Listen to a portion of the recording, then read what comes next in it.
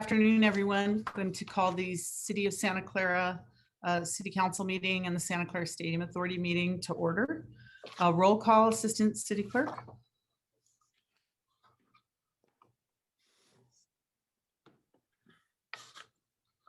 Sorry about that. Good afternoon. Council Member, Board Member Watanabe. Here. Council Member, Vice Mayor, Vice Chair Shahal. Present. Council Member, Board Member Hardy. Present. Council Member, Board Member Jane. Here. Council Member, Board Member Park. Here. Council Member, Board Member Becker. Here. And Mayor and Chair Gilmore. Here. Thank you. Thank you.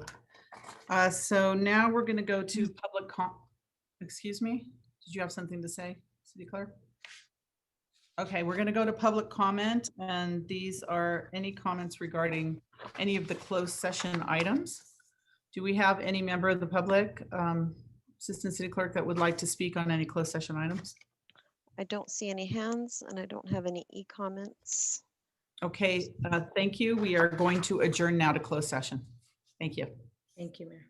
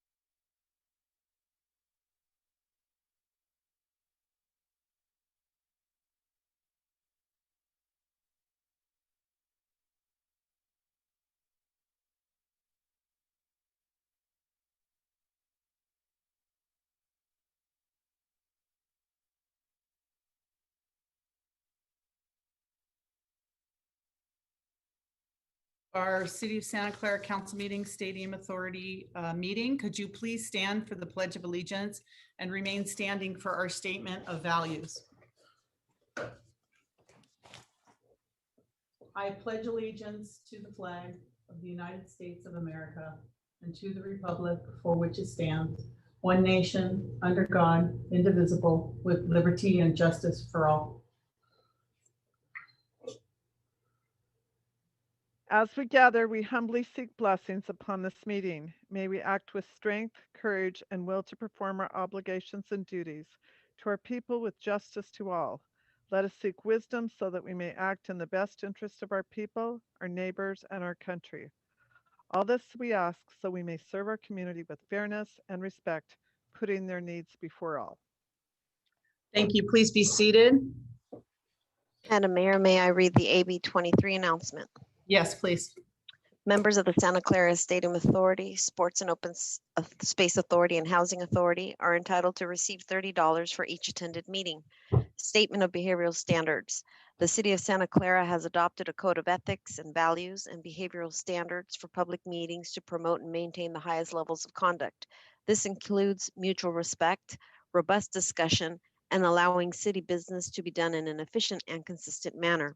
Please note that as the presiding officer, the mayor's and chair's direction in matters of process and decorum should be followed, and that use of the gavel indicates all conversations must conclude and everyone in attendance should come to order and attention.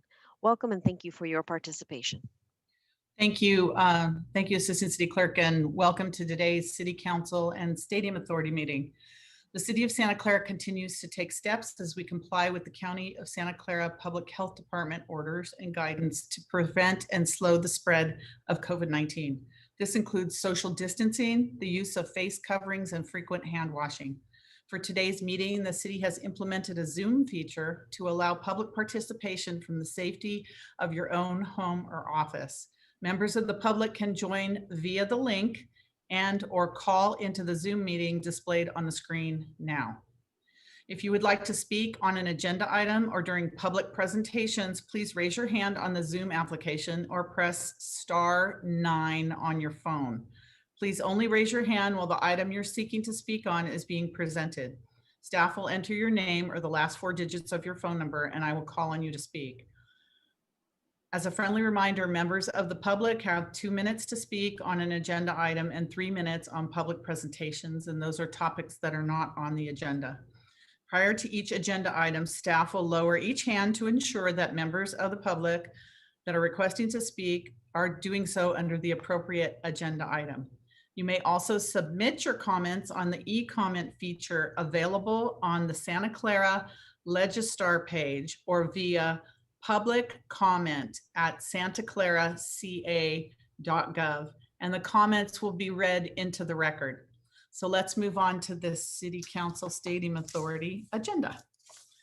So the first item we have is reports of action taken in closed session. City Attorney? Thank you, Mayor. The council took no reportable action in closed session.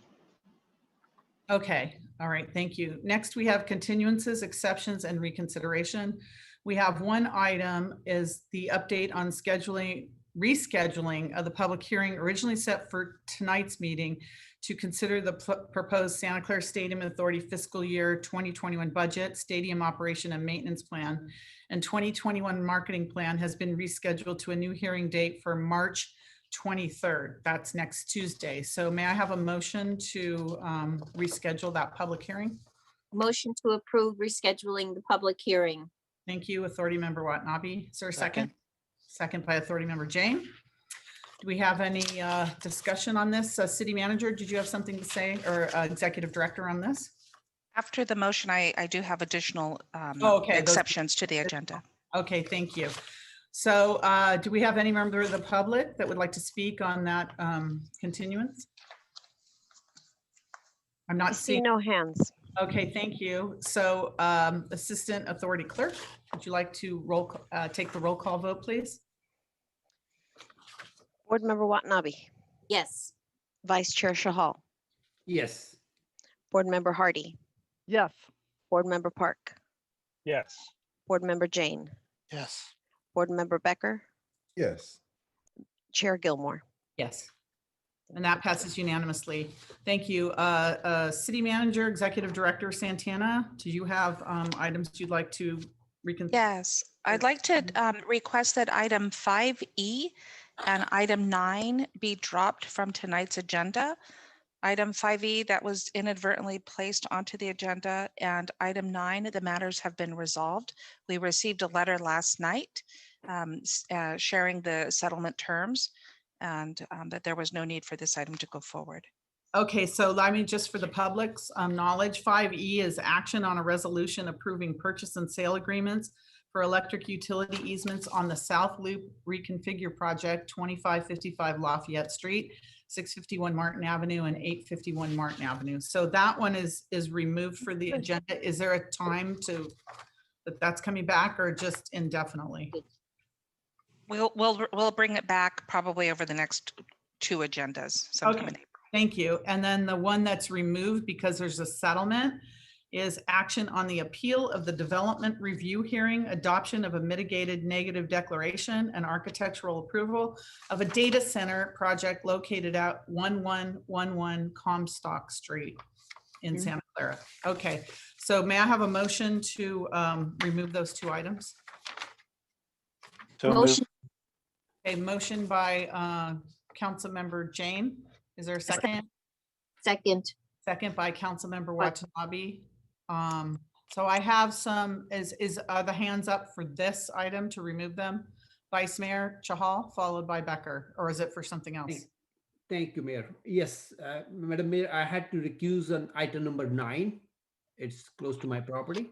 So I'll recuse on item number 9. I don't know whether I have to log off or just. No, no, Okay. we're just removing it. They came to a settlement. There's no And action. I can get you in advance. I will also have to recuse on item number 5B on the consent. Okay, so when we get to the consent calendar, we'll note Perfect. that for the I'll record. come back. So please note for the record that Vice Mayor Chahal is recusing himself from item number 9 right now on this motion. Thank you. Councilmember Becker, did you have something to say on this? No, I was going to make the motion, but you beat me Okay. to it. We have a motion and a second. Any member of the public like to comment on these removal of these 2 items? All right, seeing none, Assistant City Clerk, roll call, please. Councilmember Watanabe, Yes. Vice Mayor Chahal. Yes, with recusal on 9. Yeah. Thank you, noted. Councilmember Hardy, Yes. Councilmember Park, Yes. Councilmember Jane, Yes. Councilmember Becker, Yes. Mayor Gilmore. Yes. Thank you. And that passes unanimously. Is there any other continuances, exceptions, or reconsiderations from the city council, stadium authority, or, any from the public? Does anyone have any reconsiderations, continuances, or exceptions? Okay, seeing none, we're going to move on then to our special order of business, which is the verbal report from the city manager regarding COVID-19 pandemic. And I think you're going to be turning that over, city manager. I am. I'm going to, because of the late afternoon changes to our COVID update, I'm going to pass it over to Lisa. But I first wanted just to share with you that yesterday was a day of remembrance for our police department, and particularly for night watchman George Weibark. Before Lisa provides the COVID update, I just want to honor his memory. This is Watchman Weibark, who was killed in the line of duty on March 14th, 1910. Night watchman George Weibark was shot and killed by a lone gunman when he was interrupting a burglary attempt at a jewelry store on Franklin Street. The man ran and disappeared into the backyard of a nearby saloon when he saw Watchman Weibark coming toward him. As Watchman Weibark searched the backyard, the suspect emerged from the darkness and shot at him 4 times and ultimately killed him.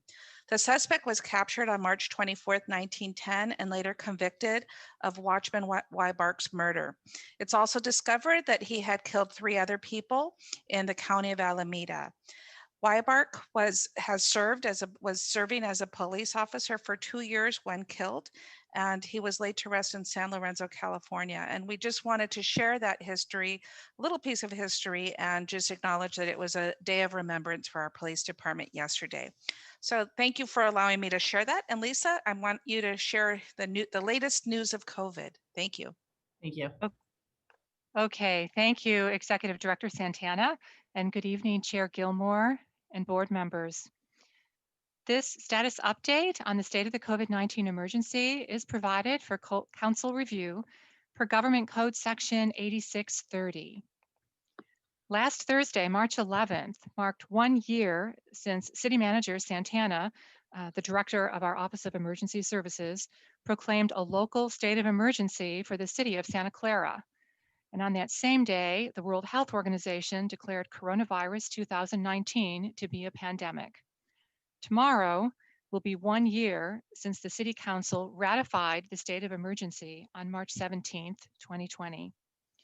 Santa Clara County Health Officer Dr. Sarah Cody and other Bay Area health officers issued the first shelter-in-place order in the country 1 year ago today on March 16th, and it became effective on March 17th, 2020. When the shelter-in-place order was issued, city staff had already identified mission essential city services, and the staff needed to perform them. We were ready. We've reported on the many pandemic relief programs the city pivoted to provide. Today, we want to especially highlight the very impactful Senior Center Commodity Point of Distribution, or CPOD, nutrition program that reached the milestone of 250 days of service last Friday, March 12th. Today marks the 1 year anniversary of this drive-through nutrition program, led with outstanding leadership by our Parks and Recreation Department. Almost the entire city has supported this valuable service. We now have over 200 city staff who are proficient in this methodical, organized, and safe way to provide commodities to our community very efficiently. And I'd like to add, our Parks and Recreation staff were recognized as leaders for the entire Bay Area in CPOD operations before the pandemic. And then they quickly implemented very strict infection control procedures. And it was not a small task to keep everyone safe for this endeavor. It's really been just amazing work this year. And moving on to the state's blueprint for a safer economy, Santa Clara County remains in the red tier of the state's blueprint. However, today, this afternoon, the state did assess Santa Clara's metrics to be that in the orange tier. So the less restrictive orange tier 3. So it's very reasonable to believe there's a very good chance next week we'll be announcing that the state will be placing us in the orange tier, which would allow for greater capacity for several businesses and other activities to be allowed that are not currently allowed. San Mateo County moved to the orange tier today. So the orange tier would indicate moderate transmission of COVID-19. So let's talk about some of the data. Our adjusted case rate is 3.6 cases per 100,000 of our population. It needs to be less than 4 cases for the orange tier. So that's down from 4.2 cases last week. Our test positivity rate is 1.4%, which actually meets the least restrictive yellow tier 4 metric. That 1.4% is down from 1.7% last week. Our health equity positivity rate is 3.3%, which is consistent with the orange tier. That 3.3 is down from 3.8% last week. And the local numbers, and these were actually the numbers announced yesterday. Today's numbers have not been updated yet. We had 93 additional new cases in the county yesterday for a total of 794,000 cumulative cases over the past year. We have a total of 134 hospitalizations. That's an additional 23 patients yesterday. That's down from 182 hospitalizations March 1st. We had 474 hospitalizations on February 1st. We have 40 COVID patients in our intensive care units throughout the hospital, but this is only 12% of our ICU beds countywide that contain COVID patients, which is a very good indicator that the standard of care is being provided for all of our patients in non-COVID care, has resumed a great deal. We had 11 additional deaths reported yesterday. The 2 prior days had 0 reported deaths. That's a total of 1,869 deaths in our county over that past year. The city of Santa Clara had 8 additional cases yesterday for a total of 5,095 cases cumulatively. Our available ICU capacity across the board in the county is 23%, and the Bay Area regional ICU capacity is 27.5%. The state announced on March 12th that the vaccine equity metric was met. This was a statewide metric of providing 2 million vaccine doses to those 400 zip codes in the lowest quartile of the equity metric we've discussed. And as we shared last week, none of these zip codes are in Santa Clara County. Under the new rules announced last week, when this equity metric was met, the threshold for entering the red tier moves from 7 cases per 100,000 to 10 cases per 100,000. So this resulted in 13 counties moving to the red tier this past Sunday. When 4 million doses are provided to the lowest quartile zip codes, the required case rates will be further adjusted. So essentially, this all makes it easier for counties to move to less restrictive tiers as our vaccinations increase. Another change late last week, beginning March 13th, breweries, wineries, and distilleries that do not serve meals were able to open outdoors only with modifications in the purple tier 1 and the red tier 2.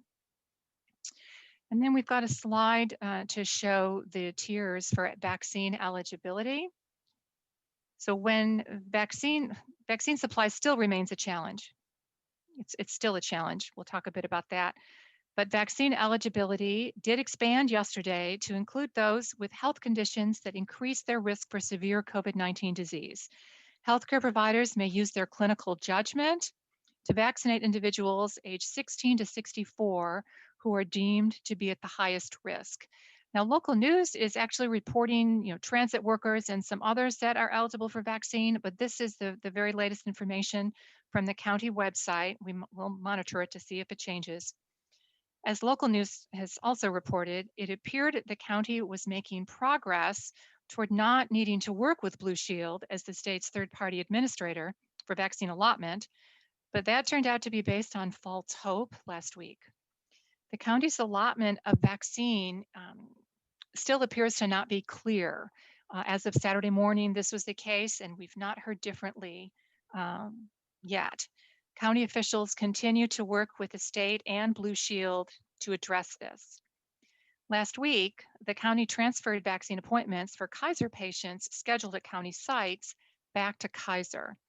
This is because reportedly Kaiser was assured they would have a sufficient supply of vaccine for their patients, and the county reported that they received no such assurance.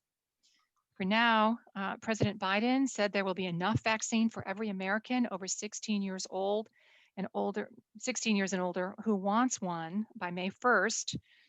So it seems the community is being asked to be patient a while longer. Yesterday, the Bay Area health officers made an announcement lauding the benefits of all 3 current vaccines, that's Pfizer, Moderna, Johnson & Johnson, with a statement that the best vaccine is the one that you can get the soonest. This was really very similar to what we discussed last week. So I want to acknowledge it's not a comfortable feeling lauding the benefits of these vaccines when so much of our community is not able to get one right now. But we want to provide you with information that's current. The health officers also stated yesterday that all 3 vaccines are safe and have been shown to be highly effective at preventing symptomatic illness and hospitalization. The different brands of vaccines have not been studied in head-to-head comparisons. The vaccines have each been studied in slightly different groups of people and tested at different phases of the pandemic. The rates of community transmission and presence or absence of the COVID-19 variants have differed across the studies. But the clinical trials for all 3 vaccines demonstrated that they were all 100% effective in preventing deaths from COVID.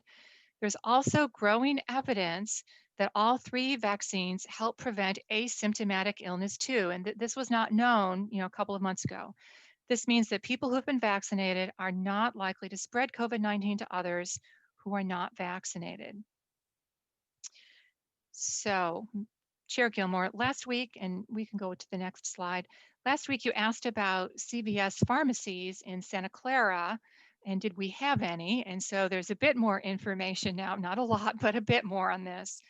According to the county website, CVS's in the city of Santa Clara are going to be providing vaccine, but they're fully booked right now. So I was not able to get additional information, but CVS is in our city. At some point, if people keep visiting this sccfreevax.org or calling 211, at some point, CVS is in our city will be providing vaccinations, or apparently they're providing them now. We just can't schedule an appointment right now.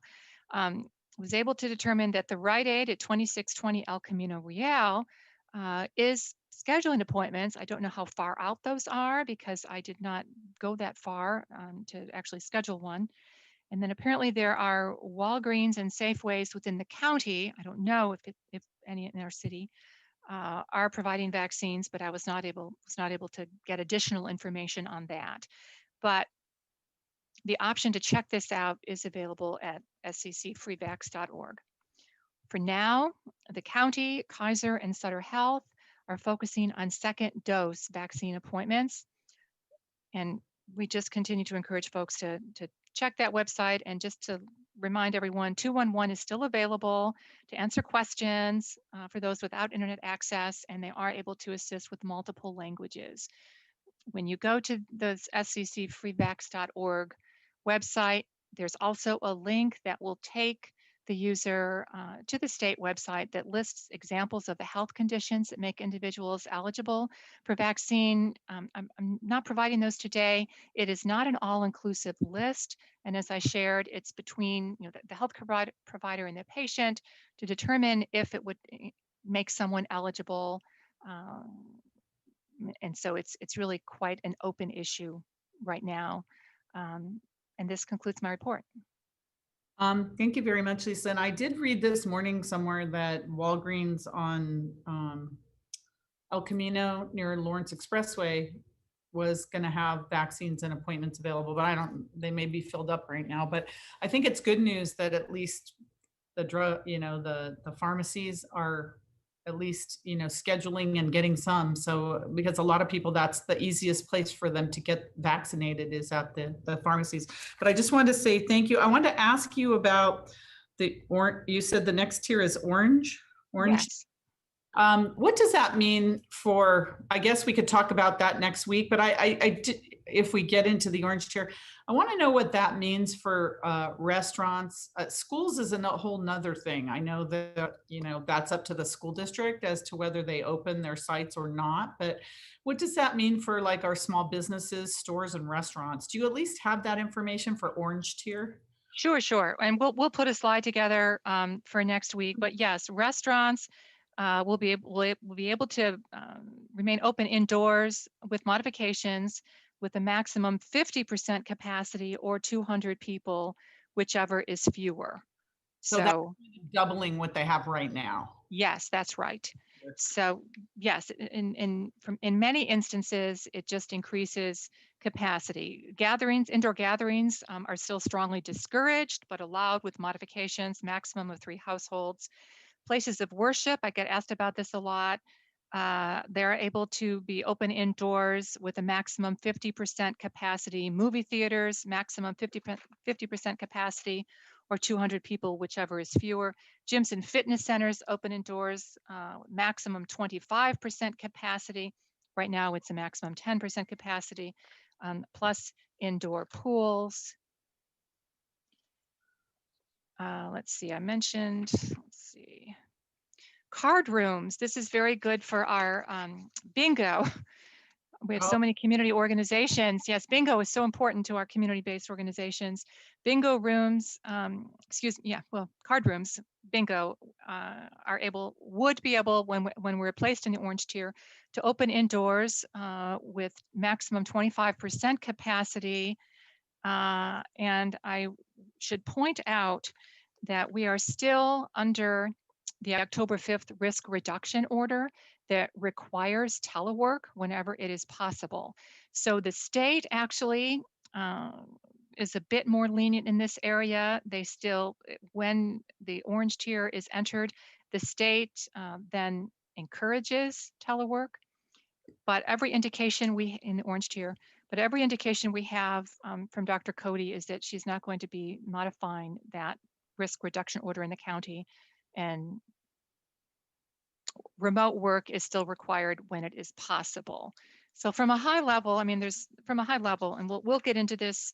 I don't want to get too far ahead of us, but I am optimistic. I am optimistic that I hope I'm going to be sharing even better news with you next week. Well, and thank you. It's been a whole year. It feels like a lifetime that I don't hardly remember life the way it was before. But I just wanted to say, you know, you're our Santa Clara Dr. Cody, so we appreciate everything that you've done for us, Lisa, for everything and all the information, because this was so new to all of us. So I really want to thank you and Deanna putting together the team to help us through this. And you've been so valuable to us. So I want to express gratitude for that. I also want to thank our CPOD workers and our Parks and Recreation Department in that. And I participated in the beginning, but I think that maybe I wasn't following the protocol as tightly as they wanted. So they politely pushed me to the back, but it was just, they were so precise and their protocols were just absolutely, you know, phenomenal to keep everyone safe. And so I do appreciate everything that they've done, and they've fed so many people in our community. So big gratitude for that. And here's my last comment before I go to the council members. I keep reading about some kind of, you know, push for the end of March or April, some, you know, where they think that we might have another spike. Have they been talking about that at all? And I don't know, is that like spring break or something? Like, what are they talking about? I keep hearing. Well, publicly I don't know that publicly there's been a lot of discussion in our county or in the Bay Area. And certainly it's very concerning when we see, you know, the masses and the crowds gathering in other parts of the country for spring break. But as far as a potential surge here, certainly looking at what is happening in Europe and Italy in particular, and France, it's among the reasons that we remain cautious here. But our peaks, if we go from peak to peak with the 3 peaks that we have had so far, hopefully they're all behind us, it's been precisely 20 weeks. So if we were going to experience another surge here, it would be estimated sometime around the end of May. But I would like to say that we are in a much better place than they are in Italy and France. The variable for us is the immunity that we have from our vaccinations. We're way ahead of where they are with vaccinations, and from natural immunity that we have in the community. And physicians actually don't agree on how much natural immunity is out there, but there is a measure of it because of the asymptomatic transmission we've had. And I just want to make one clarification. Chair Gilmore, thank you very much for your kind words about me, but I do not have MD after my name, so I can't be compared to Dr. Cody. But thank you for your kindness. Exactly. I didn't say exactly, but close. Okay, well, I just want to be clear about that. And really, the entire city, everyone in the city has pivoted, and it has been, you know, we say what a very long decade this year has been. But the support of, you know, you and the entire council and working with Deanna has just been amazing. Can't imagine how it could have been any better in any way. She's amazing, as you know. So Well, I have just referred so many people to you and so many groups to you in the last year, and you still were very, again, gracious and patient and with everyone. So, you know, I appreciate that. Councilmember Watanabe, go ahead. Thank you, Mayor. And thank you, as always, Lisa, for the update. I wanted to ask you a couple of questions regarding, first one regarding COVID testing. Are we still going to be doing COVID testing at the Central Park Library? Yes, we are continuing to do COVID testing at the Central Park Library. We have dates confirmed. We're the second and fourth Wednesday of each month. Right now, we're just confirmed through April, but yes, we are continuing with that. And we still encourage the community to get tested. Yes. Okay, wonderful. Until we can get everybody vaccinated, at least keep testing. And then regarding like the gradual opening up and the increase in numbers that are allowed, do we have any plans for the libraries? Any public facilities that people are anxious to get back into? Do you know, or maybe the city manager knows? What we can do is, with the anticipation of going to Orange, we can bring back as part of the 23rd COVID update, the plans that we have in place and what ramp up. By that time, we'll have more ready to go. Okay, great. Okay, because I know people are anxious, and it's been wonderful to have the bookmobile and just to be able to reserve books online and all, but to be able, I know a lot of people want to get back in the library, so that would be great. Thank you, city manager. But it just in closing, Lisa Schoenthal, I just wanted to express the same thanks that the mayor just expressed to you as well, and just that all that you've done over the last year as the emergency services officer, and just always being readily available and having information on hand, and responding to questions that come up, like from our residents. You've always made yourself available, so it's hard to believe just that it's been a year, and since we literally, the city everybody became a disaster service worker overnight, but you've been giving everybody guidance and direction, and I don't want to take anything away from the city manager.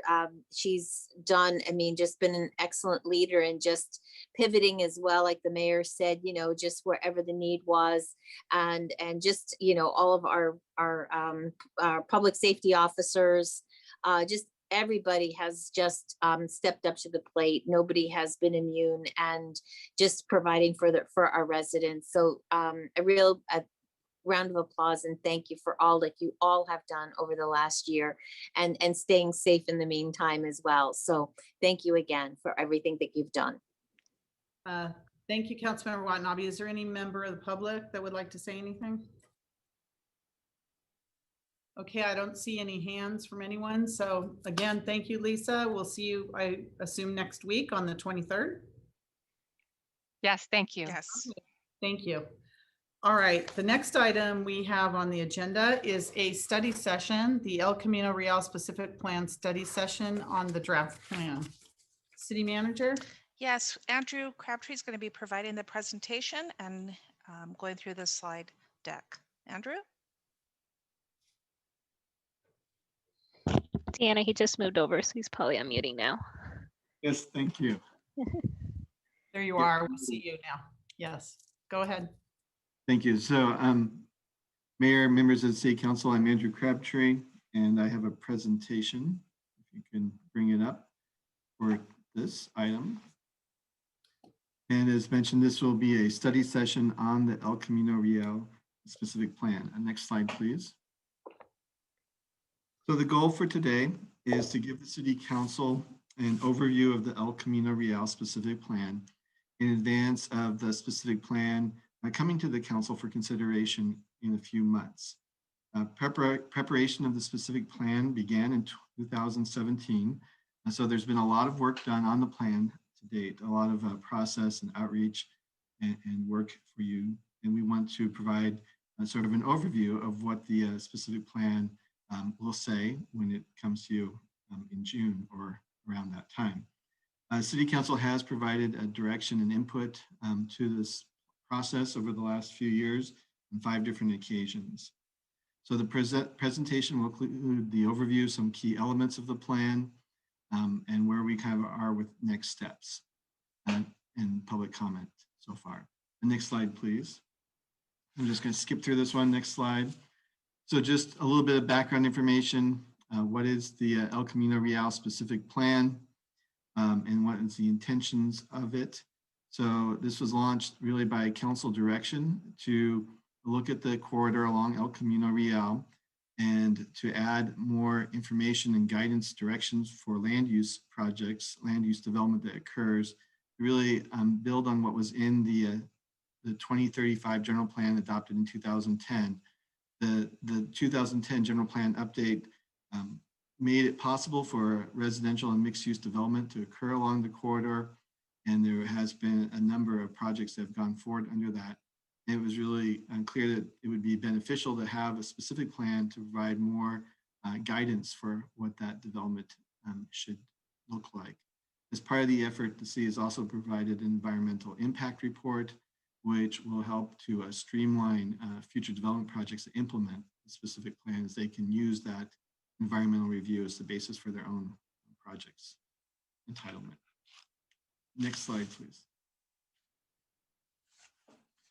So one important piece of background information as well is that this effort fits into sort of the state and the regional objectives for the city for planning for housing development or intensification in what are called priority development areas. So there are priority development areas that are identified throughout the Bay Area, in the Plan Bay Area. That's a regional planning document.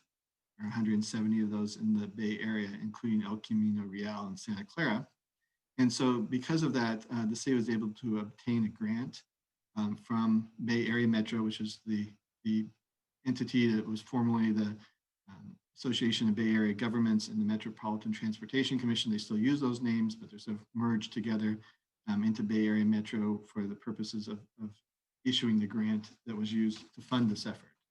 So we've really been able to do this work through the grant that was provided for the city. Next slide, please. So this image depicts the specific plan area. It's a 3.2 mile long corridor all along El Camino Real.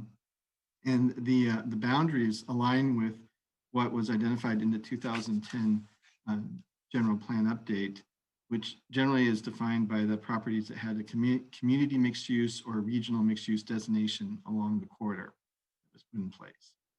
Just some background information, about 70% of that land area today is surface parking. There are currently about 2.2 million square feet of commercial uses. It's a mix of what you might consider light industrial, auto-oriented, restaurants, retail, shopping centers. 2.2 million square feet by context is about the equivalent of what Valley Fair is now with the expansion that was just implemented there in terms of square footage. There are about 2,500 residential units already on the corridor today as well. But note that as part of the planning process, we did add in the civic center area there at a prior council meeting. Next slide, please. So I'll go on and talk a little bit about community engagement. The next slide. From the beginning of the process, community engagement was an important priority for this planning process that was reflected early on in the RFP that we had for our consultant. And even before we had the consultant on board, the city staff started with outreach activities. And we had a number of pop-up events where we went out into the community. We were at the Art and Wine Festival on 2 occasions, at the Farmers Market in front of the Santa Clara Caltrain station, and at Santa Clara University with various boards that would allow for community input interaction. So we really wanted to start early and also really give a lot of opportunity for community input throughout the process.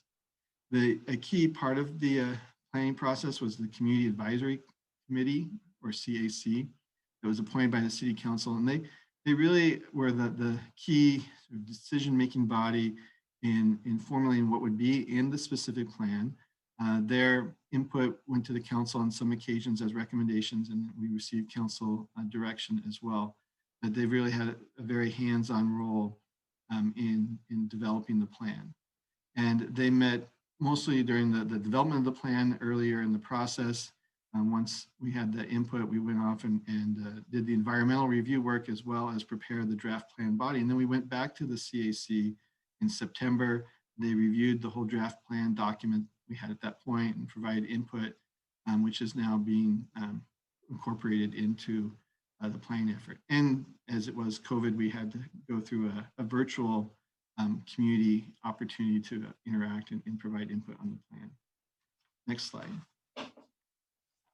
So this is some of the key inputs that came through that outreach effort.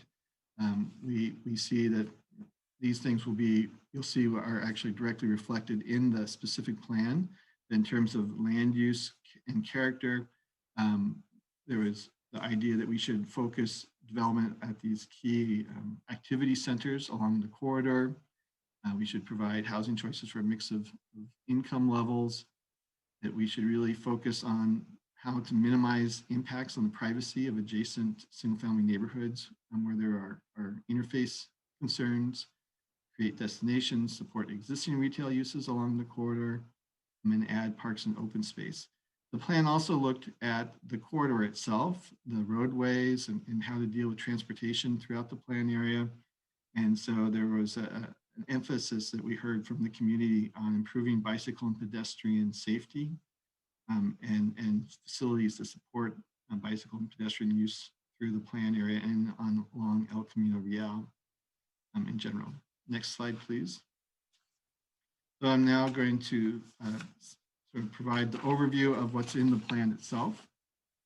Next slide. So these plan elements actually directly align to the slide that was just up 2 slides ago, where we saw what the community provide input. Those things have gotten addressed in the plan. So you see the desired outcomes: more parks, plazas, open space, landscaping and street trees, things that would provide for a walkable environment, better mobility connections, transportation options, compatibility with the adjacent neighborhoods. Again, a very important theme through this plan, and some increased diversity of uses in terms of what the general plan and the city's policies support. Won't skip over, but green building and sustainable infrastructure are also important component of the process. Next, please. So this is the proposed land use plan that would be adopted into the city's general plan. And you can see the different land use designations here. The purple is regional commercial mixed use, is the most intensive of the proposed land use designations. The red is corridor mixed use, which is sort of a medium intensity. And then the orange color is corridor residential, which is a lower density designation. And we also have the addition of public, quasi-public blue for the City Hall campus. And these would take the place of the 2 designations that were there previously. So we're going from 2 to 3, and there's more differentiation between those 3 designations than there were in the previous 2. They have different density ranges, and they align more closely with specific types of future development that can occur. Next slide, please. So these are again, the 3 designations, and we did an analysis in terms of what we expect this would support in terms of future growth. So you see the number of residential units for each designation. Again, the regional commercial mixed use is the highest density. The corridor mixed use, medium, and corridor residential is a lower density. And the corridor residential sites tend to be smaller sites and have fewer units. So you see there's a smaller number there. A lot of the corridor would be in the corridor mixed use designation, or in the larger activity centers as well. And we'll note that the plan anticipates overall a reduction in the commercial square footage by approximately 400,000 square feet. As mentioned earlier today, there's about 2.2 million. So after that reduction, we would have about 1.8 million square feet of commercial square footage along the corridor. And this was an issue was looked at very carefully. Commercial brings a lot of benefit, or can bring a lot of benefit to the community of different types of uses and retail opportunities that are very helpful to have in the community. But there was this, we worked closely with a consultant to do an analysis of what the market could really support, what would be viable, and recognize that there's sort of an oversupply to a degree. And it's important to really concentrate or focus commercial at locations where it will work. There are sites that are really too shallow and it won't be as effective there in the long term. So there is some reduction as part of the plan, but it's still a significant amount. The 1.8 million sort of correlates to what Valley Fair was before its most recent expansion. And just for sort of further context, like the Great Mall in Milpitas or the Stanford Shopping Center are both about 1.4 million. So it would still be larger than the amount of commercial square footage you find in either of those shopping centers. So also I want to emphasize too that this projection is really based on sites that were identified as being likely to redevelop. So it doesn't include the existing newer residential projects or the commercial shopping center where the Target is located that was fairly recently updated. And so those are expected to stay. This is really just the growth that would occur on the sites that are anticipated to redevelop in the life of the specific plan. Next slide, please. So this is this slide gives you an idea of what the type of development that's supported by the regional commercial mixed use designation would look like with the images there. The typical building heights under this designation are 5 to 6 stories. Again, this is the highest density of the 3 designations. This designation does require a ground floor commercial along El Camino Real. It also requires that have an active pedestrian frontage along El Camino Real. It's often the case when you have these deeper sites that they can be, there's a desire to design them to be inwardly focused. So this would require that whatever the frontage condition is pedestrian friendly and active. Also, this designation requires that new development include what we call publicly accessible private open spaces or POPAs. So these are plazas and types of urban spaces where people can gather and be outdoors and have activity. Next slide, please. The specific plan document includes images like this one that help to communicate what the intent is for each of the different designations. So this is the image that corresponds to the activity center designation. And you see in that rendering there on the left that the one possible approach that might be the way the plan is implemented includes a commercial development on the front along El Camino Real that's a little bit lower in height, but it's a format that's very attractive and marketable to commercial tenants. So if you really want to have a viable commercial development, this is an approach that would be taken. And adjacent to that is one of the open space, public open spaces, a plaza, and then you have residential development on the remainder of the property. So sort of a concept of, an illustration in concept of what that could look like. Next slide, please. This is the second designation, the middle density one. Here, the allowed heights are 4 to 5 stories. This designation allows ground floor commercial, but doesn't require it, except at some specifically designated locations along the corridor where the community felt it was really important that there be retail. This designation doesn't require the open spaces like the higher intensity one does, but it does encourage them. And the plan, I would mention too, does include a minimum requirements for open space for each type of development, for private open space, common open space areas. So there would be open space within the development, but not necessarily of the more urban plaza type that you saw in the first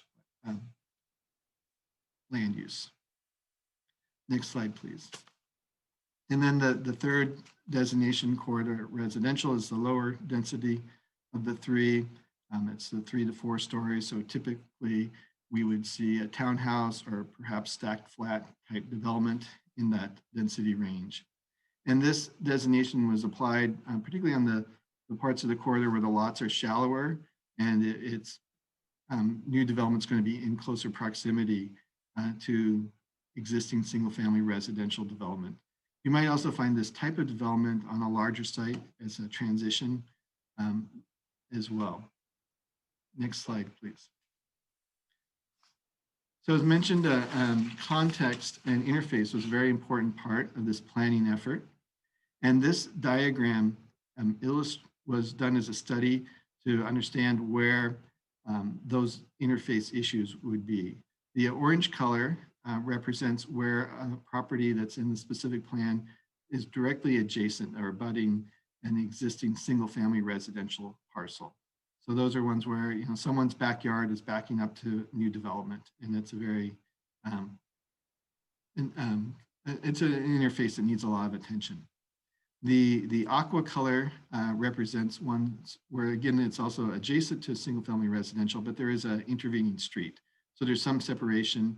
You probably have front doors across the street, or possibly front doors or side yards. And that's, again, an interface that needs to be taken into consideration through the specific plan. And then the black boundary indicates areas where the parcels within the specific plan are adjacent or across the street from a non-single family residential use, generally multifamily. Next slide, please. So the specific plan establishes what we call a neighborhood transition strategy. And a key component of this is the 45-degree daylight plane. It's basically a setback requirement that requires 1 foot of setback for each foot of building height along those interfaces. So that really helps to protect the privacy of the adjacent single-family uses. So there's different ways to implement that, but you typically will have a little bit larger setback along those interfaces. And then as the building goes up, there will be step backs of the upper floors will also be progressively pulled back away from the property line. There are also elements in the plan that require landscaping or location of windows and balconies in such a way as to protect the privacy of the adjacent single-family homes. Next, please. This diagram and one on the next slide illustrate what that 45-foot step back requirement could look like, as well as the requirements for landscaping and architectural variations that are built into the specific plan.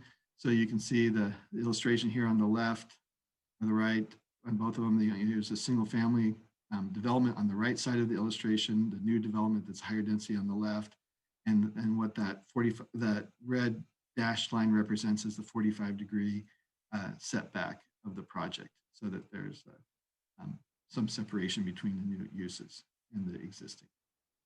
Next slide, please.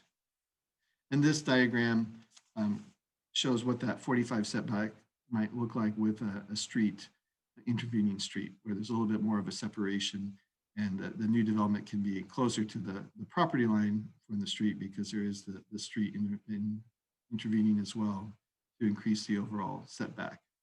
And again, the need for articulation and other things. So it's not just about pulling back the building, but also using the architecture of the building to create volumes that are more compatible with existing single-family houses. Next slide, please. So as mentioned, the specific plan also looked at the El Camino Real right-of-way, and that was something that the community was very interested in discussing and addressing through the specific plan. And this diagram illustrates the existing condition as of today on El Camino Real. You can see the 3 travel lanes in each direction, and the right-hand lane, or the lanes on the far left in this illustration on the far right, is particularly wide because it allows for either on-street parking, which you see on the right-hand side, or where there's a bus stop, there's no on-street parking, but the bus is able to pull over into that space. The curb is painted red so that there's no on-street parking, but those are how the bus stops are currently accommodated in the specific plan. So the specific plan does not propose any changes to that right-of-way dimension. The current dimension is 120 feet wide, although except for at locations where there's a bus stop, and we'll see that in a minute. But generally, it maintains that existing right-of-way dimension, but with some changes. Next slide, please. So first, there's an interim concept in the specific plan where the on-street parking is removed and replaced with a bike lane. And this follows through the input that we received that improving facilities for bicyclists was very important for the specific plan. And is shown here on the right-hand side, you see a condition where there's a bicycle lane and then a small median, or it could be bollards that separates the bicycle lane from the vehicular traffic. The bus is shown in the travel lane. And this way the bicyclists have some degree of separation and safer, more comfortable environment. On the other side of the illustration, on the left-hand side, you see where there would be a bus stop. The buses and the bicycle lanes are sharing space here. So the bus would be pulling into where the bicycle lane is to stop in this interim condition. Next slide, please. That part, there's also a final concept in the specific plan. And the key difference here is the way that the bus stops are handled is through a bus boarding island, which you see depicted on the left-hand side of the illustration. And so there's, in this scheme, there is a little additional 12-foot dedication required where there would be a bus stop, so that that extra space is used to provide for a bus boarding island. And then the bike lane is moved interior to that, so that there's no need for the bicyclist to share a space with the bus or any other vehicular traffic. Next slide, please. And this is a view of the same situation, but looking down. So you can see, again, on the left-hand side, there's the bike lane. The blue box represents where the bus stop would be. Then there's the bus, the travel lanes, and so forth across the plan. Next slide, please. These are images that show what that looks like. You can see the bus with the bus station and the bike lane there on the left. And then on the right-hand side is the situation without the bus stop, just where you have the median, in this case, it's a landscaped in this image, separating the bicycles from the travel lanes. Next slide, please. John mentioned that the specific plan includes a community benefits policy whereby developers could gain additional rights for development in exchange for voluntarily providing additional benefits to the community in the form of things such as greater amount of affordable housing or pedestrian bicycle amenities, public art, other types of measures that the community has identified as being things that we would like to see. And a lot of these things are already provided at a basic level through city ordinances and requirements, such as our inclusionary housing requirements or our park land dedication ordinance. But these would really be looking for opportunities to go above and beyond those base levels, where in exchange for some additional development rights, the developer would be willing to contribute towards those. We are at the moment working with our consultant to look at a more formalized, codified version of this that we could incorporate into the specific plan. As drafted, it's a policy and it would require a development agreement for a project to implement. And we're looking at ways to make it something that similar to how community benefits programs have been adopted in other cities, where it's really kind of established already in a codified way within the city's policies and plans. Next slide, please. So I'll talk a little bit about next steps for the planning process. So at this point, we are finalizing the specific plan document. We're incorporating all the, addressing all the comments that we had from the CAC, from community members. We had the specific plan up on the city's website in a format where people could make comments directly into the plan document. So we're working through all of those with the with the consultant to really address them in the plan diagram. And some of the things that were highlighted were the desire from the group, the input we had was to add more diagrams that reflect where bikeways would go throughout the plan area and different items like that. And I also want to mention or highlight that we are looking, working with the consultant now to go through the language in the specific plan. A lot of it was written in kind of traditional guideline format, where it uses the word should and says these are things that when the projects are designed, they should do X, Y, and Z, and replace those with what are called objective design standards, where it's really more the requirements. You lose some ability to negotiate or perhaps adapt to unique circumstances potentially when you do that, but it's something that's really in line with where the community would like to see greater clarity around what the requirements will be, but also the state is really increasingly requiring that our review process be objective if we're going to look at architecture. So this would meet that need by rewriting these standards wherever we can to be objective design standards. So that's one of the things that we're currently working on before we finalize the specific plan and bring it to the council. Next slide, please. I'd like to mention that we do have at the moment 4 applications on file within the specific plan area. These are images of 3 of them that have been submitted. And so generally 2 of them conform to the specific plan. One of the newer applications that doesn't, we're going to have a discussion with the council about that when we bring the specific plan forward. And get your input on that as well. And then we have one holdover project, the Mariani application, which is not active at this point. We've not had any activity on that for quite a while, but it hasn't been formally withdrawn. So we're just acknowledging that it's still one of our applications on file. Next slide, please.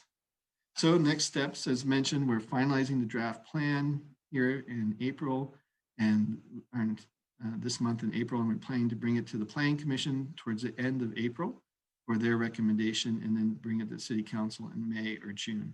So we're very close to the end of this process and looking forward to bringing it to the City Council for consideration. So with that, next slide, please, and available for any questions that you have. Thank you very much. First questions we have are from Councilmember Hardy. Thank you, Mayor. Maybe I've got a list, so maybe I'll just go through these and let you write these down and see if you can handle this. I noticed you gave a specific amount for ground floor commercial. I was surprised kind of where you chose those. I wondered what was the criteria. And you talked about losing a certain amount. I wasn't really clear if that amount you were talking about of what would be approved now as opposed to the new specific plan, or if that's comparing what's existing for ground floor commercial. When I look at the land use map, I was curious how, if the bus boarding would be in the same places that we have bus stops now, and was there any, because you talked about making it more pedestrian friendly, was there any talk of crosswalks at the half intersections? We've added a few of those, but we have some large stretches where it's very hard to get across, and you see sometimes people jumping across those in the middle. That's kind of disconcerting. I wanted to understand the bike lane progression that you showed, where that would, is that a plan to be implemented as we go, or is that are we going to try and shoot for the most bicycle friendly to begin with? How does this affect the fact that El Camino is a state highway? How much leeway do we have on that? And what was the maximum height allowed for the highest density? That wasn't real clear. You talked about 6 floors. I was wondering about, I seem to remember seeing 70 feet. A little concerned about that. And the last one was you mentioned the developments in the pipeline. There were 3 that you felt went with a specific plan. How far off was this other proposal, and how far in the pipeline is that right now? Did I go too fast? I got them all. No, thank you Yeah. a lot. All right, I'll walk. Very specific. Yes, I'll go through these now. So the first question was really your I probably went too fast, so I apologize for that too. But to clarify around the ground floor commercial requirement and criteria, and how that relates to the amount of square footage that's being described in the plan. So I'll start with the second part of that. The plan today, the existing condition is that there's about 2.2 million square feet of commercial square footage. Now, some of that's vacant, but that's how much is on the corridor today. And the plan, it's really an analysis, a projection of what we expect when the plan is implemented, is at 1.8, so that there would be a decrease. That there are properties today, and we've even seen this in some of the development that's already happened, that were commercial, like just here in front of City Hall, there was a commercial building where the townhouses are now being built, or some are built and some are under construction. So there are places along the corridor where there would be a reduction in the amount of commercial use that the plan expects. The point I was trying to make is that even after that, at 1.8 million square feet, that's quite a bit of commercial. And so that was an issue that was really discussed carefully with the task force, I'm sorry, the CAC, and with the consultant to sort of understand, like, what would the market support? We don't want to force commercial square footage that doesn't end up being viable and just stays empty. And so the question is, like, what kinds of locations work for commercial? And what's the right amount? What we're kind of, and then I'll mention too, within the specific plan, there are design standards for that commercial square footage in terms of, minimum heights and depths to make it attractive to commercial users, glazing requirements, and sort of different ways to make sure that it's developed in a way that's actually going to be successful. So that's in the plan. In terms of the designations, the activity center, the highest density sites require commercial. It's a mandate along their first floor, and that's in the plan. And then at other locations for the medium of the density designation, it's also required. But there were specific locations, I believe the CAC identified in their work where they said this is a place where it's really important to have commercial, to create a linkage between other commercial uses, sort of create continuity, and contribute to overall viability of the commercial. So I'll go to the next topic, the bus boarding. Question was, would the bus stops be at the same locations they are today? I don't know the answer to that yet. Part of that would be that when development occurs, that's something we refer to, we work with the VTA, and they may tell us sometimes they have their own plans that they want to relocate bus stops a little bit. So there could be some adjustments made, but it's probably reasonable to expect that they would be more or less where they are today, unless the VTA has some reason to want to move them. Crosswalk, so you asked about adding new crosswalks. That's not something we currently have a plan to do, although there are improvements for the crosswalks that are existing in the plan. The idea is to do various things to make them more comfortable and safer for pedestrians. We did, as you mentioned, the city did add some mid-block crossings in the last couple of years, but I'm not aware of any plans at this point to add more. It's not something that the plan would prevent, though it could be a possibility. And the progression in terms of bike lane implementation, I'm not sure I caught that one. You showed different progression. I wondered what the plan was asking for. Is it talking about a pure total infrastructure for bikes there, or because you showed different progressions? And I wondered if that was a progression in a plan or different choices. So it's a progression. So the intent was that in the near term, it could be possible to go and just remove the on-street parking and replace it with a bike lane. And that would be sort of the relatively simple near-term potential project. Again, it would be it's the plan, and there would need to be a project funding and so forth to implement it. In the longer term, when redevelopment of parcels occurs, the intent is then to implement the more the fuller vision, which was with the more formalized medians that separate the bicycles from the travel lanes, and then the buses with the boarding islands. So it's not an option, but it's more of a phasing plan. And then I didn't mentioned quite it's a hear state the highway. number for the height. What was the Yeah, highest height. height? Okay, well, you had state highway next, but Oh, sorry. yeah, I don't want to skip that one. So yeah, it is a state facility. We coordinate with the state, but we're able to do that. We work with them on the recent repaving to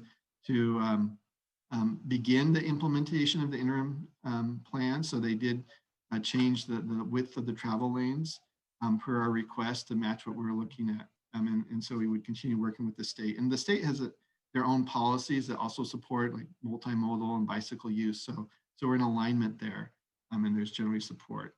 So the maximum height is you mentioned 70 feet for the high density activity centers, again, with that 45-degree step back requirement along the backs, so where it steps down to 0 feet at the property line and goes up 1 foot for 1 foot of separation, it goes up 1 foot from there. So you would have to be 70 feet back from the property line before you could go 70 feet in height. But that is the highest. The medium designation maximum height is 60 feet, and then the lower designation it's 50 feet. And then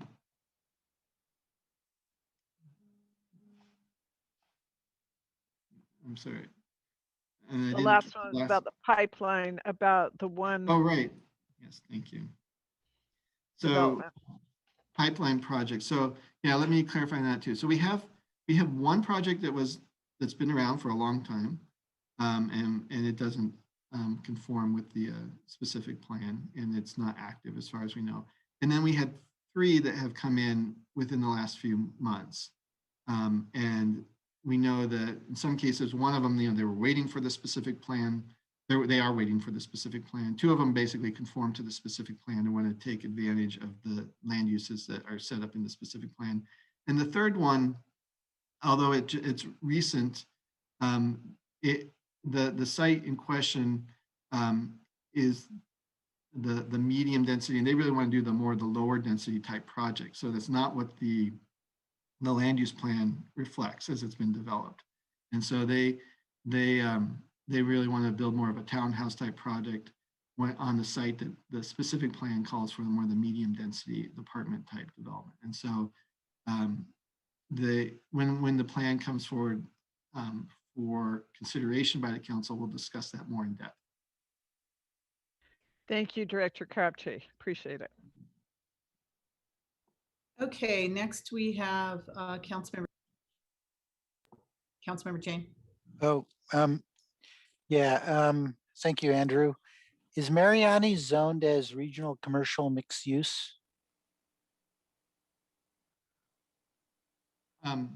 So the Mariani site is, regional commercial is a general plan designation. Because it's a pretty big lot. It's 36 And acres. what is it today? I believe it is regional mixed use today, right? I will check on, let me look that up. Okay. And then I'm very concerned about the aesthetics. You're talking about converting subjective to objective rules. And I think you responded to a question I had via email. And there's a lot of things you guys are considering here.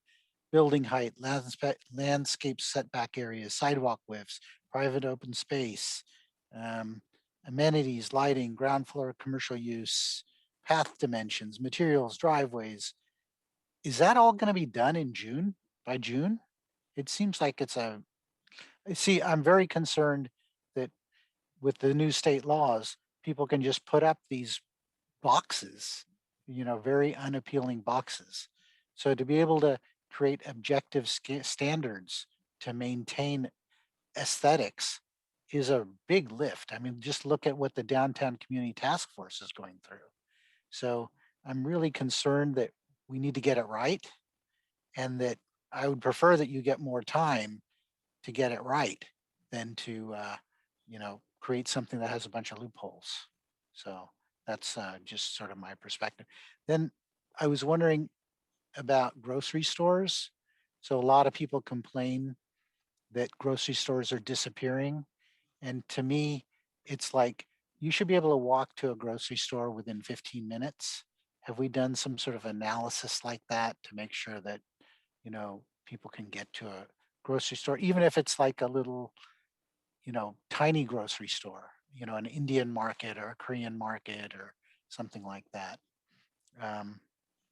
And then I was concerned about the community benefits. Do we allow for stacking of benefits like affordability, transit, and lead? Can they stack those to get more density? And then finally, I was worried about canyons. So I know El Camino is very wide. And so if you put 70-foot buildings, will you get a canyon effect? And if you don't really know, I know you mentioned that we could get some renderings. We could get some drawings done of that. So, okay, that's what I had. Right. If I may, I'll wade in on those. So Go first, ahead. you talked about the move to objective standards. So well, let me expand on that a little bit too. So what we're doing is taking the design standards that were developed through over the last couple of years in the process, and we actually started doing this work a while ago. It's we're not doing it at the very moment, but in the last year when so state law changed, you know, effective in 2020. So this was something where we decided last year to start working towards rewriting those standards. So it's not coming up with a whole new body of design standards. It's taking the ones that were already written for the specific plan and going through a process of in many cases, just rewording them to make sure that they're written in a way that conforms to what's understood to be requirements for objective standards.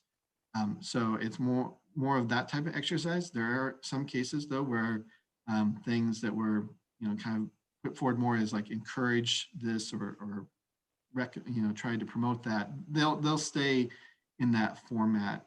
We don't think everything can be moved over to an objective standard. So there's, you know, a little bit of thought going through screen which ones work as objective standards, but that's what we're doing. We're taking our time.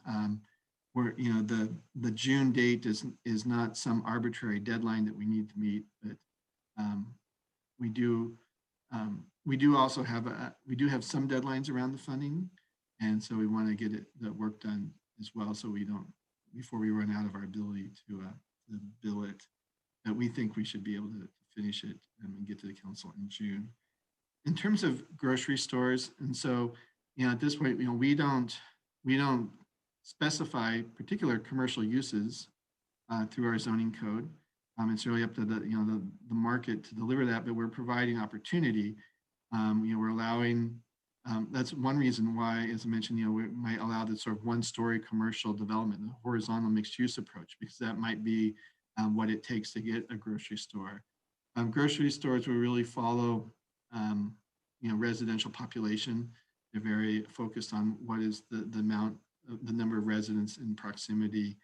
You know, clearly we have some grocery store already on the corridor with the Sprouts and the Target, but it's something, you know, the plan could support through redevelopment. But it's not something that we direct at this point. You asked about stacking of community benefits. I'll have to, we'll dig into that a little bit more. We're working on that section. So that's something we'll follow up with and see if there's opportunity to do that or not. I understand from past conversations that may be something that you'd like to see if possible. And then the last question is canyons. And I also mentioned too that there was there was some information put out on the cost as well. If we did hire our consultant to prepare some renderings, we think that would cost about $18,000 to $23,000 from what they've told us. And that's not something that's currently in the budget. But as you mentioned, the width of the corridor is 120 feet. There are additional setback requirements beyond that.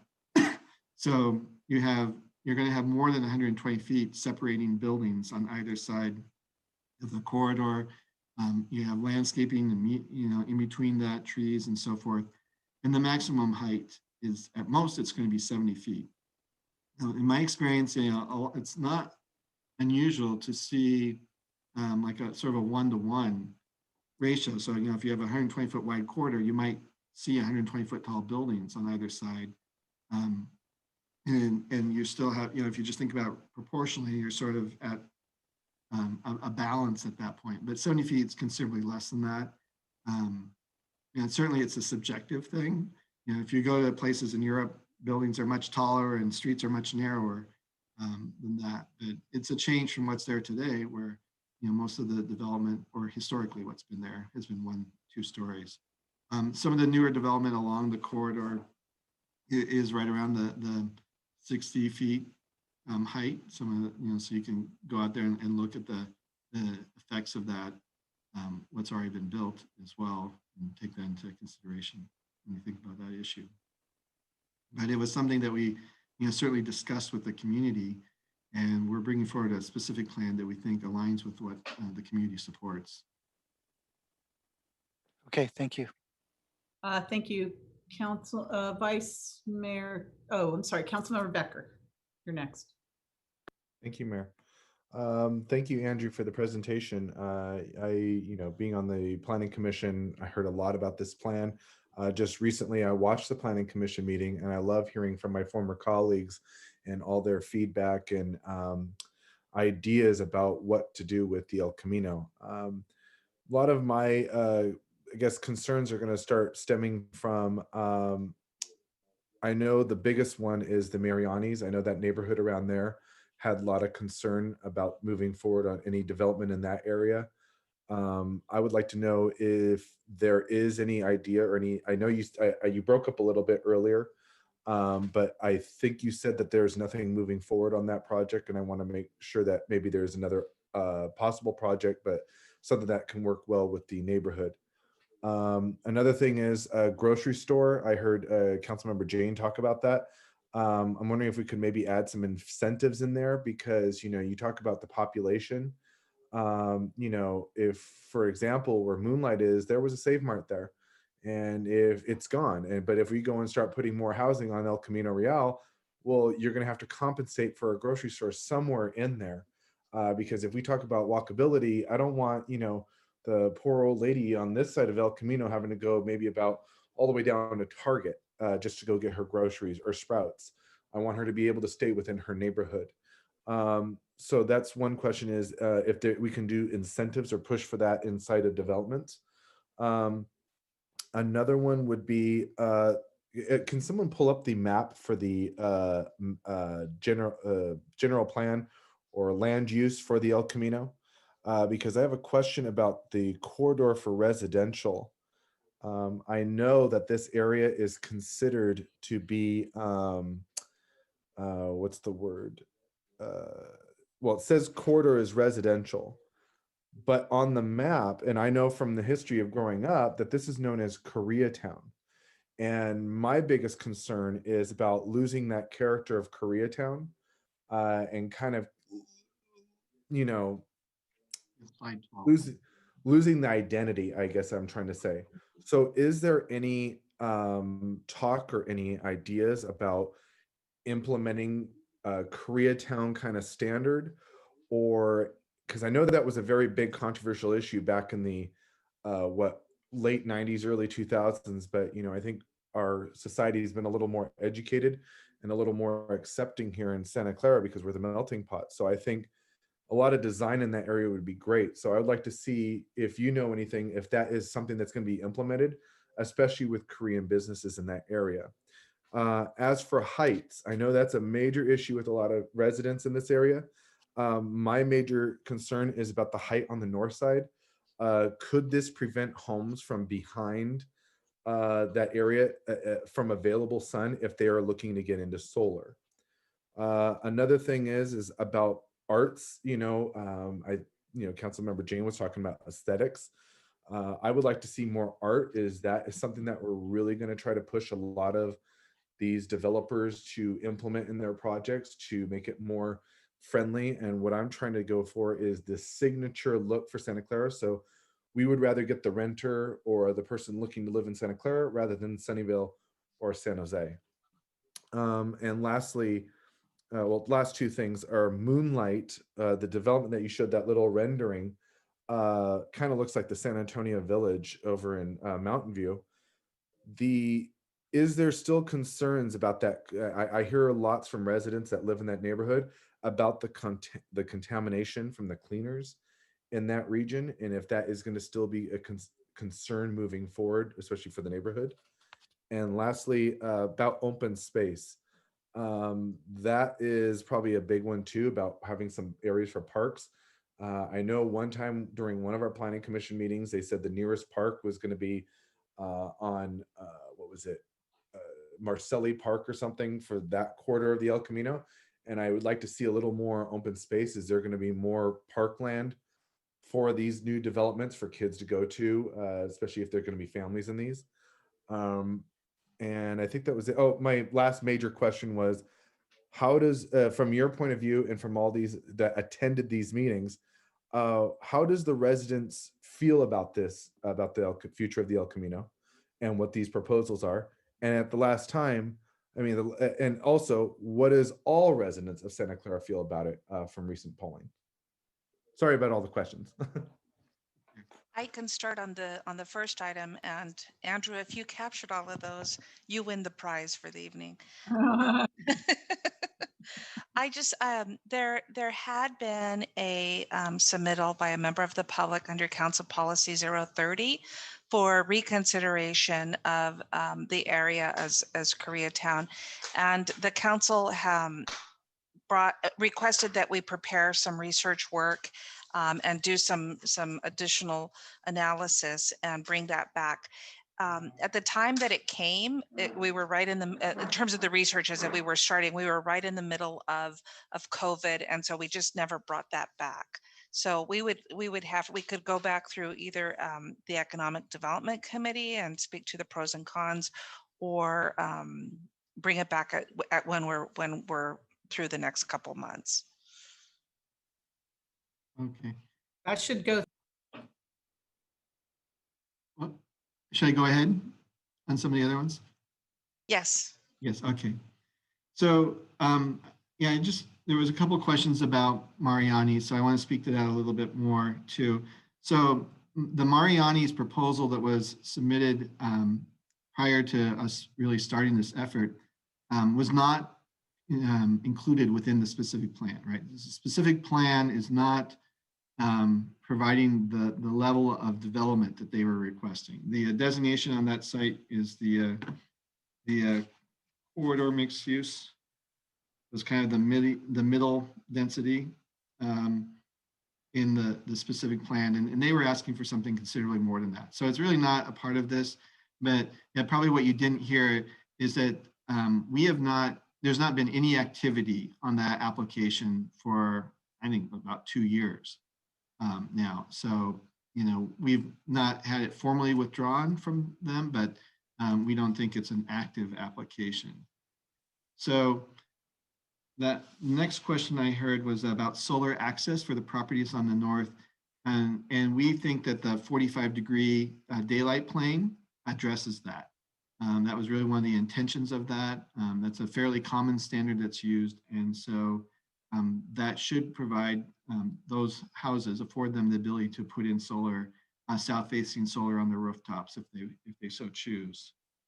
Talking about grocery stores a little bit, I think that's one area where we can look at perhaps including that as a community benefit. So there's an incentive if a developer can find a way to bring in a grocery store.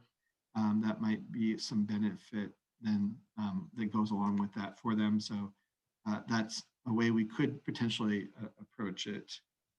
You asked about soil contamination from the dry cleaners in the past, and where there's a couple, one or maybe two sites where that's been identified as an issue.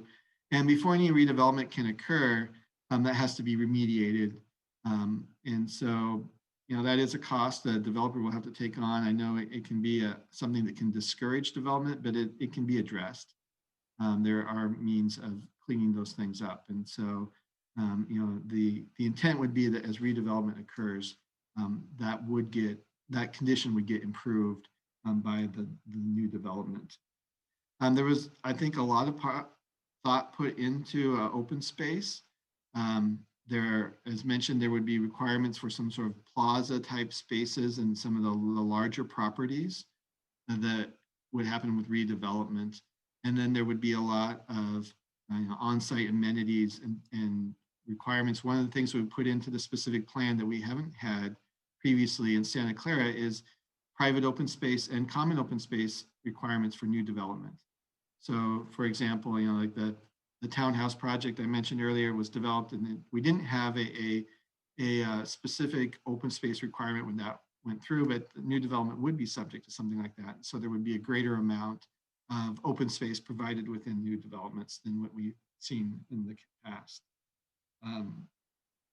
I think what we can do too is that, when we do come back in front of the council, we'll make sure that we have more information around the parks to really help you understand what the plan is doing. So we will focus on that. And then you asked a couple of questions about how do the residents feel, and how do all the residents in Santa Clara feel about the development.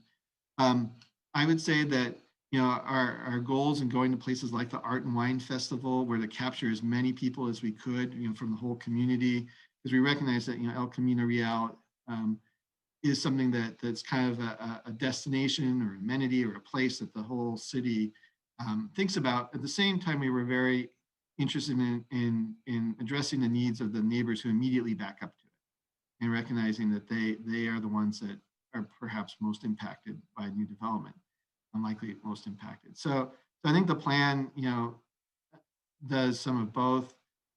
We captured what community members that we, polled at places like Art and Wine or in front of the Caltrain station, like, what do you want to see on the corridor? What kinds of, we had images of different types of development, and we would ask them to vote, and like, what do you want to see more of? What do you not like? And we got a lot of input that way.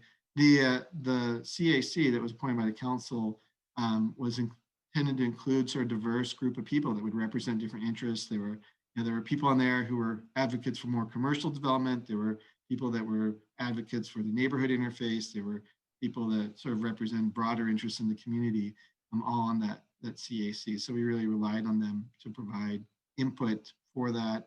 And the plan's been up on our website. We've sent out, through social media and different means, notifications to the public that it's there, to provide input and comments back to us. So we think that what we're bringing forward, there's certainly a diversity of views and opinions in the community. People want different things, but we think what we're bringing forward does a good job of addressing that diversity of desires, that has something for everybody, you could say, in it. So, and we've tried to really address, particularly, like as I've said a few times, the interface with the adjacent neighborhoods, because that was at the beginning of the process.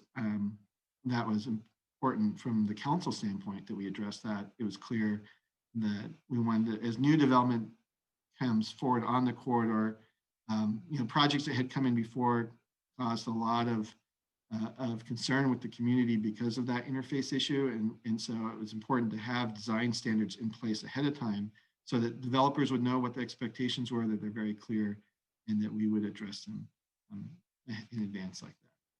Well, thank you. Thank you, Andrew, for your answer. I really appreciate that.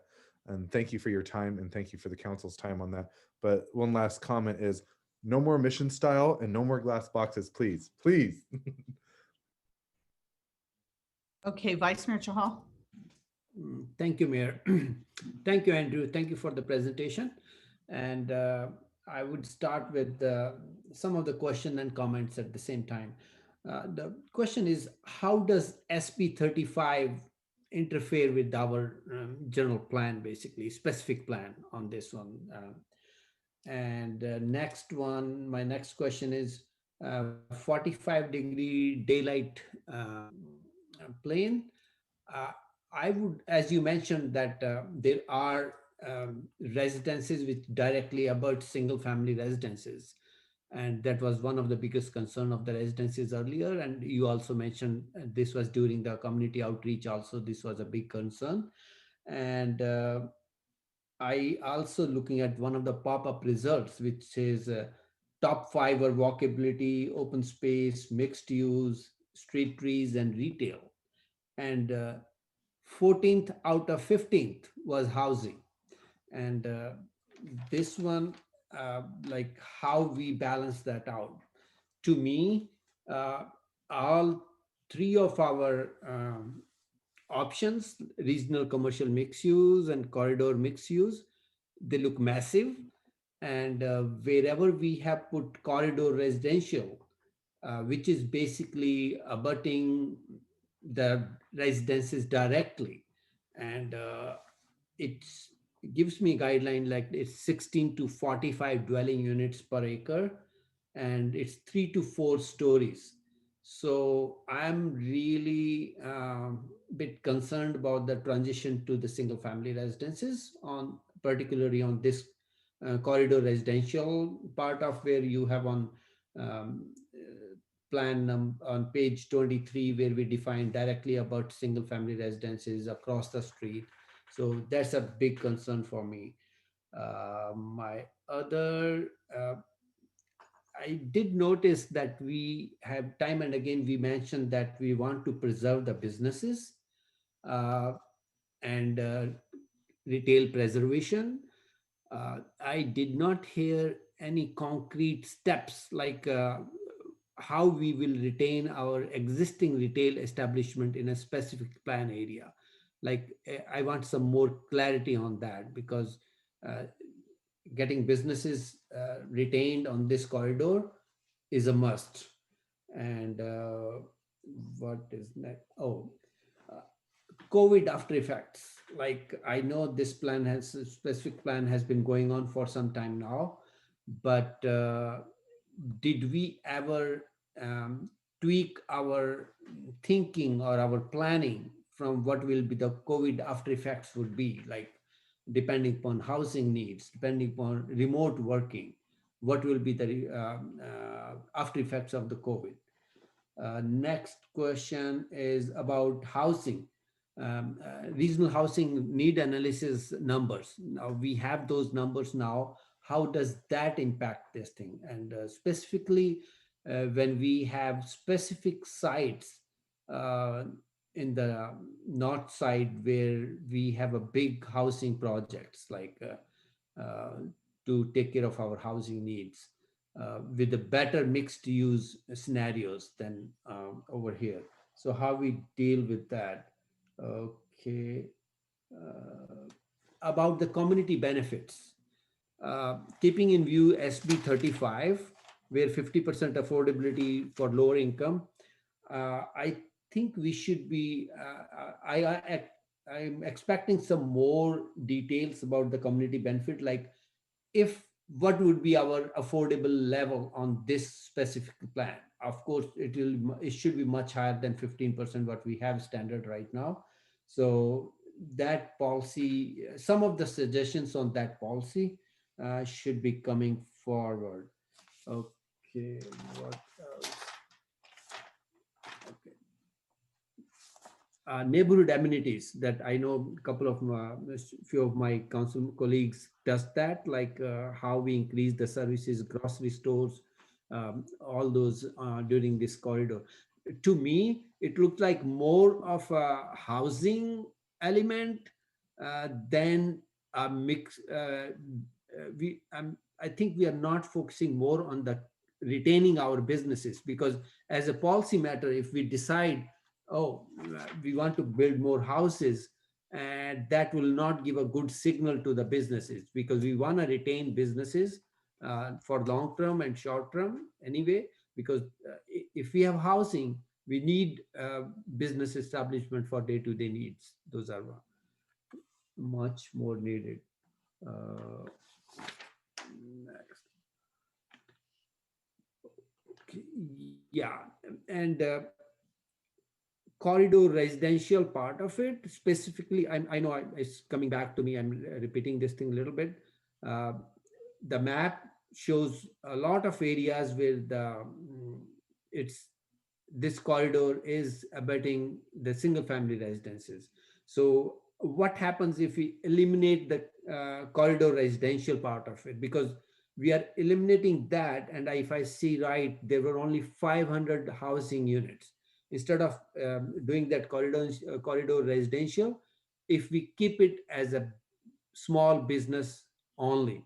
And that reduces housing by 500 only, and which is basically 8% of our reduction of 6,500. But it will be a good transition or acceptance to the neighborhood for that matter. Let me see what the hell. Oh, on the 45-degree plan you showed, I would love to see a shadow study with some pictures so that we have some fair idea how the shadow study on the properties north and south of El Camino basically would be doing. On the transit, I know a lot of things have been mentioned, but I would emphasize it has been mentioned in this one also, and I have been very much advocate of a shuttle. So I would advocate that we should look at shuttle, free shuttle, or any type of a shuttle, which is more efficient way of taking people out of their cars so that we have connectivity, and north-south connectivity too. Like even though this corridor east-west is okay, but we have to connect north-south connectivity too. Okay, those are my comments and questions for the time being. Thank you. Okay. Well, let me dive in. So your first one was about SB 35. And I would say is that this specific plan helps us a lot in terms of being able to maintain local land use control when you look at what SB 35 would do, or does. So I'll just start off by saying, today our general plan along the corridor allows residential development on the entire corridor. In some cases, it does require commercial as a certain percentage of the site area. So there is some requirement, but in many sites, it allows purely residential, if you look at today's general plan. So under SB 35, a developer can come in and propose a residential project that conforms to the general plan.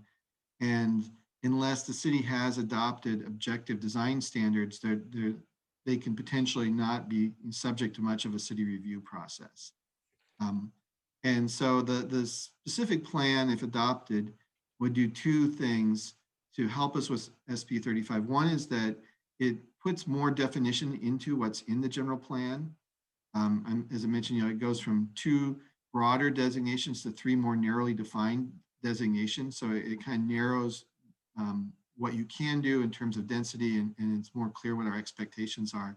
SB 35 does not circumvent the developer's need to comply or conform with your general plan. It only gets them around the zoning and the design review process, potentially, but not the general plan. So that's still helpful. And then the second thing is mentioned too, we're working on it so that it will have objective standards for design, such as like the 45-degree step back or daylight plane that we were just discussing, that by adopting that, that's an objective standard, we could then require that new development, even under SB 35, conform to that requirement. So really our goal with the specific plan was really to help the city in a big way to be ready for projects that might come in trying to take advantage of these state measures that can potentially circumvent local land use control.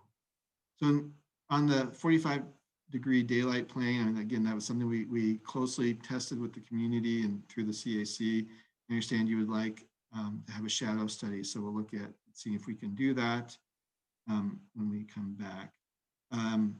And then you spoke to the corridor residential designation, which is 16 to 45 units to acre and 3 to 4 stories. And I'll start off by saying that that designation actually is a lower density than what's out there today for the lower designation. So it's actually a lower, on the sites where it was identified that was the right designation, it represents a decrease in density over what's in the general plan today. So that was going through the process with the CAC, there were a mix of voices on there, and those that were advocates for the neighborhood compatibility and concern really helped to identify the sites where that lower designation was the right designation. But you asked the question, could basically as an alternative, could those sites be changed to a commercial designation? And that's not something that we've analyzed. I mean, today the designation on those sites is already one that allows residential. So that would be a general plan change to a purely commercial designation for those sites. It's something, ultimately the city council has the authority to direct, and we could go through a process to do that, but it's not something that we have environmental clearance to do through this, because we're going really from one residential to another in what we've done on the specific plan. But to your concern about, what are we doing to preserve businesses? I would say that, we gave a lot of emphasis to our retail consultant. And when we talk about commercial uses along the corridor, mostly we're talking about retail, not really offices and things like that. And we listened to what the consultant said we could do to try to help foster that, because everybody wants to see more retail, whether it's for placemaking, urban design standpoints, or just for convenience of the residents having a place to go, or to support your local businesses. We all see, everyone sees value in those things. So the question was really, how can we, can we do through the specific plan to support that type of use? And what we heard from the consultant was really creating these activity centers where there was more density, more activity, more sort of focus would help commercial uses to be more successful, because when there's opportunities for someone kind of spill over foot traffic from one business to the next, that's something that's really important to users. If you try to stretch the commercial out along the whole corridor where it's kind of thin, it's harder for those businesses to do well. So that was one of the concepts that goes into that. And I think, adding the housing means more customers, more shoppers. So I think that's also a thing that we can do through that the specific plan is doing to try to support future, the viability of retail space in the future. It's just bringing people closer there, where they would, have, people who could walk to the stores and shop there, or drive short distances, or travel. So those are things that the plan is doing to try to preserve or support local business. Question about the after effects of COVID. Of course, this is a big question. I've been part of several conversations with developers, brokers, other types of people in the industry, where they're discussing like what has COVID done to the economy, to the real estate sector in particular. And there are changes that you may see, like greater demand for home offices or live workspace, and that can be accommodated through the plan as we implement it. There's nothing that would in any way contradict that if the developers want to respond to that kind of increased demand in the market. There's been questions about will this affect housing demand? But the general consensus seems to be not that it would. That some businesses have notably like Google has said they still are going to require their employees to live here. I mean, there's certainly some headlines about companies that are saying you can live anywhere in the country and telecommute. But this is still Silicon Valley, and there's still going to be a lot of companies that want to be here, and companies that will want their employees to be here as well for a variety of reasons. So people are not really expecting a decrease, and we've even heard that the residential developers are starting to see some increased interest in their projects that are open and seeking to have tenants move in. So I am not an expert on what the COVID after effects will be, certainly. Probably nobody really knows. And then we talked about our housing needs analysis, how this reflects that. So the state is in the process of coming up with the number of housing units that we need to study and plan for in our next 8-year housing element cycle. It begins in 2023. And we have a preliminary number that's around close to 12,000 housing units. But notably of that, about 7,000 are affordable units. So while we could perhaps through a variety of ways show that we have capacity for 12,000 housing units, to realistically consider or show how we would develop 7,000 affordable units, I think we need to have more than capacity for more than just 12,000. If you followed our 15% inclusionary requirement, 7,000 units would translate to about close to 50,000 overall. I don't think we're going to show 50,000 housing units in any way in our housing element. That's probably beyond us, but there are ways that we can probably justify a lower number. But we are looking to the number of housing units along the corridor to help us meet that overall goal. So we're, of course, it's up to the council what council approves, but if this plan is approved, that would be helpful in terms of how we prepare our housing element. Certainly, I think it would play a role in it. We're adding several thousand additional units here that we could count towards that effort. And you mentioned that there's a relatively small number of townhouses. That's correct. We gain much more units per acre when on the denser sites than on the corridor residential sites. But again, it was important to this community through the process. We heard to have a mix of housing types, including the lower density townhouses that provide more ownership opportunities than you typically will see in the higher densities. And so it's kind of in line with the community's input to have the mix of those different housing types. You asked for more details on community benefits. So I think when we come back, we'll provide that as well. We'll dive in a little bit deeper on that topic. Let's see. The last thing I have in my notes is that you talked about a shuttle. I would note that the El Camino Real corridor is one of the best served corridors from a bus standpoint from the VTA. I don't know that we would want to compete with the VTA with a free shuttle along the corridor, but we are looking at, we are taking the general benefits or need for some kind of shuttle service. We're taking that seriously and looking at for opportunities where there are opportunities to do something like that would be beneficial, but kind of beyond just the scope of this specific plan. And I would mention too, in terms of affordability, that the specific plan does include a higher requirement, baseline requirement for affordable units. The city's citywide policy requires that 15% of units be affordable at 100% AMI, which is right in the middle of the moderate range.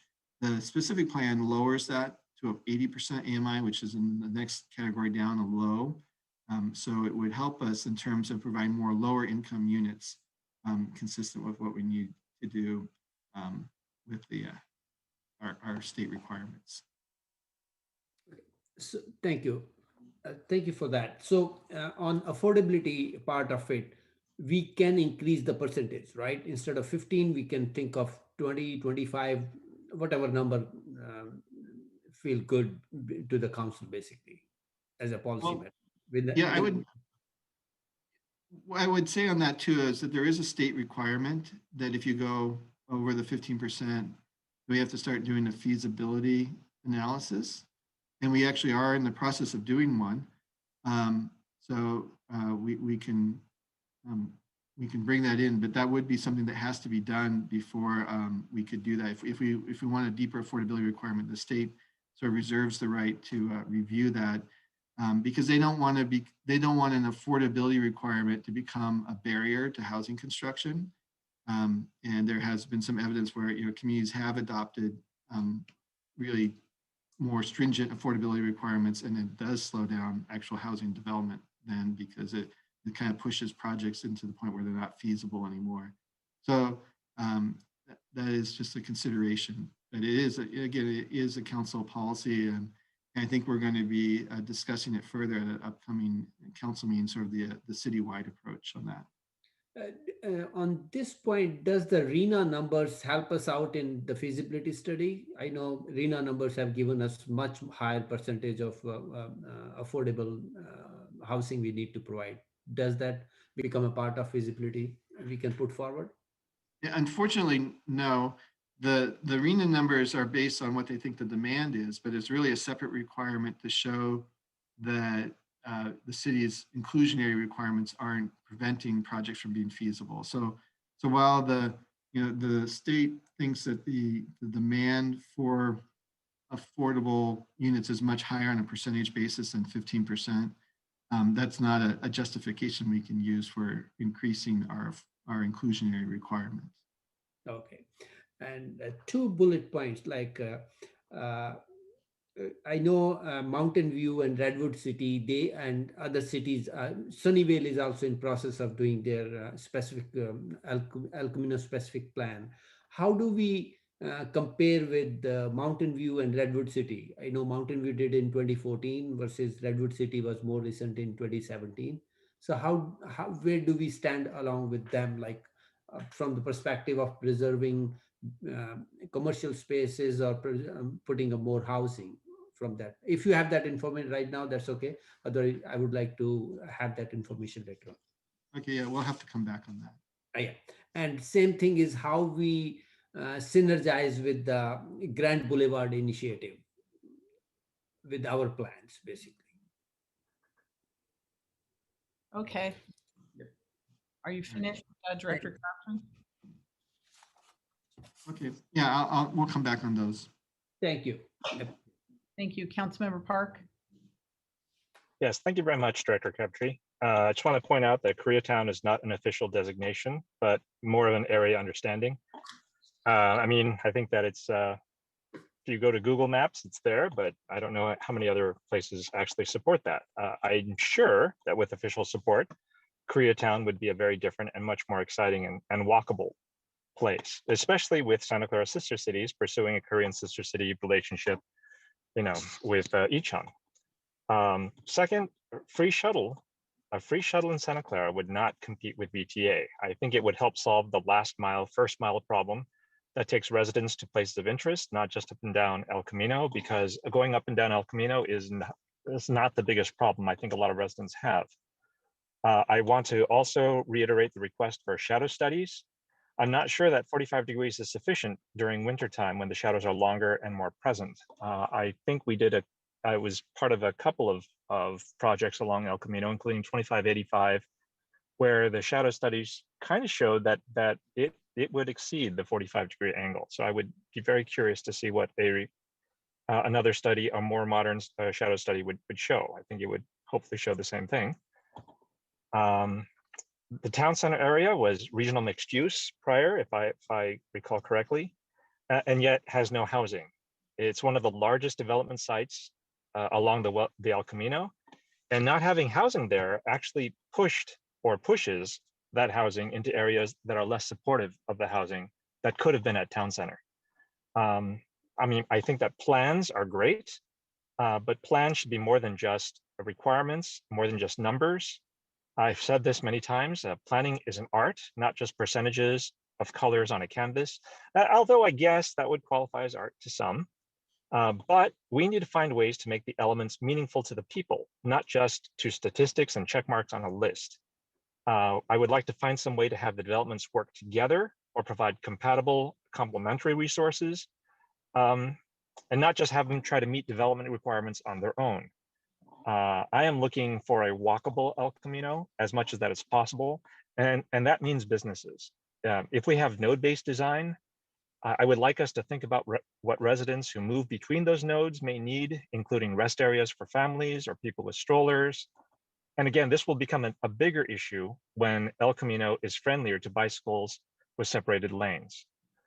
Lastly, that brings me to scooters and other electric vehicles, which are in a strange in-between area by themselves, which is they go much faster than pedestrians. I don't think they're allowed on walkways, but at the same time, they're limited to 15 miles per hour, I believe, in bike lanes or in class 2 bike lanes or anything above. And I think they're also allowed on streets that can be 25 to 35 miles per hour, but they cannot exceed the 15 miles per hour, which makes it a very dangerous thing, meaning they don't go as fast as the traffic they're sharing the road with, And when they're with bikes or with pedestrians, they go much faster than the average speed for most bikes and pedestrians that are just, casually commuting. I think we really need to think about that, because the other thing I've noticed is that bike lanes, which are good enough for bikes with large tires, large wheels, are not that good for scooters, who have much smaller wheels and are much more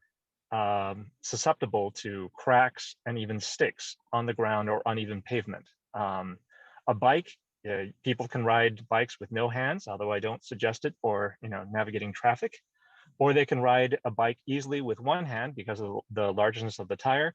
But this is not very true. This is not the same with scooters. I mean, if you take your hand off a scooter, I don't care what speed you're going, you're likely going to have a bad time. And I really wish that we would think about scooters in addition to bicyclists, because I see a lot of scooters out there. I see a lot of scooter companies, and I ride a scooter myself, and I know that it is almost harder than riding a bicycle. Thank you very much. I'm not sure if there was any questions in there, Director Crabtree, but if you caught any, is there any comment you want to make?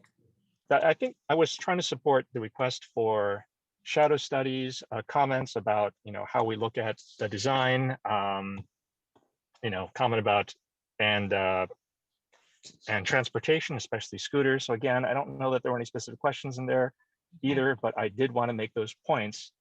Something, put them in the public record so that we do think about them as we narrow down on a plan. Thank you. All right, thank you. Is there anything you want to say on that, Director Crabtree? No, I got those notes, and we will we'll respond to them when we come back. Okay. Madam Mayor, if I may, when I'm talking about shuttle, yeah, I'm also talking about the north-south connectivity, basically, not only on the El Camino. On a what? I'm sorry, what did you say? For the shuttle program, I'm also talking about north-south connectivity through the El Camino, not only El Camino only. Yeah, thank you. Okay, okay. All right, I just wanted to make a couple comments. Just a question, Director Crabtree, when you had the mixed commercial areas, you said there were some areas where you were going to require that the bottom of the developments include required commercial, and other areas in mixed use where it was going to be recommended. Can you tell me the areas that you're talking about where it would be required? Because I wasn't really clear on that. Because one of the things I'm thinking about is that, it's all going to be based on the market and where they want to locate, and what kind of input are you going to get for that? Because you could have, as we've seen, some of the ground floor spaces on certain areas of the El Camino, were developed with the mixed use and they're still vacant. So nobody wants to see vacancies. So what was your thought on, or your input on where those areas would be required? I'm trying to see if I have I think I have a slide on this. It's slide number 39. We can get to slide 39.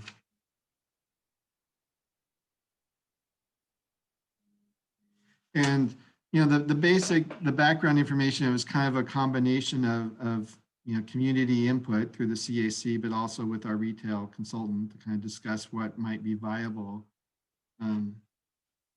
So let's see, I think we jump ahead. You have a slide in 39. It's kind of late in the slide deck. Is it, Andrew, is it 29? Well, maybe. No, it's after the end of the presentation and the extra slides. We keep going.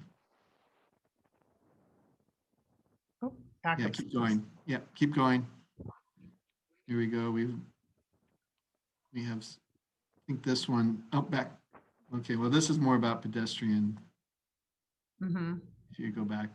So yeah, it's some specific locations. All right, well, okay. I'll just, yeah, we'll make sure we have that slide when we come back, but I mean, there's consideration. It's always a question, that even in the larger sites where we're requiring ground floor commercial, some developers may not think that works, but we did some market testing or discussion with our consultants around based on their experience. We had consultants who've worked with a lot of developers and kind of have a sense of what the market would support. So, and we recognize the need for certain depth and dimension of sites to make it viable for commercial. So all that was taken into consideration. I see Rena has her hand up. Do you have an answer to that Yeah. question? She might know which slide. I was just going to say that I can share my screen with the slide if it's helpful. I'm not sure if that works logistically. I don't know. Yes, Rena, you may share your slide. We just took ours down. Thank you. Was this the same slide? So this is our land use plan, and Okay. it'll show the hatching, which is the ground floor commercial requirement, and that's throughout certain sections of the corridor, mostly hugging the corners, but also areas with the corridor mixed use.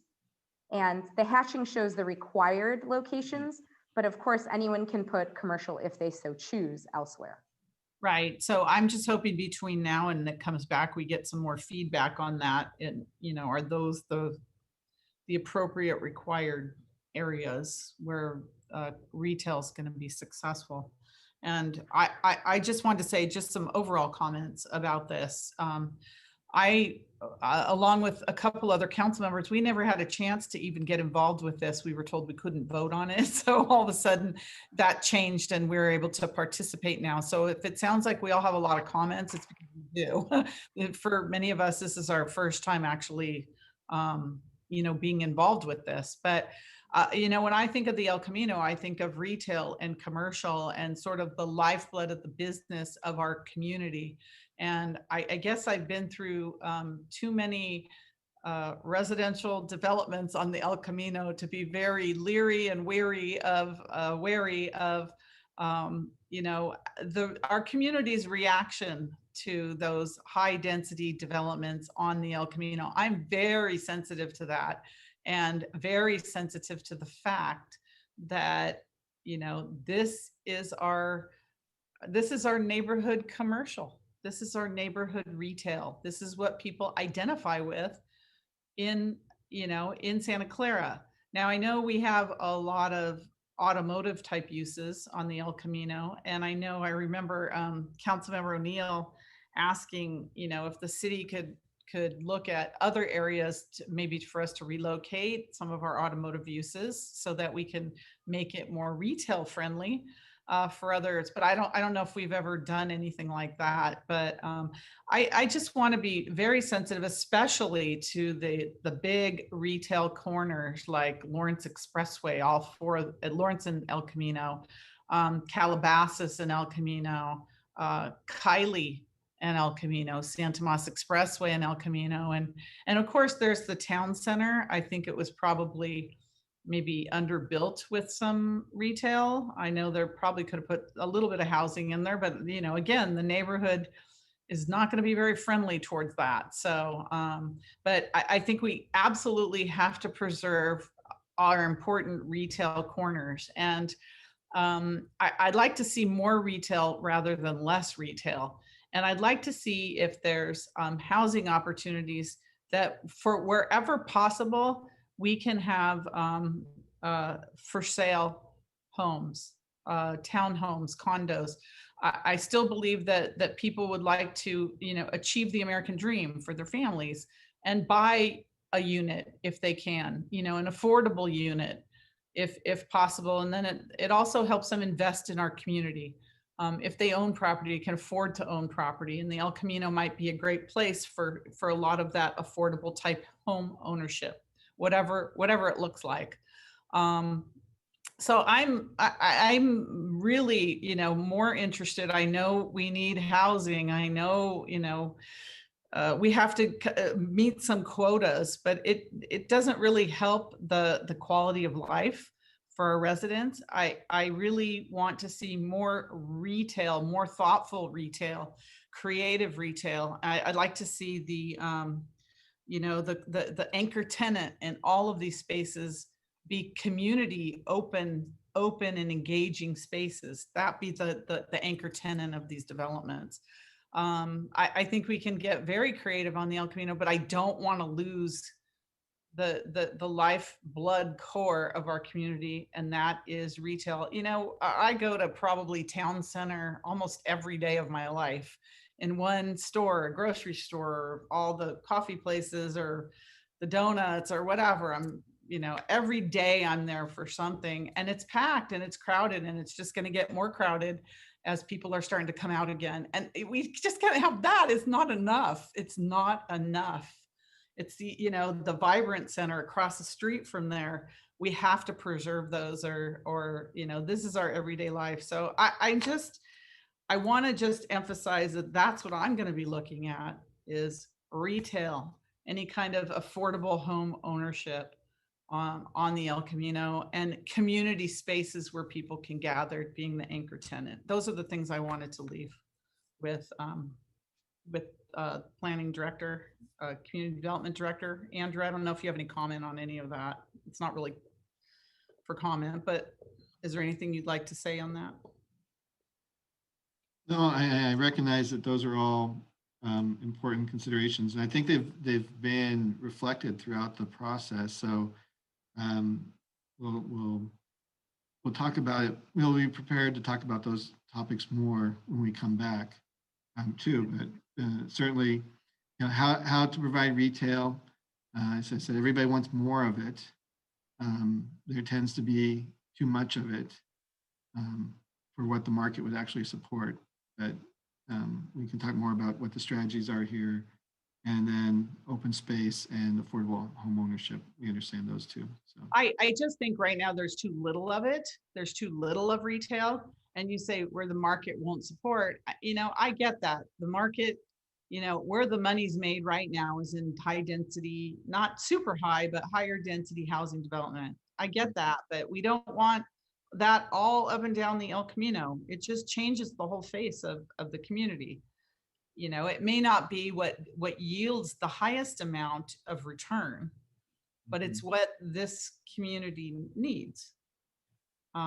And really, we don't have a lot of super vibrant shopping areas on the El Camino. I can count them on one hand.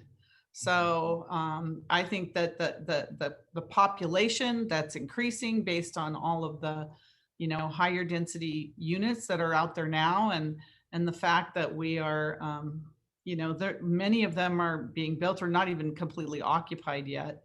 People need to go to the grocery store. They need to, you know, to have their neighborhood services available. They need to eat. People love Santa Clara to go out and eat. They need to shop. And we just don't have anything right now, especially on this side of town. And the same can be said of Stevens Creek Boulevard. When you look at Stevens Creek, you know, it's mainly automotive and other things, but there's not a lot of, you know, any places where people can really gather and eat and hang out and talk and just enjoy, you know, being around each other. It's just, they're just not there. So we have, the good thing is on the positive side, we have a lot of opportunities for redevelopment of these centers, these aging centers, a ton of opportunities, but we just have to prioritize what we'd like to see on the El Camino, and that's certainly what I would like to see. All right, so the council's had a chance to make their comments. Let's now go to the public. Do we have public members? I think we have quite a few hands. Tom, if you'd like to go first. You've been waiting for a while, Tom. Okay, go ahead, Tom. Great. Hey, thank you very much. Good evening, Mayor, Vice Mayor, and the council members. Appreciate the opportunity to speak tonight. I'm Tom Qualia, and I'm a partner with Bayview Development Oak Investment Group. We are the corner site at Calabasas and El Camino on the north side that's subject of that quasi-pipeline determination, if you will.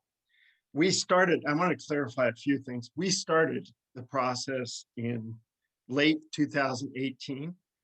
We participated in the specific plan actually from the start in 2017. And we submitted our first application in February of 19 to start the process. Preliminary application leads to comments, leads to a formal application. We obviously were aware of the the specific plan. And actually our original proposal complied with the specific plan for the first 2 years of the process, because at that time for this area, the lower end of the density was not the 45 units per acre minimum that is currently in the corridor mixed use, which is envisioned for a site. It was much lower, down in the 30s, maybe even the high 20s. Then about 2 years into the process of the specific plan, it got changed, and that's fine. That's part of the process. But we submitted an application that is currently compliant with the current general plan and was compliant at one time with the specific plan. We have a unique situation. We are next to the Wheels and Deals site that was recently approved, and that's at the lower density corridor residential, 16 to 45. They're actually at about 24, 25 units per acre. Our project is at the exact same density so that we complement the Wheels and Deals. And then we also at that density at approximately 60 townhouses and condos, we have a very sensitive transition and well done to the neighborhood behind us, which is the entry to Briarwood Elementary, if you will. Tom, I hate to interrupt you, but you have 2 minutes and it's up. So, So anyhow, our request is please change our designation to match Wheels and Deals. So take us from the high density corridor mixed use to the corridor residential. Thank you very much. Thank you, Tom. Mark, go ahead, Mark.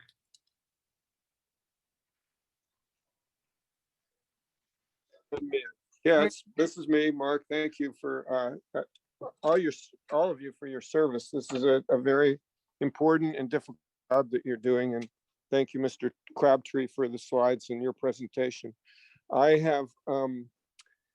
I'm sort of miffed. I can't figure out why the last speaker would have to petition to actually lower the density. I can't even fathom that could be the case, that he would have to do that. And maybe I'll have to get that afterwards, because I'm going to be limited in my time. But I think that the canyon effect is something I worry about. The solar, effect on people's houses is what I worry about. And much of what Mayor Gilmore just said about the character of the town is changing, and not for the better. I don't think quality of life is being considered. Parks are being basically, I look at that plan, and the plan doesn't show any parks on El Camino. It doesn't show any open space. There really is not any. What we have to do is designate it for lower density and then make variances for higher density, so we can negotiate what we want out of the developers. That the feasibility is ridiculous. Of course, these are feasible. They're going to make a fortune off every one of these developments. That's why they're all lining up, just waiting for us to come up with our numbers so that they can maximize. Every time you say 65 units per acre, they're going to go for the max. And if you tell them in advance that's how many they can have, you have no negotiating power. So you've eliminated all the power that you have in the permit power. That feasibility, we really don't do any analysis of what the feasibility is. I've been to planning meetings and I've seen it. They claim they're breaking even every time. I hear the developers, it's like a mantra. We're just barely breaking even, no matter how profitable it's going to be, obviously is going to be for them. Thank you. Thank you for my time. Thank you so much, Mark. Deborah, go ahead. You have the floor.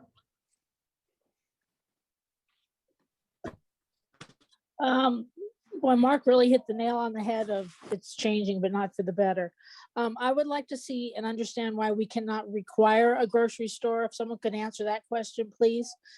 One of the things that's not been addressed, and it's the elephant in the room, is parking. One of the big concerns for residents is the overflow of parking that creeps into the neighborhoods, and how is that going to be addressed and controlled? Also, I would like to make sure that we have done before all of this fiasco starts with this high density resident commercial, that we know what the sound level is in existing residential areas. One thing we didn't do well on the stadium, but we need to verify that now. And if that changes, then the developer needs to pay for and establish what the level is, and then establish what the difference is. If it goes up, then we pay for windows and air conditioning for those residents that are adversely affected, to mitigate the trouble they brought into the neighborhood. And I'd like to have that addressed and included in this specific plan to protect our neighborhoods. We spent a whole lot of money on placemaking, and I didn't even hear that heard. Mark mentioned, I think it's super important about parks. Having a little open plaza in a building is not a park. You don't want kids screaming and having a grand old time in the middle of an office building. So that does not mean a park. So we need park. And also, how are we going to address firefighting in a 70-foot building? That needs to be addressed, and I'd like that answered. And the last thing is not needing commercial, but how about we put in a theater? We used to have a great one at Moonlight Shopping Center that was well used and well things. So commercial doesn't need to be yet another shoe store, but there's other kinds of commercial, and we can't keep taking it away. We're going to have so much, and affordable residential means affordable, and we should really ask people what affordable is. People are laughing us off the block when they see what, $2,000 a month, and we consider that affordable. That's not affordable to people in Santa Clara. Let's define what affordable is. Thank you. Thank you. Benjamin, go ahead. Yeah. Hello, can you hear me? Yes, we can. Go ahead, Benjamin. So my name's Ben. I grew up pretty close to here, actually. It was quite a walk to get there, but I did a lot of my shopping at the Moonlight Center, at the grocery store. It was there. And until recently, I actually used to eat lunch probably about once a week in Lawrence Square before that slowly off died. Obviously, this corridor is very much in need of redevelopment. The area there has kind of gotten long in the tooth. But I kind of take issue that on the notion that we don't have enough commercial there. The problem in that area has always been there's been too much commercial in El Camino, and it's not spread out. And I actually would say that the development that happened over by Wilcox, where they added a new grocery store there, kind of suffered from the fact that there's such an overbuild of all of our commercial is centralized on El Camino and on certain corridors. And as part of our densification efforts, we're going to be building, honestly, anything that's building up is going to be building mixed use development. And that's what you want, right? You want kind of more local access to commercial. And the aspect of that does mean that the larger commercial concentrations have to kind of fall back into, mixed use of housing intermixed with commercial. We definitely, we have a massive housing shortage in the area. It's really painful, and it's the reason why prices are so high. And the only way we're going to get out of it is building out of it. From what looks to me is this is probably, it sounds probably about the right density, but maybe if it could be higher. Like, we do not need to be lowering density here. That is a good area to build the density in. It's not as good as building it up like where Kylie Towers are going to be. That's like an awesome area because there's no existing residential there. But it's certainly better than having to go into existing single family home neighborhoods and building density there. All right, we need places to build this density. I think the Bay Area needs to build like 700,000 units in the next couple of years. It's some insane amount. So yeah, we definitely should put housing. It definitely should be mixed use, and we should be thinking about splitting up that commercial into other developments outside of just a centralized commercial corridor. Yeah. Thank you. Thank you, Ben. Joey, go ahead. You're on. Hey, There you you can you can hear me okay? Yes, you can. Go ahead, Joey. Great. Okay. Yeah. So I'm a homeowner in the neighborhood adjacent to the site that Tom was mentioning earlier, the Bowers Plaza. So I live right behind the Firestone, kind of opposite that site. So I support Tom's recommendation that the site that he's planning to build be redesignated to the corridor residential rather than the corridor mixed use. frankly, going from a 3-story townhome to a 5-story building, it's like kind of crazy when you think about it butting up against like a single family home. Even with the 45-degree sort of, I guess, shadow metric that was proposed. If you guys want like a actual visualization of this in practice, I'd recommend you guys go look at the backside of the vias on the boulevard, which is if you go to Shamrock and you're looking south towards Donovan. It's actually quite shocking when you look at it. It's basically these single family homes, and then you have this like monolith behind it that looks like it's going to swallow these houses. It's actually quite wild to look at. So it's not on Google Maps. I'd recommend you guys actually go there and look at it. Shamrock looking south towards Donovan. So yeah, I would recommend that we be careful with these entrances to these neighborhoods. I think about the historic homes in Santa Clara, 100 years old. I think about houses that, that I'm in, like 30 years from now, these are going to be sort of historic, houses not unlike those that, Steve Jobs, started Apple in. And I just get worried about, these huge monoliths just encroaching on it. It's really wild to think about. Thanks. Thank you. Thank you, Joey. Is there anybody else from the public that would like to say anything? All right. I don't know, Director Crabtree, if you wanted to respond to any of those comments or questions. Some, I don't think you can. Some maybe you can. Parking, requiring a grocery store. Okay. Firefighters on tall buildings. Yeah, I don't want to get too much into something that's not on the agenda tonight, but with the the Tom Quaglia site project, we do plan to really kind of hone in on that when we're back in front of the council, so that the council has the opportunity to give us a direction specifically on that property. So, we heard some questions just about what is the right density, ownership. And one thing I would say on that is that from a feasibility standpoint, we do know that, townhouses are very profitable. And so it's not necessarily a profit that drives density. It's generally more of our general plan. If we say that we think we need the site to be higher density to meet city goals, just a comment on that. In terms of requiring a very specific commercial use, that's not something we do through zoning. We allow for a variety of commercial uses, sort of in keeping with providing someone with a certain amount of legal rights in terms of their property use, and also just from we're not the we're not the builders of the project, so it really does require someone who's interested and willing to build something in order for it to happen. But there may be opportunities when there's development to leverage that, as we talked about, as an incentive.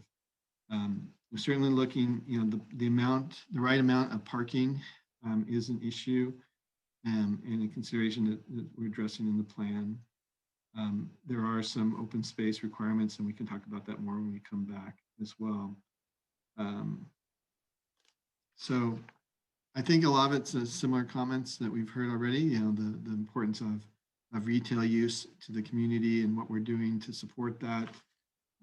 And so we'll be sure to address that as well. Okay, well, thank you so much for answering some of those questions and comments. Looks like a hand, even though I've moved on, but I'll go back. Jeff Houston, you have a comment? Jeff? Hi, thank you, Mayor and council members. My name is Jeff Houston. I'm a resident that lives near El Camino Real. I agree with Joey's comments right before mine regarding the villas on the boulevard. SB 35 requires us to allow any developer to build a project if it meets all objective general plan standards. And this specific plan defines more detailed objective standards with input from our community. So for example, the 45-degree angle is not mentioned in the general plan. So developers could continue to build projects like villas on the boulevard that block the sun from existing homes. That's all. Thank you. Thank you. All right, going back to the council. Is there any final comments? Because it's a study session, so I think we've all given our inputs to the draft plan. Vice Mayor, you have a final comment? I do have, Mayor. Thank you. So I would point out like affordable housing is important. So even if we have to do some feasibility study, we should do that. And as mentioned by a few residents and my colleagues, I think we should look at reducing the mass and starting from the lower density versus going right on the top, and preserve the commercial businesses, whatever we can, because this corridor requires that, and care about the quality of residents. That's important, and care about neighborhood privacy, especially residences which abut directly behind these things. Those will be my final comments. Thank you. All right, Councilmember Jane. Yeah, I've mentioned this many times where when we're concerned about the massing, that we should kind of get rid of units per acre and we should allow for micro units in those developments. So we set the height, but then developers can put more units in that are more affordable. Thank you. Okay, thank you. Anybody else? Oh, Councilmember Watanabe. Thank you, Mayor. I have a quick question. If I heard correctly, when Andrew was talking about the feasibility study before, that if a feasibility study was done, did I hear correctly that we would have to hire a consultant and that there was no money in the budget in order to do that? Did I hear that correctly? Actually, we've already hired a consultant to work on the feasibility analysis. So we just started that a couple months ago, but we're going quickly and we plan to bring it to council fairly soon. Okay, great. Okay, thank you. Thank you. So thank you very much, Andrew, for your presentation on this, and for everybody involved. It's very obvious that we care about the quality of life of the people that live here already, and the quality of life of the future residents and business residents of our city. So we'll wait to hear back from you on this. I know it's coming back to us, and you said sometime possibly in September. Is that what you just, there's some things that need to be. The specific plan is supposed to come back in June. Oh, June. Okay. Whoa, wow, that's very soon. Okay. All right. Well, good luck getting everything together to bring back to us, and we'll see you on this item in June. And I was going to ask council, we've been going for 2.5 hours, to take a 10-minute break to come back at 8:15. I mean, 9:15. The clock's not working here at City Hall. 9:15. All right. To give our staff here a break. Thank you.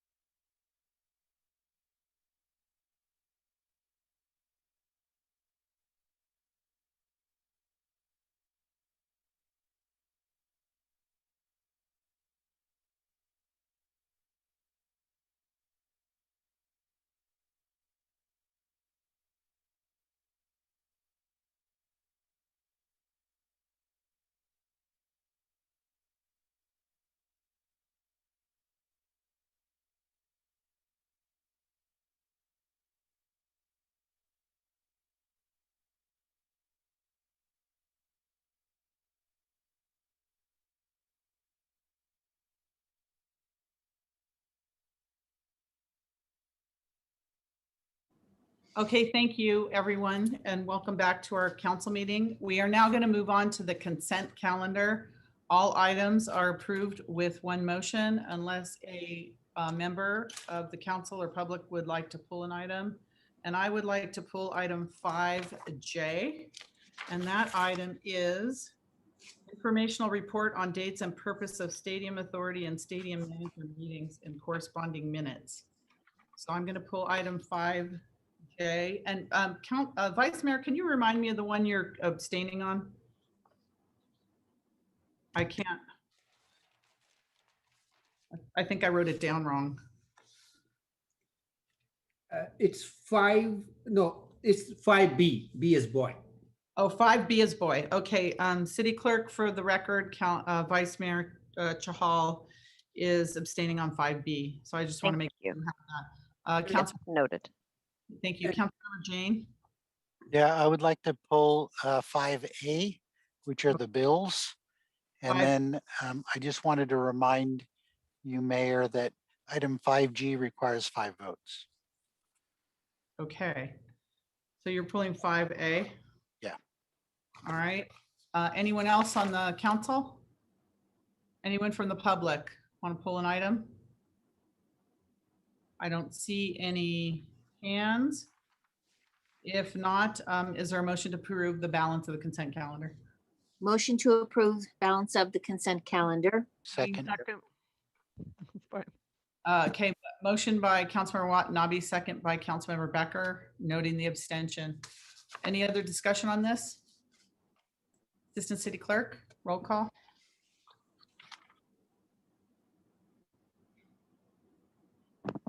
Councilmember Board Member Watanabe. Yes. Vice Mayor Vice Chair Chahal.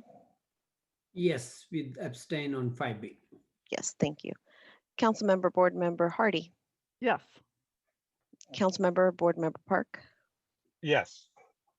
Councilmember Board Member Jane. Yes. Councilmember Board Member Becker. Yes. Mayor and Chair Gilmore. Yes. Thank you. All right, and that passes unanimously. Next, we have public presentations. Is there any member of the public that would like to speak on an item that isn't on the agenda?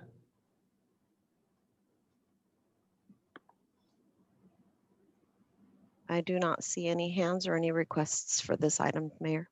All right, thank you. Now we're going to go to consent items pulled for discussion. And the first one is item 5A, bills and claims. Councilmember Jane, you pulled 5A. Go ahead. Yeah, so I was looking through the bills and I'm pleased that staff is now sorting them by order of cost or the price, the value of the expense. But I was looking at the discussion and they had a discussion of significant expenses. And I'm looking down there and I didn't see anything on the CVRA lawsuit. So, you know, and I know that there was some sort of payment. So, I looked further down and on page 30, I see voucher number 0487699. And what it says is it's to be paid to Goldstein, Bergen, Dardarian, and Ho. And that was listed on the significant expenses. But I had never heard of this law firm before, and I've been talking about CVRA for a long time. So then when I go down to the description on page 30, it says the Yamori Kaku settlement. And so I guess I would like the city attorney to explain what settlement is there and what those expenses were on that line item and who Goldstein, Borgen, Dardarian, and Ho are. Thank you. Thank you, Councilmember Jane. Goldstein, Bogan, Dardarian, and Ho are the one of the plaintiff's attorneys in the CVRA case. To note for the record, I did not write this report.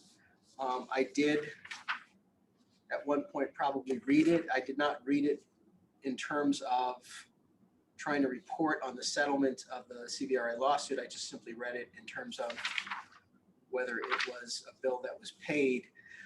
So what happened here was the council authorized in closed session that we simply pay the costs of the plaintiffs, the judgment that the trial court entered in this case. And that was the amount of fees and costs that the trial court made in judgment was $3,339,505. And the amount there represents that amount plus interest. So that took care of paying the judgment that is currently entered in the court. And so in a certain sense, it did partially settle the case. And so if there's any other questions about it, I can answer them, I guess. Any other questions? Okay, is there a motion to pay? Councilmember Jane, you're muted. Oh, I was just saying that I think the public has been curious about whether there was a settlement. It sounds like we did pay something on. There was settling definitely this a, case. there was a payment. Yes, that's correct. But there's not a final settlement yet in place. Okay, thank you. Appreciate it. Thank you. Councilmember Park? Yeah, I was just wondering if you could clarify why there was a payment made now instead, at that time versus waiting until, a final action or a final settlement, if there, could be taken. Because the council voted to do that. Okay, but I don't know if you, I don't know how much we can go into, but I would like to know, if you can clarify why, a payment was directed at that time versus another time. What I can say is that the payment of the judgment resulted in the stoppage of interest accruing. Okay, and that's what I wanted to hear. Thank you very much. Sure. Councilmember Becker. Thank you, Mayor. So City Attorney, once, this is all said and done, cross the T's, dot the I's, are we going to be able to make any public statements about this, about the final costs of the lawsuit? Because, I mean, we're getting people that are bugging us. We want the final numbers. It's like, I can't give you final numbers. I'm sorry. There will be yes, there will be a final payment that we can announce. Okay, thank you. Okay, thank you. Is there a motion to pay the bills? So move. Okay, Councilmember. Second. Second by Councilmember, was that Park? Is Yes. that you? Okay. Vice Mayor, you have a comment? No, thank you. Oh, Madam Mayor, we have a hand up. I see a hand up, and that's from Deborah. Go ahead, Deborah. How much has the city expended in costs, and what is left to settle if that's not the settlement?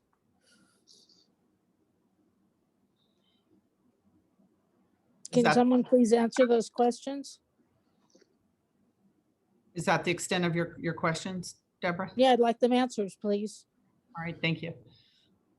I don't know how much you can say, City Attorney, at this point. I can't say anything at this point. Okay, thank you. So we have a motion and a second on the floor. Assistant City Clerk, roll call vote, please. Madam Mayor, could you please repeat who the maker of the motion was? It was Councilmember Jane, seconded by Councilmember Park. Thank you. I think so. Councilmember, Board Member Watanabe. Yes. Vice Mayor, Vice Chair Shahal. Yes. Councilmember, Board Member Hardy. Yes. Councilmember, Board Member Park. Yes. Councilmember, Board Member Jane. Yes. Councilmember, Board Member Becker. Yes. Mayor and Chair Gilmore. Yes. Thank you. And that passes unanimously. Thank you. The next item pulled for discussion is an item I pulled, which is item 5J. Informational report on dates and purpose of Stadium Authority and Stadium Manager meetings and corresponding minutes for the period October 1st, 2020 to December 31st, 2020. The reason I pulled this item is to talk about the report that the city manager and executive director has submitted on all the Stadium Authority meetings. I believe it was Vice Chair Chahal that asked the city staff to really memorialize the minutes from the various meetings that they had with the Stadium Authority and Manco about the things they're talking about, which I think was important for not only the Stadium Authority Board, but the public to know the kind of discussions that have gone on. And the reason I pulled this is because we have Stadium Authority Board members now that are meeting regularly, especially since the election, with members of Manco and their attorneys and their financial people, but yet we have no idea what they're talking about. And it hasn't been disclosed to not only our Stadium Authority staff, but the board of the Stadium Authority and the public. We have no idea what's happening. And especially in light of the investment that was made in this last election, I think that it's really important that either minutes from those meetings or that staff members attend meetings with our Stadium Authority members when they meet with this large contingent of Manco and the 49ers. We are in the midst of litigation. There's seven actions against us. I already know because Stadium Authority board members are talking about that, the fact that litigation is discussed in these meetings. And I know that maybe some may see themselves as, mediators or trying to, make things work between the Stadium Authority board and the property managers, but that's the job of staff. It's not the elected officials. And I know that in previous administrations, previous to us here, that's where we got in we had a lot of issues because there was a lot of backdoor meetings. There was a lot of decisions being made and deals being made outside of the public realm that really put us down the wrong path. And I hate to see that happening again. And so based on the fact, when you look at the public calendars, if everyone's, putting them down, that some are not too consistent, but the fact that the Manco and the 49ers are meeting with 5 out of 7 members of the council on a regular basis, and based on the fact that they put a lot of money into this last election, this public should know what they're asking for. And so therefore, I'd like to see the Stadium Authority board members report to the public what is discussed in these meetings. So that's what I'm putting on the floor right now. Authority Member Watanabe. Thank you, Mayor. Thank you for the opportunity. Yes, I had actually pulled this item as well, but since you called it out, I just figured I'd wait. But no, I concur with what you have just stated. And I will add that last year when the Vice Mayor talked about the city manager creating a record of her meetings with and of her meetings with the Stadco and Manco, that at that time, I mean, it was quite obvious that and evident by calendars that there were two council members meeting with the same stadium management. And I had stated at that time that if it was a request for the stadium or for the city manager to keep a record of minutes from meetings, then that those same council members should be under the same requirements. Because like you just said, Mayor, we are involved in 7 lawsuits that the 49ers have imposed upon the city. And so there is a concern there, because why our council members at that time 2, now 5, are meeting regularly, if you look at the calendars, with the 49ers. And it's important that we know what is being discussed, especially since a lot of our discussions regarding the lawsuits are in closed session.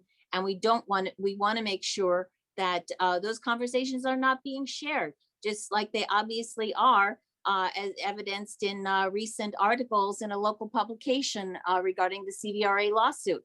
There is information out there that was shared from closed session.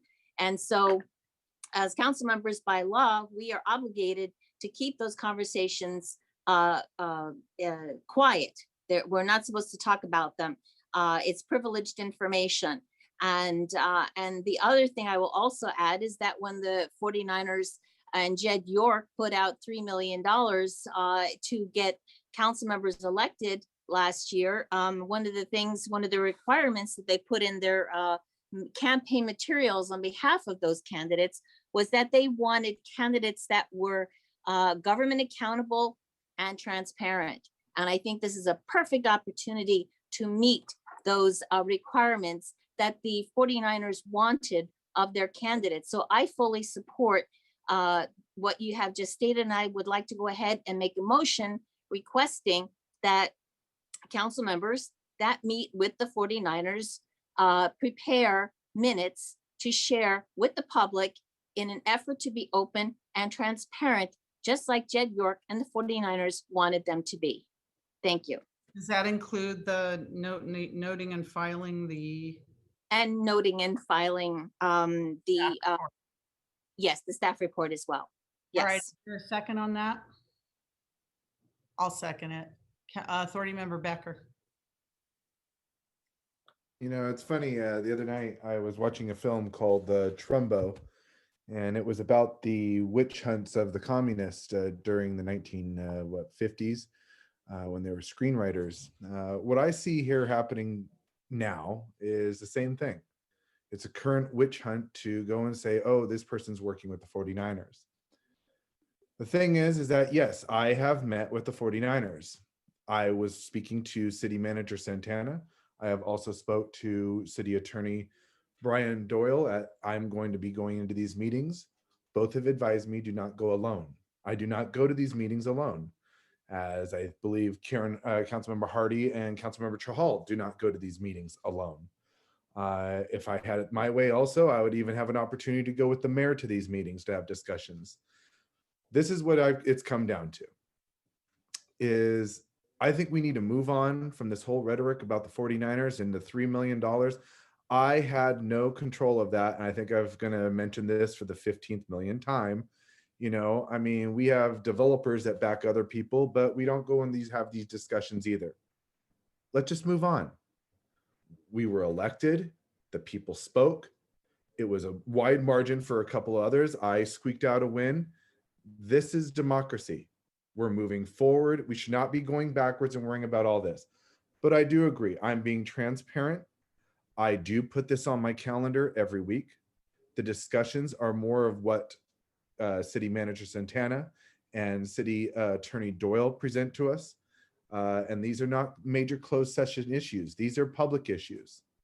And these are issues that I want to hear from both sides, because as a council member, as being elected, I am a judge, I'm a jury, and I'm a legislator. So that's what I'm doing as my role as a council member, is speaking to everybody that wants to speak to me. I'm having that open door. And if, you know, anyone feels comfortable, you know, I mean, we should all be meeting with the 49ers. We should all be having this active relationship. I'm not saying that we're going to bend at every will.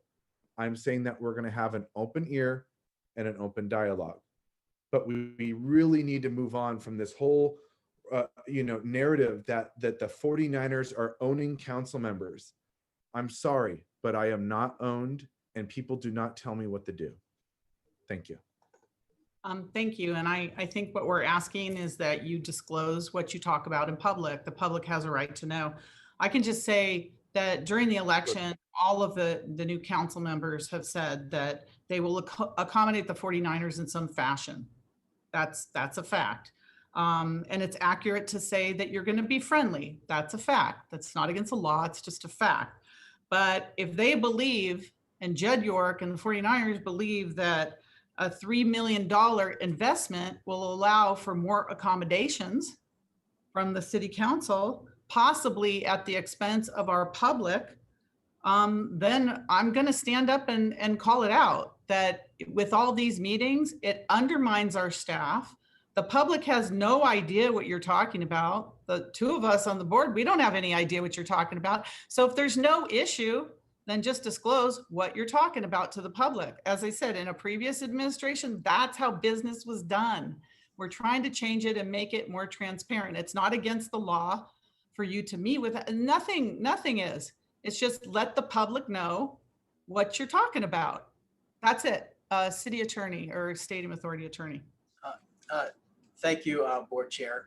No, I just wanted to point out, and I'm not accusing anybody of anything in terms of, campaign contributions or anything like that.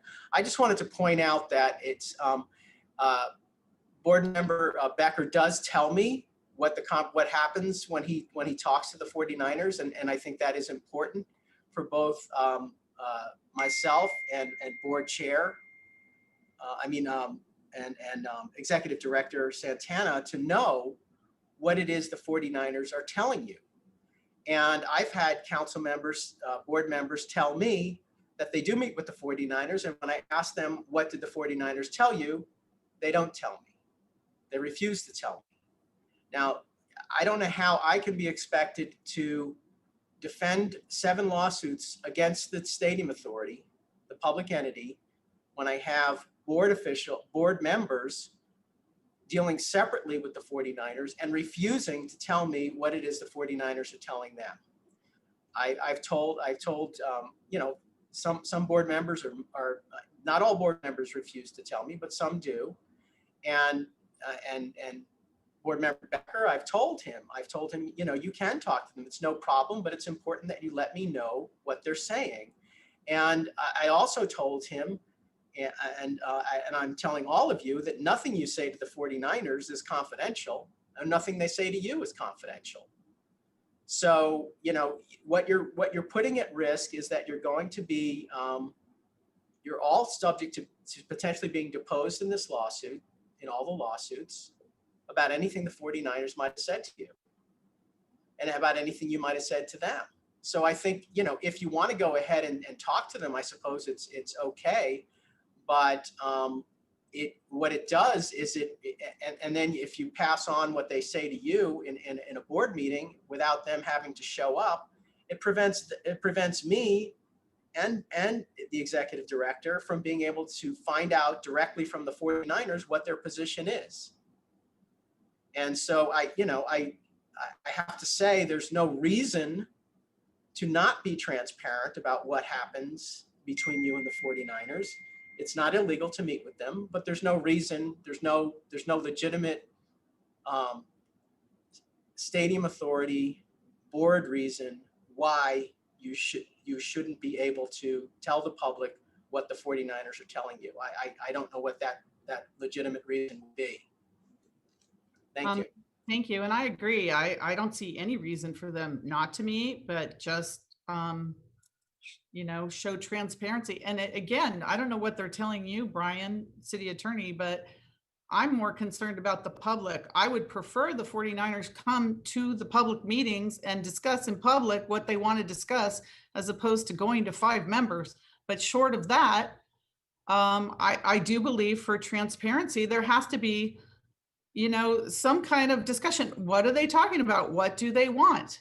And I don't know, this isn't a big deal. It's just tell us what they're talking about, what they want. But I would encourage them to come to the public meeting so we can hear from their mouths what they want, instead of having you ask questions for them because of the discussions. But again, it undermines our staff and it's not transparent to the public. And I've been through this already. And I was hoping to change it. They said through all these things, oh, we're going to come to the meetings now and we're going to, disclose things at the meetings and other things. I'd like to see that happen more than just meeting with 5 of you, not even all of us, and telling you whatever they're telling you. I have no idea. All right, so here we go. Councilmember Hardy. First off, I will say no one worked harder than me against Measure J because I didn't think it was a good idea. And I was concerned about what we were setting up the city for. And so many of the things I worried about have come to pass. I did not take any campaign funds from them. I meet with people. I put it on my calendar. And the few times I've heard things that have bothered me, I did go to staff and tell them. Mostly they talk and I take notes. I'm listening. That's what I try to do. That's my job. All I'm asking is you share those notes with us. That's all. They're handwritten. They're not very useful. Share them with the public. I'm sure they want to know what they're telling you. I don't see that's transparency. Councilmember Jane. I want to say that I too oppose the Measure J walked precincts, handed out flyers. I have not taken a dime from the 49ers, nor have I taken any money from any developers, unions, or special interests. Yesterday, we had a meeting with them. We talked about opening the creek trail and noise from helicopters and banners at stadium events. So if that's the type of reports you want, I'm happy to give them to you. But if you want detailed minutes of the meetings, I would require that we have detailed minutes with every meeting with every lobbyist in the city. That includes Related, that includes Irvine, that includes Summerhill, everyone. If that's what you want, you're opening up a big can of worms. That's what I would like to see. The details of what you're talking about. Tell the public what you're talking about. Vice Mayor. We need to modify the lobby ordinance.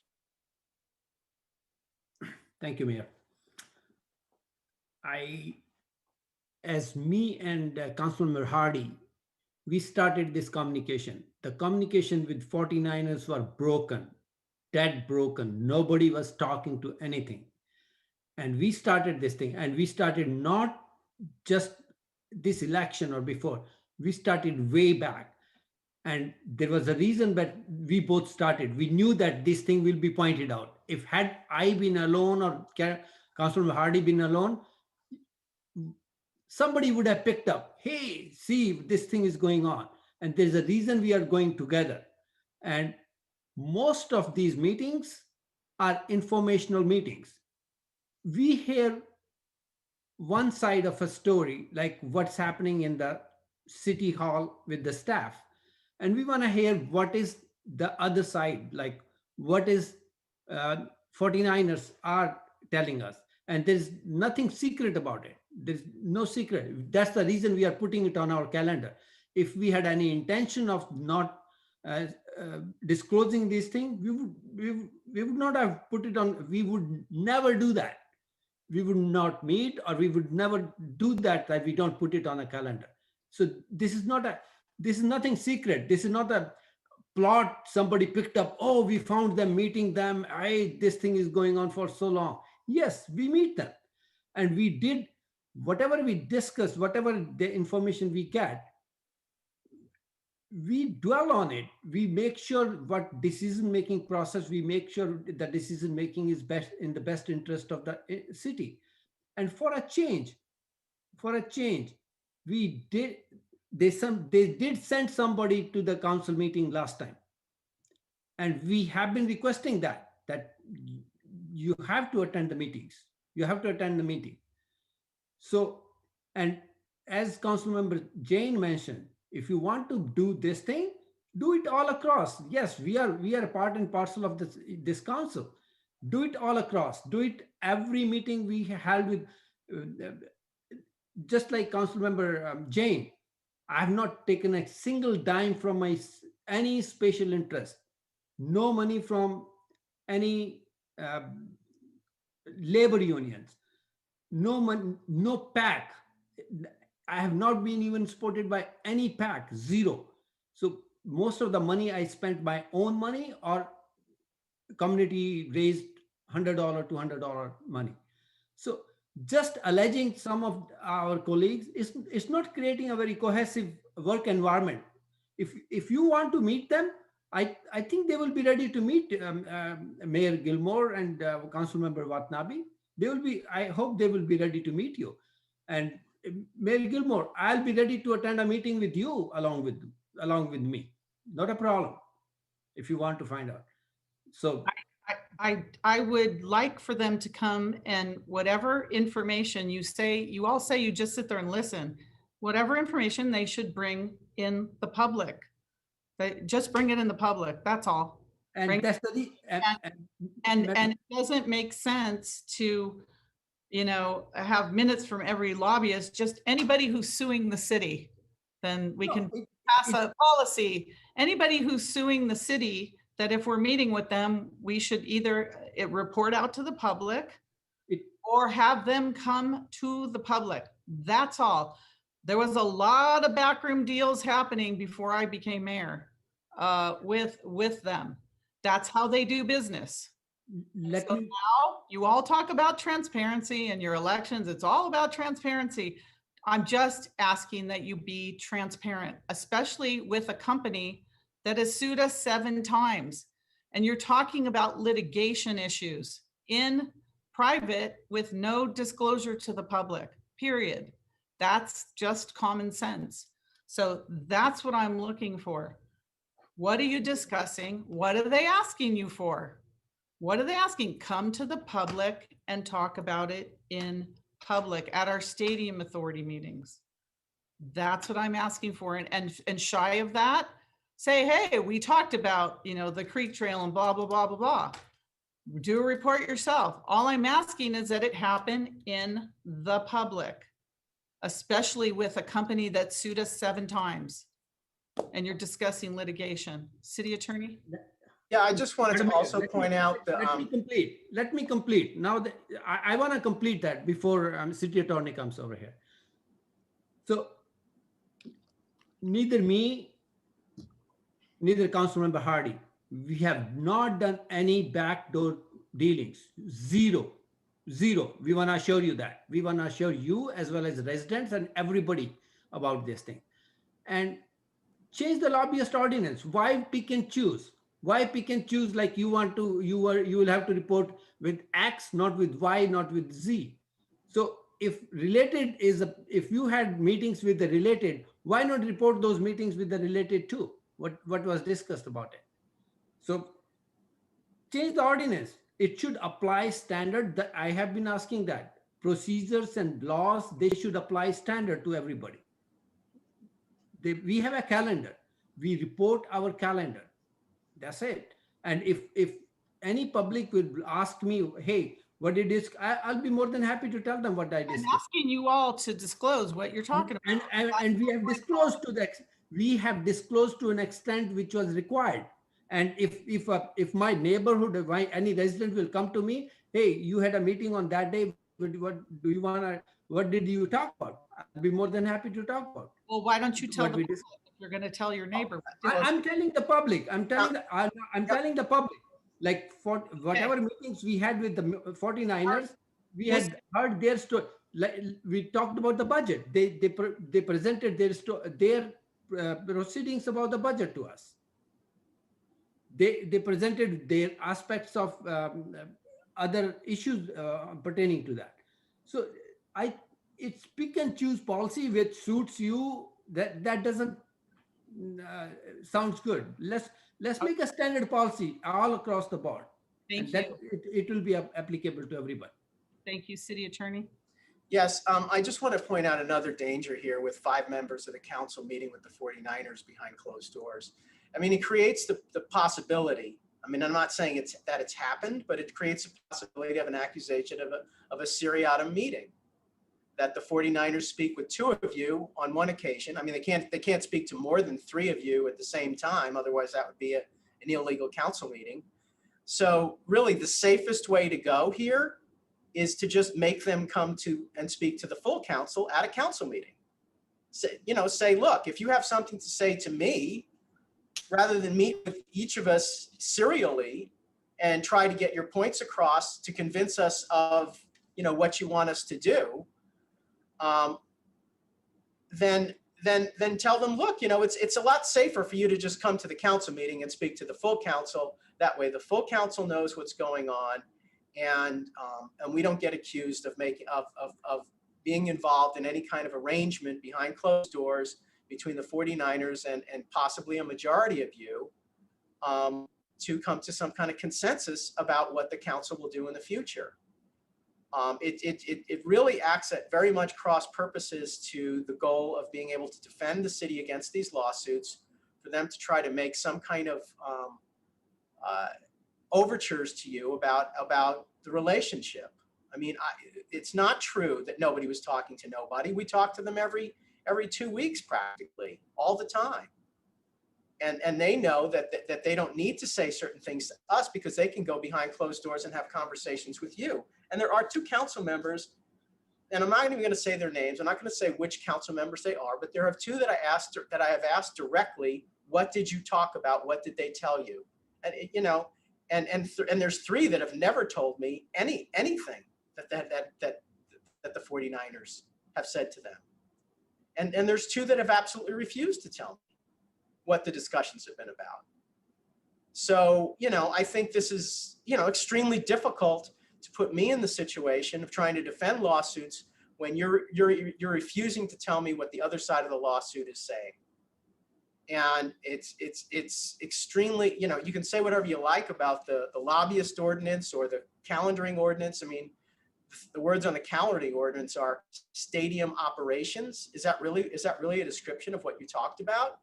I mean, I don't think that's within the spirit of the calendaring ordinance. So, I mean, I think the best policy is to have open public meetings in accordance with California law, and that involves having the 49ers talk to all 7 of you at the same time at an open board meeting. And given the fact that, I received, lots and lots of pieces of paper paid for by Jed York saying that he wanted to increase transparency at the city of Santa Clara, I think there shouldn't be any problem with them increasing transparency about what their communications are to our board of the Stadium Authority. I just don't see what the problem is. There has never been a problem with me communicating with them. I've always been very, very clear about what the Stadium Authority's position is, and they've always been very, very clear that they disagree with it. That doesn't mean, and I've always been very open to receiving any kind of proposal that they have for ending these lawsuits. But because they are the ones that sued us, we never sued them, there's no way I can settle these cases unless they make a proposal to settle them. And if they're trying to make proposals to you behind closed doors, that's where we got into this entire mess in the first place. The reason that marketing agreement, the reason that management agreement is such a terrible agreement was that it was all dealt with behind closed doors and nothing was explained to the public. So I don't see how you're going to possibly solve this situation by having a bunch of closed door meetings with the 49ers and popping up with some kind of solution that the public has no idea what you talked about and how you arrived at this brand new solution. I think the best way to go is to make the 49ers talk to us in public as the Brown Act intends. Thank you. Thank you. Authority Member Watanabe. Thank you, Chair. I need to unmute myself. Yes, no, I agree again with everything that the city attorney is saying. I mean, several council members have expressed they've taken notes. It's very easy to type them up, share them, just like the city manager does after her meetings with the stadium management and prepares minutes. Another comment that I have is I heard something about a discussion about how helicopters and banners, which is interesting since nothing is taking place out at the stadium right now, but I know, yep, okay, you want to prepare for the future. However, I hope that in having those discussions that you will share that information with Assistant Chief Derek Rush, who is in charge of stadium operations and oversees those arrangements. So it's very important for him to have that information. But I agree, this is an opportunity for people to share information. People have said that they have shared information, but listening to the city attorney, it doesn't sound like everybody is sharing information or what is being discussed in these meetings. So people are not being truly open and transparent. Thank you. Thank you. Authority Member Becker. Thank you. So like I said before, I'm being as transparent as I can be. A few examples of the transparency is one, I demanded that the 49ers show up to city council meetings from now on. Said, you need to start showing up. If you really want to have a better look, show up to our meetings. I pushed this several times, and you know what? They showed up to a meeting, and I'm pushing them to keep doing the same thing. The other thing that they did show was a slideshow. They showed the exact same slideshow that they showed the public and the city council and staff last week, I think it was. So I'm going to be as transparent as I can. I will take notes. I will be open about it. But I am going to ask that if we are going to do this, because as I said before, as an elected official, I'm elected to do a job that's going to be as a judge, a jury, and a legislator to make sure that I'm going to make the right decisions. But if we're going to go down this route, there has to be an equal representation of the law. That means I want everything from developers, unions, the 49ers, the related company, POA, anybody, any conversation, spin doctors, everything should be logged in with minutes and on the record. Because if that's the case, I'm all in. But if we're going to sit there and cherry pick what we want to do, no, I'm sorry. This is a democracy, and I want full transparency of what everybody does in our council. I make sure that my calendar is up to date. I mean, I must be a bug to Julie, maybe Simrat, or anybody here, because I'm always trying to make sure I'm doing the right thing. Public records requests, I want to make sure I'm providing the right transparency and providing the right records. I am doing my job. I am providing the Santa Clarans the transparency that is needed, and I will be open and honest. That's why I will provide these records, but I want records from everything else that goes on in the city too, because like I said, we can't keep cherry picking. You know, we're elected to do a job. We're elected to communicate to the public. You know, and what I'm saying is that, yes, I've met with the 49ers, and it's not a damn crime to meet with any entity. They are a business partner, and I keep pushing them to show up. And I agree, maybe they should just show up and we all hear them all at once.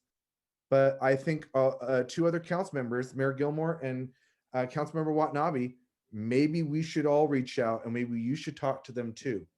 I would love for them to all be here, but you know, what's the word I'm trying to say is it's going to take baby steps, I think, to start repairing this relationship.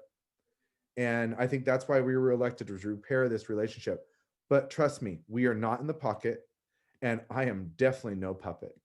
So let's just focus on doing the right thing by providing that transparency. And if we're going to do this and we're going to provide every meeting note from that meeting, I want it from everything for unions, developers, you name it. Let's put it in there too, because it's just not fair if we go with one thing. Thank you, Mayor. Authority Member Jane. So yesterday's meeting was over an hour. Typically, these meetings go more than an hour. A standard council meeting does not afford a back and forth discussion like the type that we have in these meetings. It's just not conducive to that. They get certain time limits, and unless you want to restructure how we have board meetings, they're not as productive in my mind, because I can ask questions, I can interrupt. I get much further in depth at one of these meetings than I do at a open public board meeting with certain restrictions. Thank you. Vice Chair Chahal. Thank you, Mayor. So I want to ask a question to City Attorney. When he mentioned that these can be treated as a serial meetings. Now, sometimes all 7 council members meet a developer, or all 7 council members meet any other person who has an agenda on the item. Are those also serial meetings then?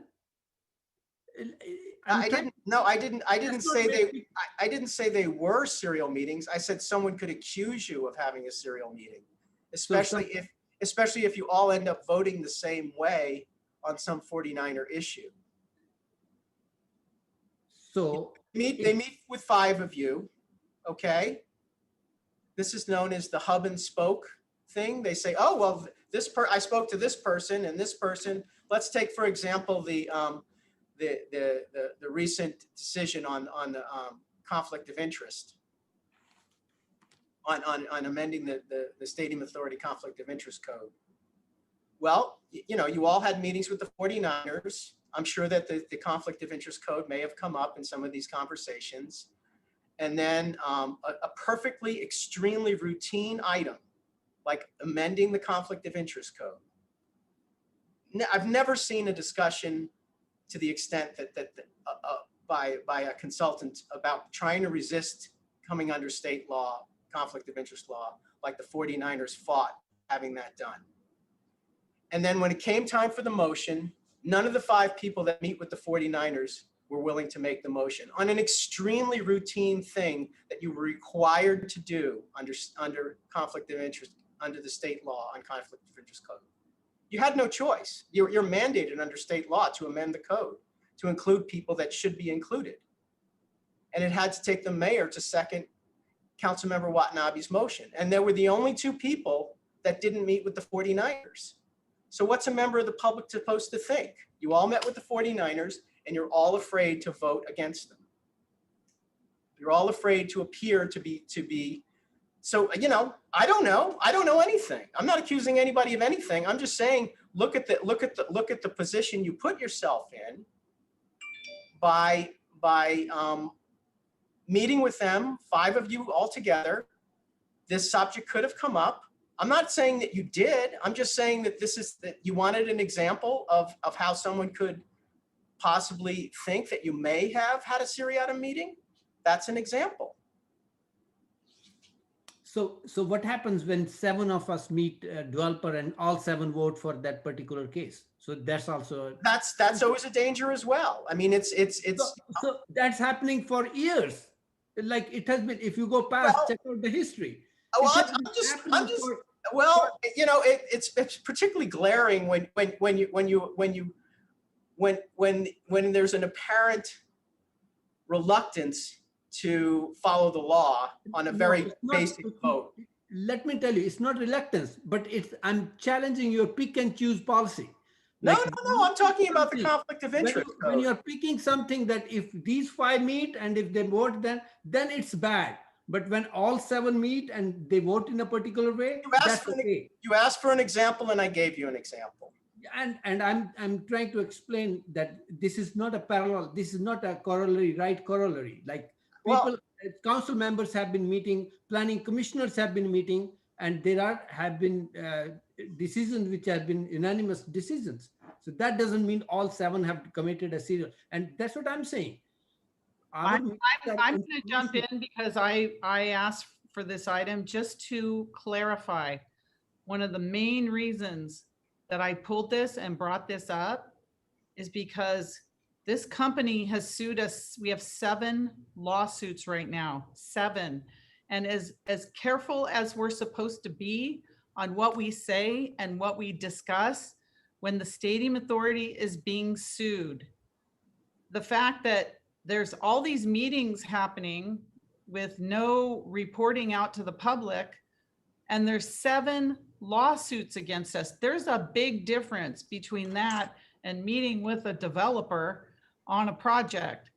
That there is, if you can't talk about things, and you've already discussed things that you've talked about that deal with our litigation, it puts us at risk. It not only puts us at risk, that the public has no idea what you're talking about. And I appreciate Authority Member Becker telling them to come to the meetings. I think that's really important. And it's so high risk that 5 of you are meeting when we have 7 lawsuits. Tell me any parallel situation now or in the past with the city having this many lawsuits with a business in our community, a partnership business. There is none. There are no parallels to this. It's pure and simple. Just disclose if you don't want to disclose, say, I don't want to disclose. It's none of your business, public. I can go talk and do whatever I want. That's fine. I just want to get it out there because especially you, Vice Chair, you made such a big deal about the staff really detailing the minutes of the meetings with the 49ers, which I thought was great. Now we have records. That's what I'm asking you for now. That's all. That's what I'm asking you for. So going off on these tangents about developers or whatever, it's different. Show me a parallel situation. I can't think of one. I stand by that, and I wanted those minutes to be made. And you know, me and Karen Hardy do not have a staff to make minutes. Let me put it this way, right? And if you ask me what we discussed, yeah, that's what we have not discussed any lawsuit. Why would we are intelligent enough not to talk about any lawsuit with them. we know anything, any decision making we will do in public with at the council meetings in public. We are not making any decisions. Whenever we are going to a developer, whenever we are going to meet anybody, we are not making, I never ever commit anything, zero. So our aim, like if you're thinking we are making a decision going over there, zip, nothing. We are just trying to see what is their side, what they are trying to communicate. Like They should come to the public and tell us their side. yes, I am responsible to public. I'm trying to tell you. They should come to the public and tell us their side. Why should you know their They side? should. They should. But board members don't know their side and the public doesn't know their side, but you know their side. As Council Member Anthony Baker has mentioned, I have also mentioned, I have also requested them to come to the meetings. Good. I've also requested them to come to the meetings. So just blaming some council member just because they are meeting them is Again, not a correct way of you've doing it. taken it on as a blame. You've put a different No, narrative. on make a this. standard policy. I'm May- just may asking you Gilmore. to disclose to the public what you're meeting behind closed doors. What are you talking about? That's all. Mayor Gilmore, like Councilmember Anthony Baker mentioned, don't pick and choose. Make a standard policy. Whatever, whosoever meets any lobbyist, whosoever meet any developers, whosoever meet any, everyone will have to submit the minutes. Thank Yeah, you. of course. We will have clear-cut policy and we will do that. Authority Nothing. Becker, followed by Jane, then I'm going to go to the public. Thank you, Mayor. So just to be transparent, I met with, myself, Councilmember Jane, Councilmember Park, and I think even Councilmember Hardy was in there once in a while. We would have these meetings with staff, City Manager Santana, City Attorney Doyle. They'll give us briefings. They'll give us information, on the stadium, on the relationship with the 49ers. And then I hear the other side from the 49ers and what's going on. I mean, it reminds me kind of like separated parents. You're hearing one side and then you hear the other. And so that's kind of what I'm doing in my job is I'm hearing both sides of the story. I do agree that, okay, well, then maybe they should be here in the public. But with that, considering that this motion has been made, I would like to go and make a friendly amendment. And my friendly amendment is that we make a blanket clause that would include everything from unions to developers to any lobbyist. I think this should be a very blanketed policy, and I would be glad to stand by that to provide that information. Well, this is a stadium authority item, so you may have to bring that back to the city council, put on a council item. This is regarding the stadium authority. Okay. Authority member Jane, followed by Park. And Yeah, we have multiple lawsuits with the city of San Jose, and I have met fairly regularly with San Jose council members. So is that a case of lawsuits? I'm curious. I don't know how multiple lawsuits we have with the city of San Jose.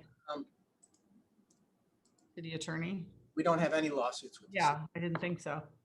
I thought we had one about transportation on the north side.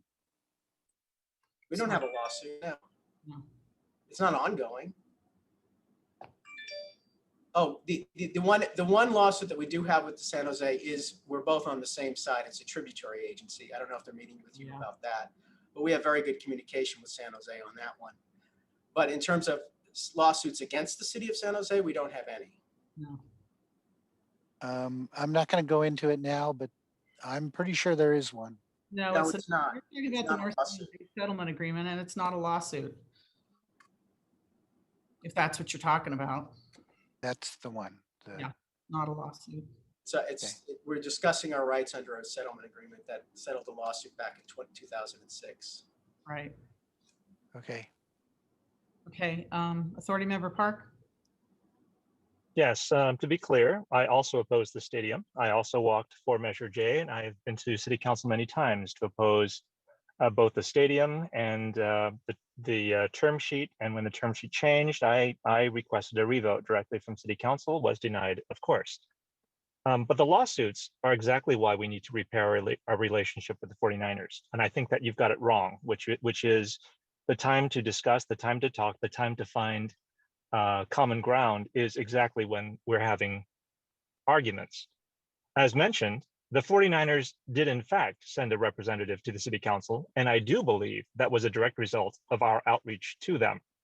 I also stated emphatically that it is very difficult to support a partner that does not show up. And I think they took that relatively seriously because I was not shouting this at them. Don't think anyone in the meetings is shouting things at them. I have no problem sharing my notes. In fact, I will take this under serious advisement. But let's get to the reason why this is actually necessary. When you have a city attorney who accuses new city council members of accepting campaign funds from the 49ers within the first 2 hours of taking office, and existing city council members spewing the same type of vitriol, even at this meeting, and the city attorney states that he does not want to accuse council members of anything while accusing us of a very specific issue with very base assumptions. When staff has lost objectivity and we sit on a council with combative support, it makes hearing the other side of the story from the other side a basic requirement. I'm not asking them for deals. I'm not asking them to give us anything. I'm asking for clarity. As far as I know, both sides are unreliable. And perhaps making both sides known is a good idea. That said, I hear another idea, which is separating stadium authority meetings out from main city council meetings, as they used to be, would probably be a very good idea and more time efficient for main city business. And I would like to see this. Again, we need to think about why this has gotten to the point that it is. And I think that having anyone having calm,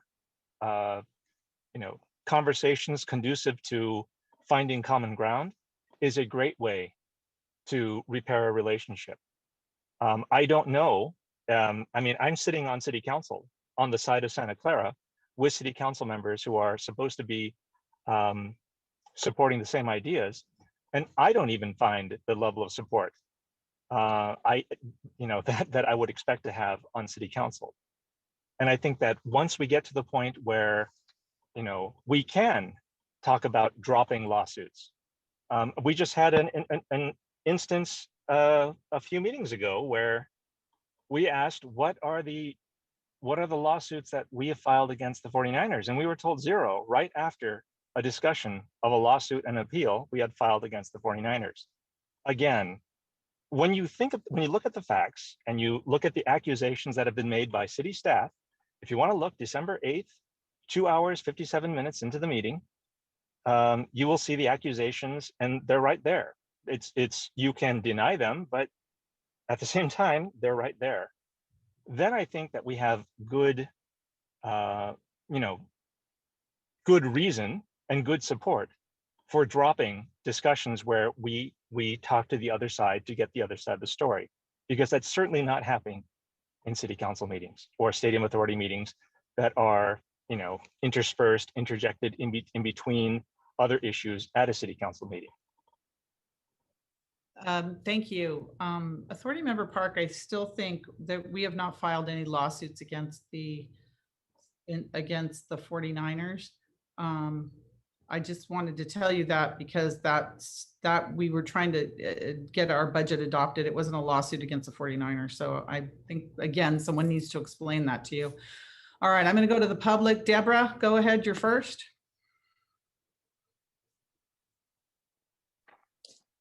Number one, that document that you pulled from the consent calendar should never have been in the consent calendar. Can we please make sure it doesn't go there again, please? That's bearing information and we've been through that hell before, and let's not keep doing that again. Lisa, you're being a little arrogant about the clarity. I witnessed yourself, Teresa, Debbie, and Kathy having illegal Brown meetings that violated the Brown Act yourselves at the Habit, at Denny's, and in other places. So let's not be so high and mighty. Those were violations of the Brown Act that you and your girls used to get together. So let's not, careful what, when you live in a glass house, which way you throw the rocks. What we really need is Santa Clara and the city manager have created an adversarial situation with the 49er, and they ought to look in the mirror. That's how this became such a damn mess. I like the idea of having minutes published by yourself and by Kathy that show minutes when you talk to the developers, when you talk to the lobbyists, when you talk to what's his face from the Santa Clara News, when you talk to Related. Let's see it all. We need a whole lot more sunshine in Santa Clara, and I think a sunshine ordinance is probably finally in order. We need to also go back to posting all legal documents that have been filed by and filed against the city of Santa Clara. We used to have that on a regular basis. Those are public documents, and we should respect the public and have those available on the Santa Clara website, so there wouldn't be an issue of what documents and what lawsuits exist, both against and filed by Santa Clara. Mike used to do that on a regular basis. It's not a violation of anybody. Just make it public to the public. Again, let's have that sunshine shine on everyone for everything, Lisa. Thank you. Benjamin, go ahead. Hi, Ben. I am homeowner up in Northside. First off, I want to say I don't care who voted for or against the stadium. I don't care what happened in the last election with money. I care what's going on right now. I just had two things I wanted to mention. One is that just remember just a little bit ago, Apple got sued with antitrust on a hub and spoke issue. And in that case, every single company they went and talked to as part of that conspiracy, what they were talking about would have been fine if they were talking about it just with them, because they talked about it with enough people, even though each of the individual companies thought they were okay. In together, they got in trouble for it. So it is something which there's at least a perception issue there, just to be aware of when large groups are talking to entities outside of the sphere. Perhaps more importantly, kind of to answer Councilmember Becker and Jane's question about what is being discussed in the public. I'm obviously very active on Nextdoor and up in Northside, and I think just because that's not really visible to everyone outside of Northside, it's usually pretty hard to get people involved. There's been, I want to say, 6 to 8 threads on the stadium in the last 2 weeks, and one of them hit 100 comments. People on both sides of the issue. The primary thing they're talking about actually is the curfew, and I believe it's the issue that got pulled from the calendar this week and was actually on the previous meetings. It also got pulled there, so a little bit of jerking that one around. But I think those people, there's a petition and everything, would be interested in knowing if there's any conversations relating to that topic happening outside of the public area. And I guess Councilmember Hall, you wanted a direct question, so I'll ask it like this. Has there been discussion about the curfew in these meetings? And how many hours of discussion has that happened? And I'll throw that at any council member. And if the answer is no, great. But if there isn't, we'd like to know. Thank you. Thank you, Ben. Jeff Houston. Go ahead, Jeff. Thank you, Mayor, for suggesting that council have this transparency. I agree with you wholeheartedly. I'm happy to see that our new council is talking with our business partners. From my experience, healthy communication results in healthy relationships.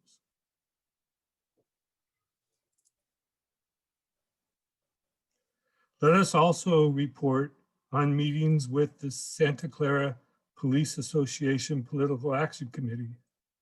Related Santa Clara contributed more than $850,000 to the police association in the last election. That's nearly $1 million. The public would like to know how the association decided that $50,000 of that went to support Kathy.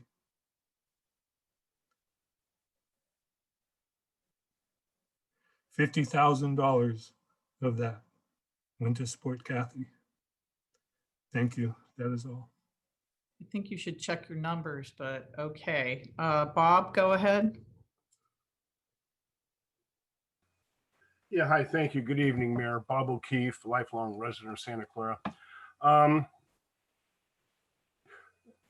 I'm all for transparency, and I think transparency is great. I'm all for communications, and I think communications are great. But as council members, you work for the public. You do not work for the San Francisco 49ers. So as a member of the public, and also for your council members and city staff, I would appreciate that any meetings that you have with anybody is discussed in pretty much detail. I believe at the end of the meeting, every meeting, there's a time for people to talk. For months and months and months, I've never heard any report on these meetings, and I still haven't heard a report. I know Councilmember Hardy and Councilmember Charles have been meeting for a long time. Councilmember Jane has stated back when he was even on the planning commission that he would meet with the San Francisco 49ers. I was very confused why a planning commissioner would be meeting with the San Francisco 49ers. Perception is a big deal. The reality is the San Francisco 49ers contributed $3.5 million for 3 persons to be elected to council. That's true. All the members are stating they didn't ask for it. They didn't want it. It just happened. So I would like to ask Council members Hardy and Council member Chahal if they will be running in the next election, if they would publicly ask the 49ers not to make any independent expenditures either for them or opposing their candidate. And that will alleviate a lot of problems in the future about supposed this money that nobody wants to take credit for. I think it's transparent if you do it, and I would ask that you do it now and in the future, because we will be asking again. Thank you. Thank you. Any other member of the public want to speak? Okay, going back to the authority board, we have a motion and a second to approve the note and file the minutes and ask the people that are council members that are meeting with the 49ers to disclose to the public. Authority member Park. Yes, thank you. So about the lawsuits, I would like to, point your attention to case number 20CV366845, which is Santa Clara Stadium Authority versus all persons interested et al. Order on demurrer of 49ers Stadium Management Company, LLC, and 49ers SC Stadium Company to the plaintiff's first amended complaint. It's these types of statements which are made asserted with great confidence, which put doubt in the minds of some of the city council people. And this is why we need to hear another story. When we've got city staff and city council people who are supposed to be, the veteran people on council, helping to guide the city council, the newer members of the city council, then it becomes imperative that city council finds information any way they can. I did hear Mr. Houston's request, and that request was also for all meetings. I think that this is a good idea. This is a stadium authority item. Authority attorney, could you please? Yes, I would be happy to clarify the fact that that lawsuit was not a lawsuit. Was not a lawsuit against the 49ers. It was a lawsuit. Basically, it's an action in rem. It means it's not suing anybody in person. It means it's just saying to the world, we think that this is the proper way for a court to decide that the budget passed by the Stadium Authority Board is the only valid budget of the Stadium Authority. And the court simply said, you used the wrong code section, but we did not name the 49ers in that lawsuit, and we did not sue them. They chose to appear in the lawsuit to challenge the right of the public to declare that the Stadium Authority budget was, in fact, the legitimate budget enacted by your representatives on the board at the time. But isn't that just semantics? Meaning, is there another entity that would be better to defend against that? It's not semantics. It is not semantics. It is actually what happened. That is not semantics. We had hoped the 49ers would not enter the lawsuit, and that the court would declare it a budget that is valid. I don't understand why anybody would not want a determination that the budget passed by the legally elected representatives of the Stadium Authority was not the valid budget of the Stadium Authority, and subject to the will of the people as enacted through their elected representatives. It's the 49ers who challenged that idea, We And these are the types of never discussions seen- that make me we want never seen to the separate stadium authority from city But- council, main city council meetings. Thank you. Okay. Thank you. Whatever. Okay, so let's move on. Vice Chair Chahal. Thank you, Chair. So, given the position we are in right now, I will not be supporting the motion. I will be supporting the motion if Council Member Anthony Backer's friendly amendment is added to that, or bring these things back after comprehensive discussion, which should apply not only to this entity, but to the all council entities, all council appointments, outside agencies, and city council agencies. Let's bring that comprehensive this thing, and I will be and right now, if any resident has any questions about it, I'm there to answer, and I'll be more than happy to answer what me and Council Member Hardy discussed with the 49ers, and I'll be answering that. I'm very transparent on that, nothing to hide about it. But current motion, when we do Member Hardy should speak for herself. I always recommend people speak for themselves. it doesn't matter because we go to the meeting together, so I can speak. For But her? No, I don't think so. I'm not her. I'm not her, but you should not be speaking for her too then, please. I'm not. You are. You are. Becker, go ahead. Based on, so this is for the motion that's on the floor. This is to either just approve that 5J, or is it to just approve? The 5J and ask the council members, authority members. This is again a stadium authority item. Authority members that meet to disclose to the public what they're meeting about.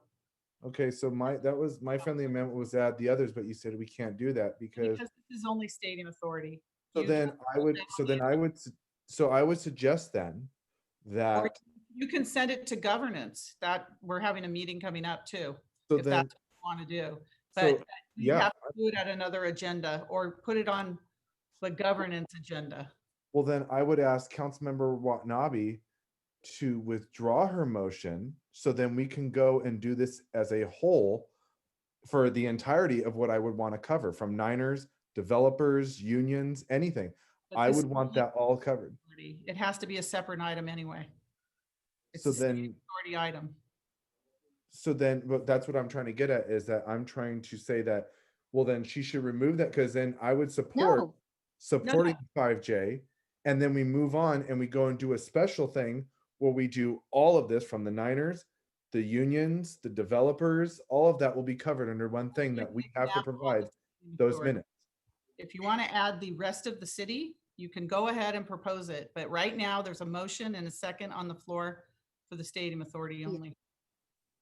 That just doesn't seem, I think we should just take the stadium authority and put it with the other, the developers. No. It Separate doesn't make entity. sense. I mean, It's a separate entity than the city. Stadium authority, we're sitting as the board of the stadium authority now. Those other things you're talking about are city related. All Okay. right, we have a motion and a second. I'm calling for the question now. I'm Councilmember sorry, but it sounds like a kangaroo court. It's not. You've had many times, all of you have had many times to speak. Yeah. We're repeating now. So Councilmember Watanabe, your motion's still on the floor and a second. Yeah. I'm ending discussion and calling for a vote. Assistant Stadium Authority Clerk. Board Member Watanabe, Yes. Vice Chair Shahal, I will not be supporting in the current form. Let's make a policy, bring it back in a comprehensive fashion so that we can all be transparent in all the affairs. So no. Board Member Hardy, No. Board Member Park, No. Board Member Jane, No. Board Member Becker, Nope. Chair Gilmore. Yes. Okay, that fails. So is there another motion to at least note and file these reports and dates? I'll make a motion to note and file. Second. Motion second on note and filing only. Is there discussion on noting and filing? Vice Chair? Madam Mayor, I think I've missed lowering my hand earlier. All I made right. some comments. Authority Member Park on noting and filing the minutes. Yeah, just clarification, which is I do see the separation between the consent calendar for city and stadium authority consent calendar items. If we must consider them separately, should we consider two separate consent item? Should we have two separate consent item motions, one as stadium authority, one as city council? I think that we've been lumping them both together. And from what I understand and what I've heard, this is not correct. Let me explain to you that when we start this meeting, we open as the city council and also as the Santa Clara Stadium Authority Board. So we have the authority to do that. Understood. Then I don't understand why we can't talk about a lumped item as the stadium authority and city council, joint city council and stadium authority when it comes to other policies. But This again, if it is the policy to keep them separate, then I will also repeat my suggestion that we separate the stadium authority from main city council meetings, shorten the main city council meetings and have a separate stadium authority meeting like we used to do. Or, we follow it another way and say we vote on stadium authority consent items and stadium authority items separately from regular city consent calendar items. Thank you. Okay, we have a motion and a second on the meeting minutes. Members of the public, Deborah?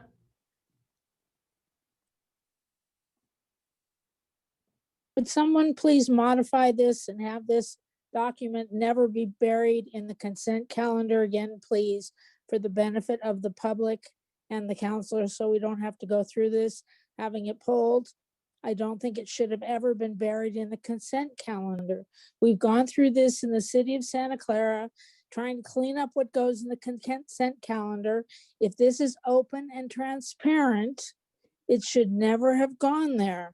Too many things get buried in there, just like the CPRA payout should never been buried in there either. Just like all the lawsuits shouldn't be buried. Everything needs more sunshine, and maybe the council needs to now bring back a sunshine ordinance. But please, someone offer an amendment that says this document will never be put in the consent calendar again. Thank you. All right, usually our minutes go in the consent calendar. Okay, we have a motion and a second. Assistant City Stadium Authority Clerk.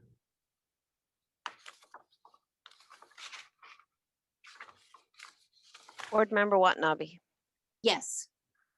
Vice Chair Shahal, Yes. Board Member Hardy, Yes. Board Member Park, Yes. Board Member Jane, Yes. Board Member Becker, Yes. Chair Gilmore. Yes. And that passes unanimously. Next item we have is item number 6, action on resolution endorsing the Santa Clara County Community Plan to End Homelessness 2020 to 2025. Jonathan is going to lead us through this presentation, and then we have some guests to provide the presentation as well. Thank you. Deanna Johnson's moving over now.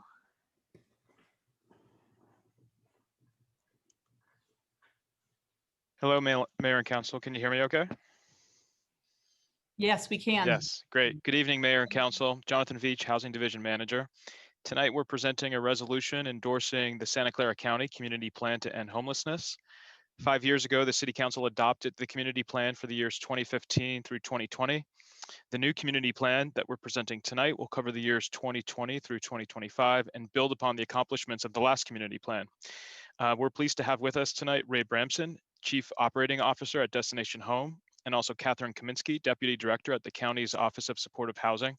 Ray and Catherine will discuss some of the accomplishments from the prior community plan and also some of the strategies and priorities as we enter the next phase of the community plan. So with that, I'll turn it over to Ray and Catherine to walk us through their presentation.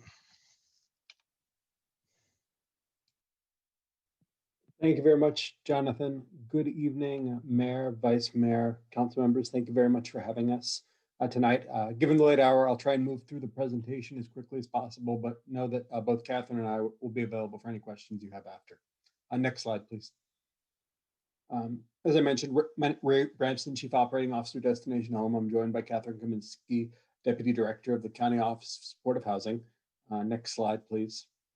This evening, we're here to talk about the community plan to end homelessness for 2020 to 2025. Just a note that this plan, while you have representatives from Destination Home and the county here tonight, this plan is not of any one organization. It's a plan created by the Continuum of Care, which is a broad group of stakeholders that includes cities, county, nonprofit organizations, advocates, and a host of other partners who've all participated. Your own staff, led by Jonathan Veach, were instrumental in helping us to craft parts of this plan. And we bring it to you tonight, not just as our plan or a single agency's plan, but as the plan of the community. In 2015, we launched our first community plan. And next slide, please. The results were phenomenal. Over 5 years, from 2015 to 2020, we housed over 14,000 people. It's the most individuals we've ever housed in that period of time. We also doubled the number of supportive housing units. Those are units for chronically homeless adults, and doubled our temporary housing capacity countywide, shelter beds, interim housing options. We launched a new homelessness prevention system that we'll talk about a little bit later, that is now serving 1,500 households annually. And we led a countywide campaign that housed 1,600 veterans. In 2016, voters approved Measure A, which was the first of its kind $950 million affordable housing bond. And we have created thousands and thousands of pipeline units as a result. Tremendous, tremendous work, first of its kind for its county. Unfortunately, we've run into some challenges. Next slide, please. As I mentioned, we housed 14,000 people, but for every one person we housed over the past 5 years, 3 people ended up on the streets. It's being driven by a variety of circumstances that have only been exacerbated and made worse by the COVID-19 pandemic. Next slide. It's no surprise to anyone here that there's a growing wealth gap. From 2000 to 2015, the top 10% of earners were making more money, and the bottom 12% were making less. So folks that were already struggling to make it paycheck to paycheck actually had less money in their pockets at the end of that period, which meant more and more people were being pushed to the streets. Next slide. In addition, we've struggled to keep up, and I think we've seen this in every city across the county, with the demand for affordable housing. We have a lot of extremely low-income households in our community, over 65,000 countywide. But for every 100 of those households, there's only 34 apartments that they can actually afford. As a result, you have severely rent-burdened families that are paying more than 50% of their rent, income towards rent, and having to make sacrifices every month, which can frequently lead to the streets. Next slide, please.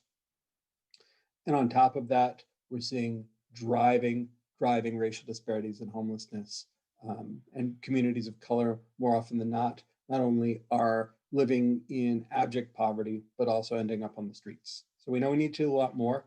And 2020 was really the launch of the plan. And I'll turn it over to Catherine to talk a little bit about what we're going to try and do to address some of these issues. Next slide.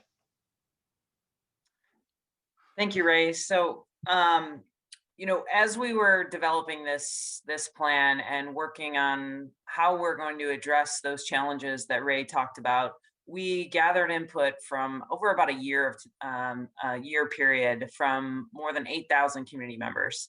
And after hearing from a broad group of stakeholders, we settled on 2 guiding values that we hope are seen throughout the plan. So the first is that as we implement the strategies of this plan, we'll raise the voices of people with lived experience and share power with our unhoused and recently housed neighbors. The second is that we want to focus on policies and programs that are going to reduce the racial inequity and reverse those disproportionately high rates of people of color who are unhoused that you saw in the previous slide. So these are 2 values that we hope are seen throughout the strategies. And the strategies are in 3 core areas. The first is addressing the root causes of homelessness through system and policy change. This is our broadest area of focus and is really trying to get at those systemic causes that Ray talked about. As we do that work, we know it won't be immediate. And so strategy 2 focuses on expanding our homelessness prevention strategies for those who are at risk of homelessness today, and expanding our housing programs to better meet the need of the almost 10,000 people who are unhoused today. As we expand those programs, we also know that there are going to be people who are living outside in the meantime. So we have a group of strategies in our third area of focus to try to improve the quality of life of people who are unsheltered and create healthy neighborhoods for all. Next slide, please.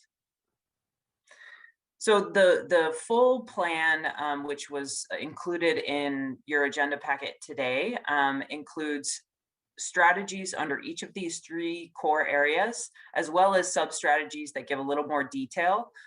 So hopefully you've had a chance to take a look at that.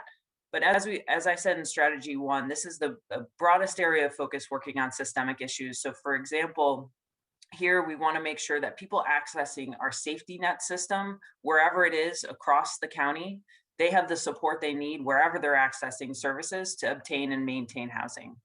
We want to also protect residents from evictions and displacement and housing discrimination, which we know will be particularly important as eviction moratoriums end and as we see the true impacts of the pandemic. Next slide, please. In strategy 2, where we're working to expand the programs that we know have been effective, we have targets to expand the permanent supportive housing programs, our rapid rehousing programs, and to implement a new housing problem solving initiative. We also want to expand that prevention system that Ray talked about as serving 1,500 people today, so that we're serving by the end of this 5-year plan, we're serving up to 2,500 households annually. And while we do this, we want to make sure that our supportive housing system is state of the art, that we are working with people who have lived experience as we develop the system, as we grow these programs, and we're investing in the agencies that we're partnering with in professional development and competitive pay so that our workforce is highly qualified and well-trained to do the work. Next slide, please. In the third strategy around improving the quality of life for people who are unsheltered today, as well as creating healthy neighborhoods for all. As Ray mentioned, we doubled over the last 5 years, we doubled the number of temporary housing beds that we have across the county. We want to double that number again so that more people have a warm, safe place to sleep at night and access to meals and hygiene services. We also want to increase street outreach and hygiene services and transportation so that folks that are living unsheltered have access to more services, including mental health services, substance use services, and specialized teams such as mobile crisis teams. As we do this work, we want to work with a broad cross-section of community partners, our unhoused neighbors, our city jurisdictions, our nonprofit partners, to make sure that we're meeting the needs of each of the groups involved. Next slide, please. So we set some aggressive targets for the next 5 years. In terms of that, we know that we have to reduce that inflow in order to reduce the number of people who are experiencing homelessness today. So we set a goal to achieve a 30% reduction in the annual inflow of the people becoming homeless for the first time. That goal was set before the pandemic hit, and we will be reassessing that as we know a little bit more about the impacts of economic crisis brought on by the pandemic. We set a second goal to house 20,000 people through the supportive housing system, so to do even more than we did over the last 5 years. We want to expand the homelessness prevention system to 2,500 households a year. Again, double the temporary housing and our shelter capacity. And as we do this work, ensure that we're addressing the racial inequities that are present among our unhoused community, and track and report on progress towards those goals. Next slide, please. So while the pandemic brought a lot of challenges for our homeless community, our service providers, and the way that they're delivering services, we also were able to make a lot of progress over the last year. So we have created, the county in partnership with the city of San Jose and other partners, created a shelter hotline that has connected over 5,000 households to both our congregate shelter sites as well as our non-congregate shelters, which are our hotels and motels that are still operating today to protect those that are medically vulnerable. Destination Home and Sacred Heart have distributed over 31 million in direct financial assistance to over 14,000 families across our community via a 70 agency partnership.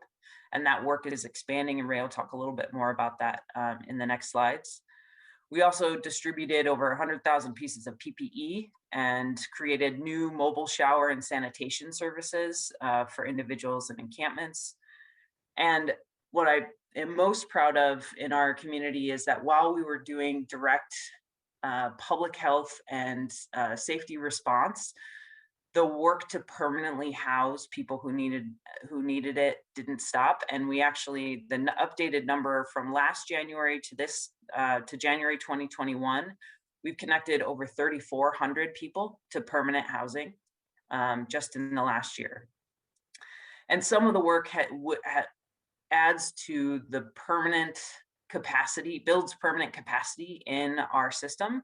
And that includes over 500 units of temporary housing communities that have been stood up just in the last year to help provide interim housing opportunities. Those are in both in San Jose as well as in Mountain View. Next slide, please. So I'm going to turn it over to Ray to talk a little bit more detail about the rental and financial assistance that has been provided, as well as what's in the works for the next several months. And I promise we're about to wrap this up really quickly. I just think it's worth pointing out that the prevention system that we talked about at the beginning of this presentation that was serving 1,000 households before this pandemic started was radically transformed. It was impossible to plan for the impact on tens of thousands of Santa Clara County residents. And we saw an overwhelming demand. Fortunately, with public and private partners, we were able to raise over $30 million and get help out to nearly 15,000 households, providing them with direct financial assistance, rent payments, utility payments, and basic needs support to survive. Next slide. In this pivot, we saw that 77% of the people that we were serving and that were seeking help were extremely low income. 95% identified as people of color, and 68% included children. These are very poor families coming from some of our most heavily impacted neighborhoods.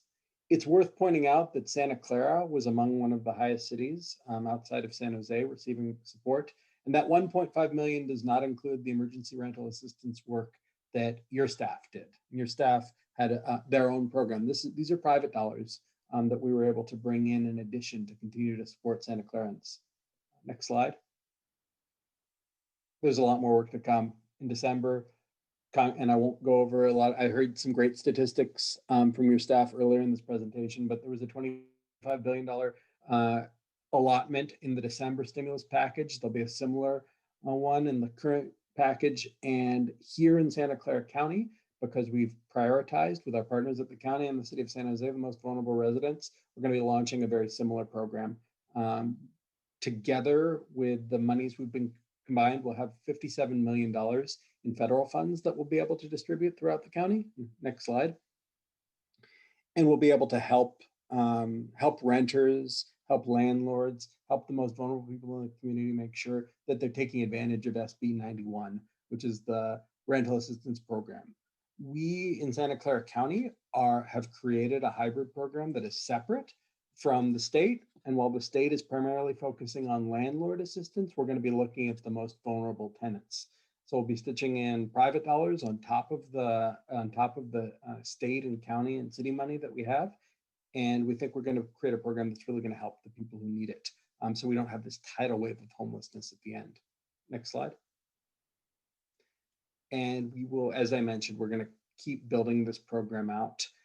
While the state program is launched this week, we're expecting to launch ours by the end of the month, and we'll be rolling out to communities just like Santa Clara. Next slide.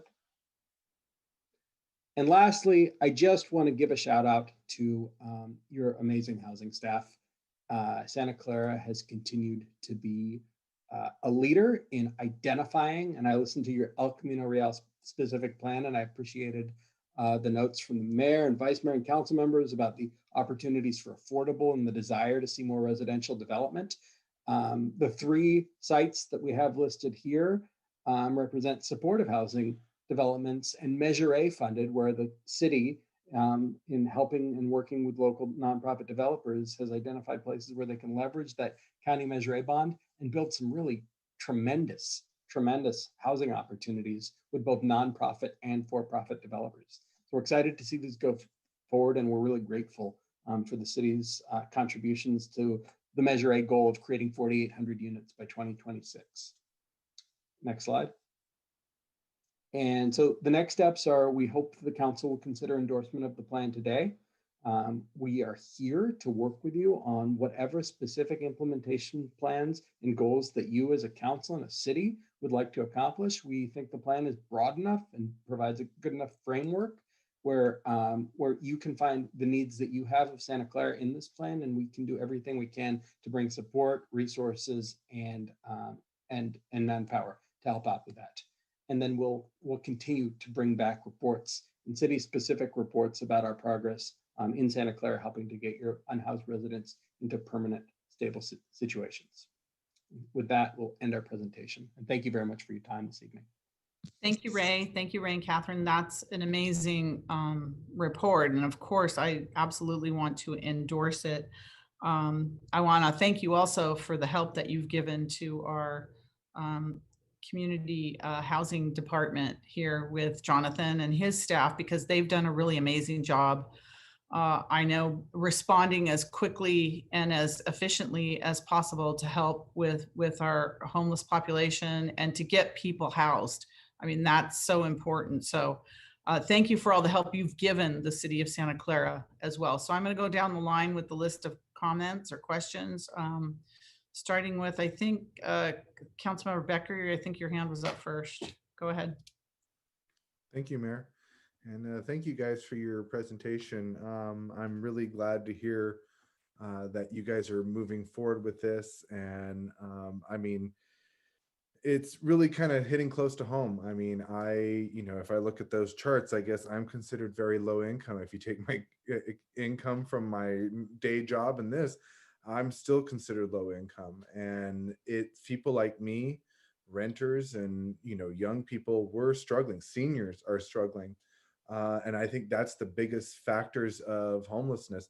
I know in my community of the LGBTQ plus community, a big factor is the youth that are often homeless, because most of the time, they are kicked out of their homes. They have nowhere to go. And I know a lot of Billy DeFrank centers working on a lot of those issues. But at the same time, what you guys are doing is you're really kind of providing that extra hope, that olive branch for them. And I'm glad to see that. I mean, seeing that you guys are, I saw on the shelter hotline that you're connecting 5,000 households. I mean, that warms my heart. I mean, you're providing hygiene services. That is things that we need more of. Rental and financial assistance. That's something that goes a long way, because I know people that are struggling, are drowning, and they're looking for a lifeline. And I think what you guys are doing is providing that lifeline. When I see a lot of the homeless areas, like for example, near my work in Mountain View, there's what they call RV Alley. And a lot of people consider it to be frowned upon. It shouldn't be. These are people that I actually work with. They are sleeping in their motorhomes because they live all the way by Yosemite and they can't afford to live here, and they're coming here just to work, and they're living in a motorhome. These are people that just can't afford a place to live in this area, and we shouldn't be treating them that they're a different class or anything. They're actually people that live and breathe. And I like how you guys are pushing forward on these plans to end homelessness, to bring equity to our community. Seeing the right here, I wrote down about the Kiefer apartments and the Agri-Hood. Those are 2 projects I was really happy to support on the Planning Commission, because like I said, as a renter, as somebody that's young, and we're all trying to establish ourselves, this is a helping hand for people. And, you know, I just recently got my own place, and, you know, $2,800 a month is not affordable. It is, you know, it takes basically a majority of my income. And so seeing that you guys are that bright light at the end of the tunnel, it kind of makes me feel good. It makes me feel good for my aunt who is out there homeless, that she's able to have somewhere to connect to. The thing that I really want to, you know, elaborate on is the filling the cracks. And I think that is something that I think our public that would really like to be involved in, connecting people to these services. We need to be a little more concerned with, you know, the well-being of the homeless. And I think these are the right steps. That is why I'm, you know, when it's ready, I'm willing to make a motion to adopt a resolution endorsing the Santa Clara County Community Plan to End Homelessness for Why don't you do that 2020. right now? Sure. I'll make a motion right now to Second. adopt a resolution endorsing the Santa Clara County Community Plan to End Homelessness for 2020 to 2025. And thank you again for your help. Yeah, I second that. Motion and a second. Councilmember Watanabe. Thank you, Mayor. I thought I was further down on the list, but I appreciate the opportunity. Thank you very much, Ray and Catherine, for the presentation. And thank you, Jonathan, for bringing them here this evening. I'll tell you firsthand that I had an opportunity to work with Jonathan when a woman that I was working with who was on the verge of homelessness. And I learned so much, and how vulnerable people are, and how when they have the opportunity to be housed, how important it is to keep them housed. And because for them to lose that, then to get them back into a home is that much more difficult and harder. So I'm glad that you brought this forward tonight. Santa Clara has done a great job in the past and currently still with affordable housing. And when the redevelopment agencies were abolished or dissolution of the redevelopment agencies really had a profound impact on every city's ability to be able to provide affordable housing and senior housing. So thank you so much for taking this upon yourselves, because there is a great need right now. And to make sure that those residents do have a safe place to live. I wanted to ask you, where are the majority of these units right now? There's a lot. Yeah, I mean, the majority of affordable housing development in general is really concentrated in the city of San Jose, but it's, you know, it's proportionate to its population. As the city of San Jose also has the largest homelessness population in the county. I would say, though, that on a per capita basis, Santa Clara is one of the leading cities in terms of the number of supportive developments that you have in your pipeline right now and that you're bringing forward. So, but by sheer volume of number, San Jose is where the concentration of developments are right now. Okay. And then there was a comment about RV parking. Do you work with residents in RVs trying to find them some permanent housing? Because I mean, there's a lot of people living in RVs in the city of Santa Clara, and kind of spread all over. And it would be nice to find them some permanent housing. I know our police department has reached out to them to try and encourage them to seek permanent housing, but a lot of times they're a little bit reluctant. But what do you do in a case like that, or what can we do to try and get these people out of RVs and into more permanent housing? Yep, thank you, Councilmember. We do work with people in any kind of living situation, including folks in RVs and vehicles. I think in our last point in time count, our number of folks that were staying in vehicles increased quite dramatically across the county.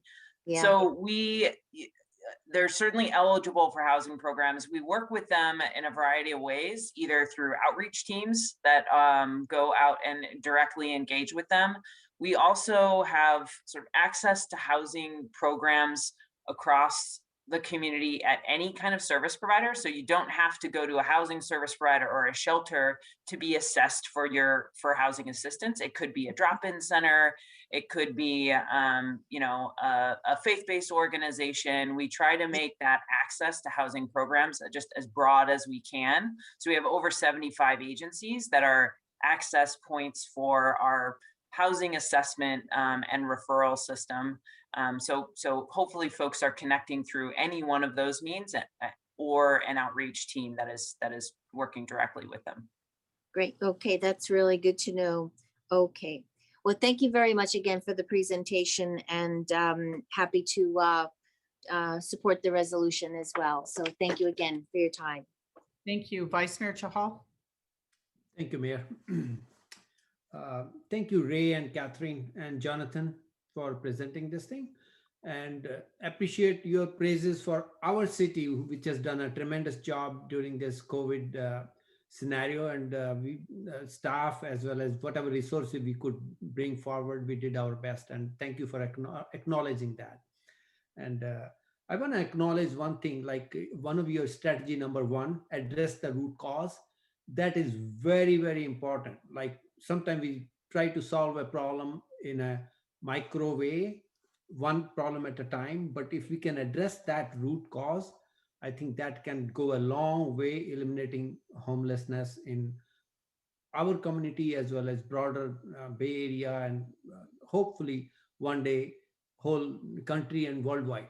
Hopefully that's, and I'm very impressed with the mobile shower and sanitation.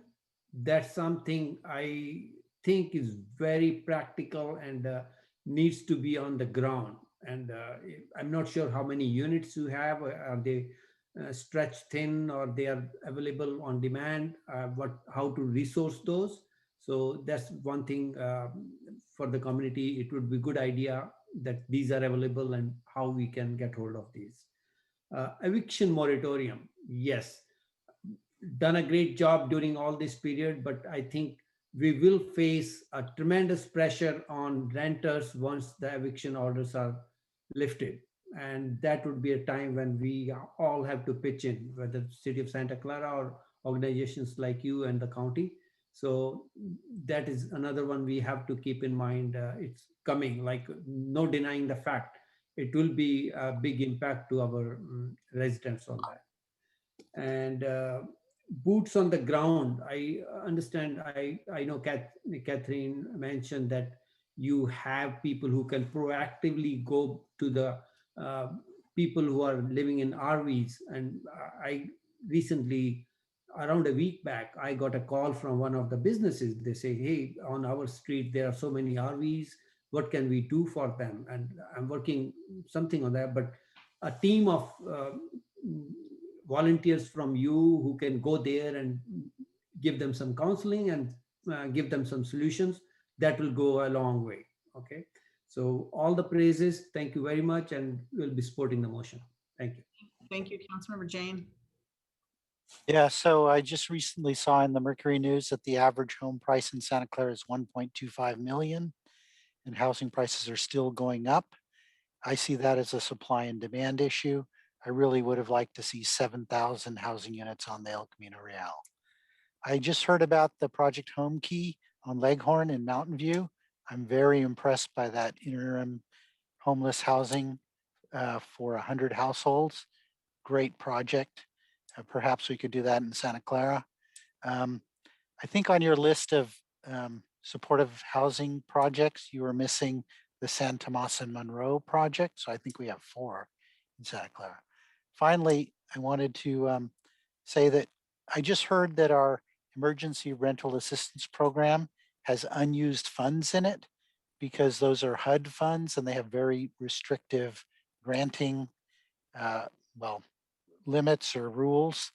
And so I want to understand how we can better support people with non-traditional housing situations, people without leases. So is that part of your? Yeah, so I'll let Jonathan speak to the Santa Clara program, but I think the design of the program that I was discussing is exactly for those types of people. And because we've been able to, and successful at raising a fair amount of private funds, we're freed from a lot of the restrictiveness of the program. For people living without leases, people renting rooms or garages, folks that have concerns about documentation. We've really found that in a lot of those cases, we have to do direct financial assistance with those individuals, and it's much easier to use private funds. So, the state's money is going to be best for landlords. The local money that's coming here from the government is going to be really good for people with traditional leases, and then the private dollars kind of help fill those gaps where we can't quite use that really restricted federal money. So that's how we've been more successful in getting funds out to a greater number of people in a wider variety of situations. But I've heard it's not an uncommon situation in a lot of cities that have had trouble spending the federal dollars because of some of the restrictions that have been applied. Thank you. Councilmember Park. And then we're going to go to the public presentation. and then vote. Do we have any programs educating people about EIP returns, economic impact payment returns, and walking people through returns so maybe they can get stimulus payments, especially for people who may be language impaired? I believe they need a date of birth and a social security number, which is often problem number 1, and perhaps an address, which is problem number 2. But the stimulus funds will be put on a debit card, and I think this can be done at many tax return offices. So again, I think this is a good way to give some monies to people that's already been allocated that wouldn't even come from us, and it would be, in some cases, life-changing amounts. I think somebody who has 0 that gets $1,400 or more, that would be very interesting. Also, during wintertime, there are many, I think, a lot of temporary ideas that we can look into to keep people safe, even if we can't permanently house them, if it takes some time. For example, creating temporary housing near air-conditioned buildings that often have heat exhaust. Buildings such as data centers, which don't have many people to begin with and are in different areas, or larger buildings that have heat systems. If we could find some way to use the heat to keep people safe. I don't know if we are thinking about programs like this. Meaning, well, I also believe that if we use the community, for example, if we brought this kind of idea or these kinds of challenges to the Boy Scouts or other Scouts, Explorer Scouts, or other groups, Girl Scouts, that maybe they could come up with ideas that we could help them with or try to implement. I'm just looking for different ways to keep people safe, and looking at the tier right below people who are about to go homeless or low income, looking at no income. Thank you very much. Thank you. So we have a motion, a second, but we have a member of the public, I think, is waiting to speak. I think that was Benjamin. Go ahead, Benjamin. Hi, I'm Ben. I'm a Santa Claran and I'm a homeowner here. I find some issue with the plan. Homelessness is a huge problem in California, and here in the Bay Area, we have a massive housing shortage due to the years around the building. The causes are, of course, myriad. There's years of perverse incentives that push communities against growth. But one thing we know is the only way we can get out of it is either get people not to want to live here or do a massive residential build out. I like that the 2015 plan shifted us more towards prevention and away from just targeting the visible parts of homelessness. But when I read the 2020 plan, I don't see a lot of focus on that development issue and those sort of root causes. And perhaps more damningly, it has mentioned in there support for rent control, which is an incumbent benefiting policy that hurts housing development. Such a policy helps incumbent renters at the cost of those who want to move in or are new to getting housing in the first place. It also pushes developers away from renting models onto home ownership models, which tend to be less dense. We need large-scale solutions for this problem. We should find a way to enable a large-scale housing boom. We also, projects like Project Kylie Towers here in Santa Clara. We also need to be building out and institutionalizing these kind of broad-based homeless prevention programs. For example, it makes perfect sense to me that if we would have something like unhousing insurance, or we have unemployment insurance, where residents are guaranteed a few months of shelter if they get an expired lease or have lack of payment, perhaps paid for a residential square footage-based property tax. We also need to resource our police department so they have tools for dealing with people in crisis beyond just taking them to jail for the night. We're not going to build our way out of this purely with affordable housing set-asides or tax subsidized housing. We're certainly not going to do it with a massively negative housing policy like rent control. I do think we need to have really systematic, deep fixes for this problem, but yeah, particularly with rent control in the plan, I don't think it should be supported. Thank you, Ben. Do we have any other members of the public that would like to speak? Okay, I don't see any, so we're going to go back to the council. We have a motion and a second. Just wondering, hold on a second here. Ray, did you have any last comments that you'd like to make? And again, we appreciate your time tonight, and I'm sorry it's so late. Not a problem at all, Mayor. No, I just, on behalf of myself and Catherine, I just want to say thank you so much for your time this evening.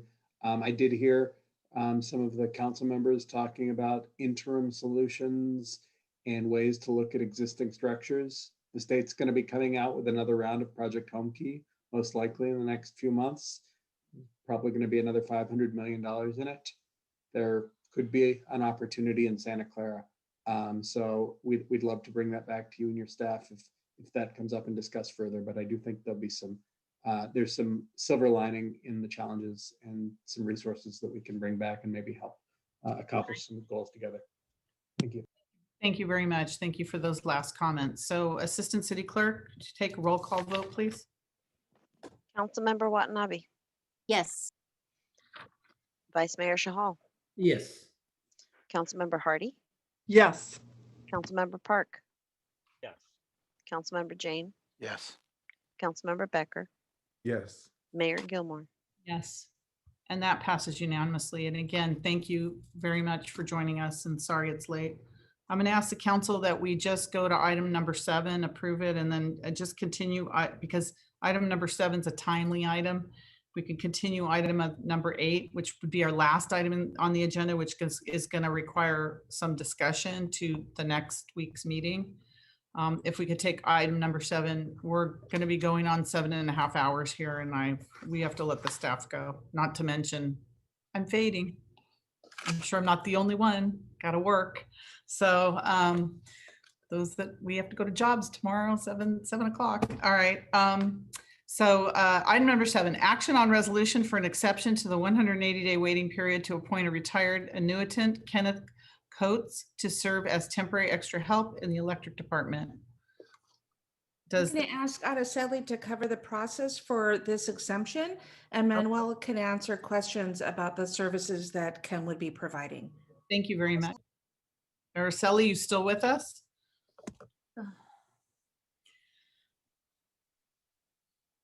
Is she still here? You know what, Mayor? I think she dropped off. I'm Okay. trying to text her if you give me a minute. Do we have In the meantime, Manuel, can I ask you just to cover the reason why we're making this request from a service perspective? And then Araceli can speak to the process. Yeah, thank you, Deanna. Happy to do that. Good evening, Mayor, members of the council. Manuel Pineda, Chief Electric Utility Officer.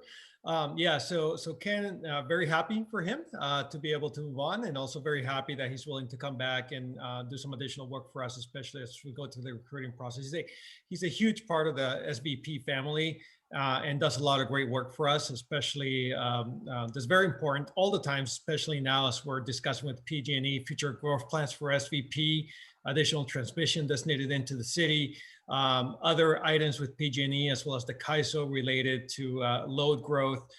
So of course he does a lot more than that, but those are some significant items. I'll touch on some of those as part of the quarterly report that's coming up for you in the next couple of weeks. And we definitely would like to have him back during this period, and we're glad that he's willing to do it. And this will be a priority position for us to start recruiting as soon as possible as well. So between PG&E, CAISO, load growth, and a few other elements, it's important that we don't have that we have some coverage in that position while in the near term for both recruiting and training whoever takes over the spot. All right, and my understanding is that Sue can walk us through the process for hiring an annuitant in lieu of Araceli.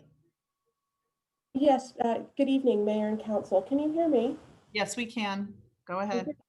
Thank you.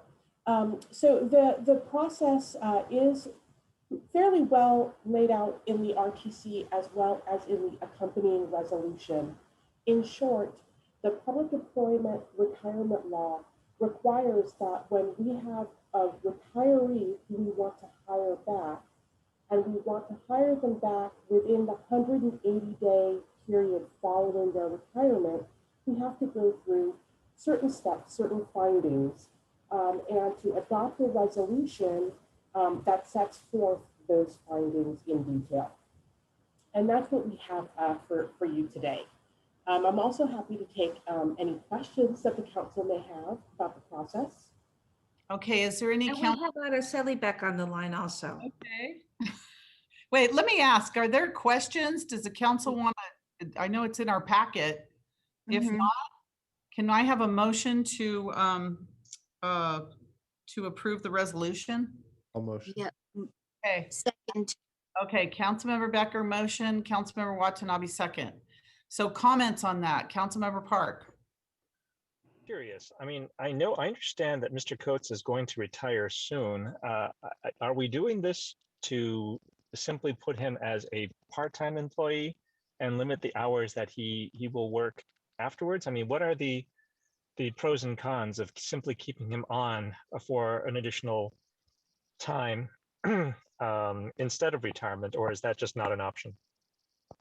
It's not an option. The employee's made a decision to retire, and he's amenable to coming back to help us through our service needs on a part-time basis. And so, as you noted, Manuel Pineda made the offer, thanking him and congratulating him. And generally, that's often the case.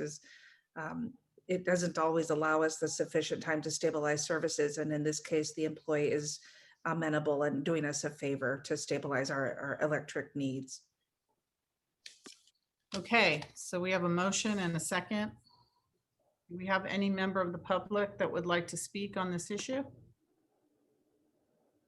Okay, seeing none. Assistant City Clerk.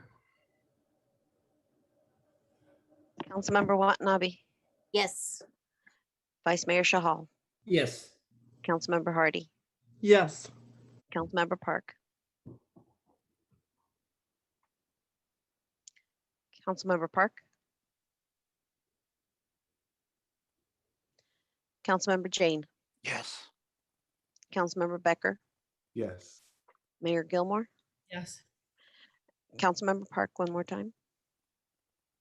All right, that passes. Did you not hear me? I did not hear you.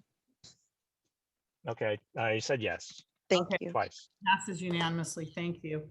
Could I ask if we could have a motion to continue item number 8 until next week? I'll motion. So move. Motion by Councilmember Becker, second by Councilmember Jane. Any discussion, member of the public, anybody? All right, Assistant City Clerk.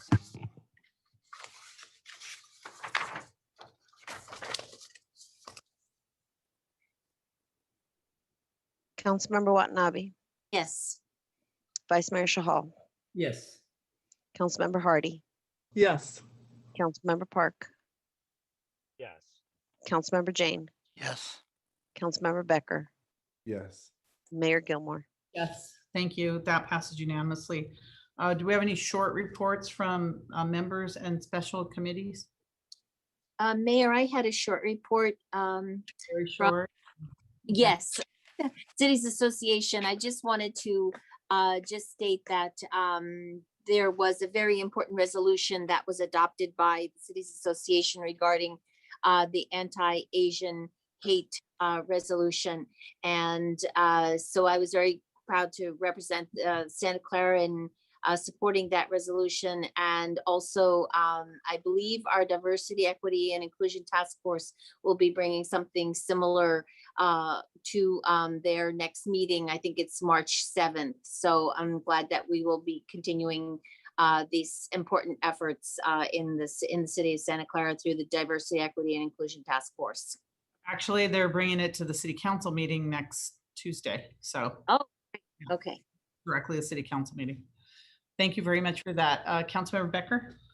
Yeah, I attended the Cities Association meeting. I accidentally made a boo-boo and I signed in with Kathy's, Councilmember Watanabe's login by mistake for the invite. I was going as just being an attendee as the alternate, but it was great to see Kathy in action, and it was great to be a part of it, just viewing it. Last part I did have was Mayor Gilmore. We brought it up earlier about that whole thing with the meeting minutes and everything. If I was to do that, it was to do through written petition, correct? There's many ways to do it, but if you like, you could bring it to the governance committee. If Yeah, I that's would like to bring it to the governance committee. Either governance or council policy 030. Yeah, either one. Okay, You. perfect. Thank you. Okay, anyone else? Okay, so city manager, executive director report. Nothing to report out. All right, may I have a motion to adjourn, please? So move. Second. Okay, we have a motion and a second to adjourn. Anyone object to that? All right, Assistant City Clerk?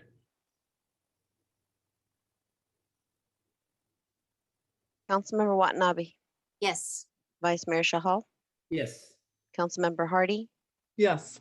Councilmember Park, Yes. Councilmember Jane, Yes. Councilmember Becker, Yes. Mayor Gilmore. Yes. Thank you. And that passes unanimously and this meeting is adjourned.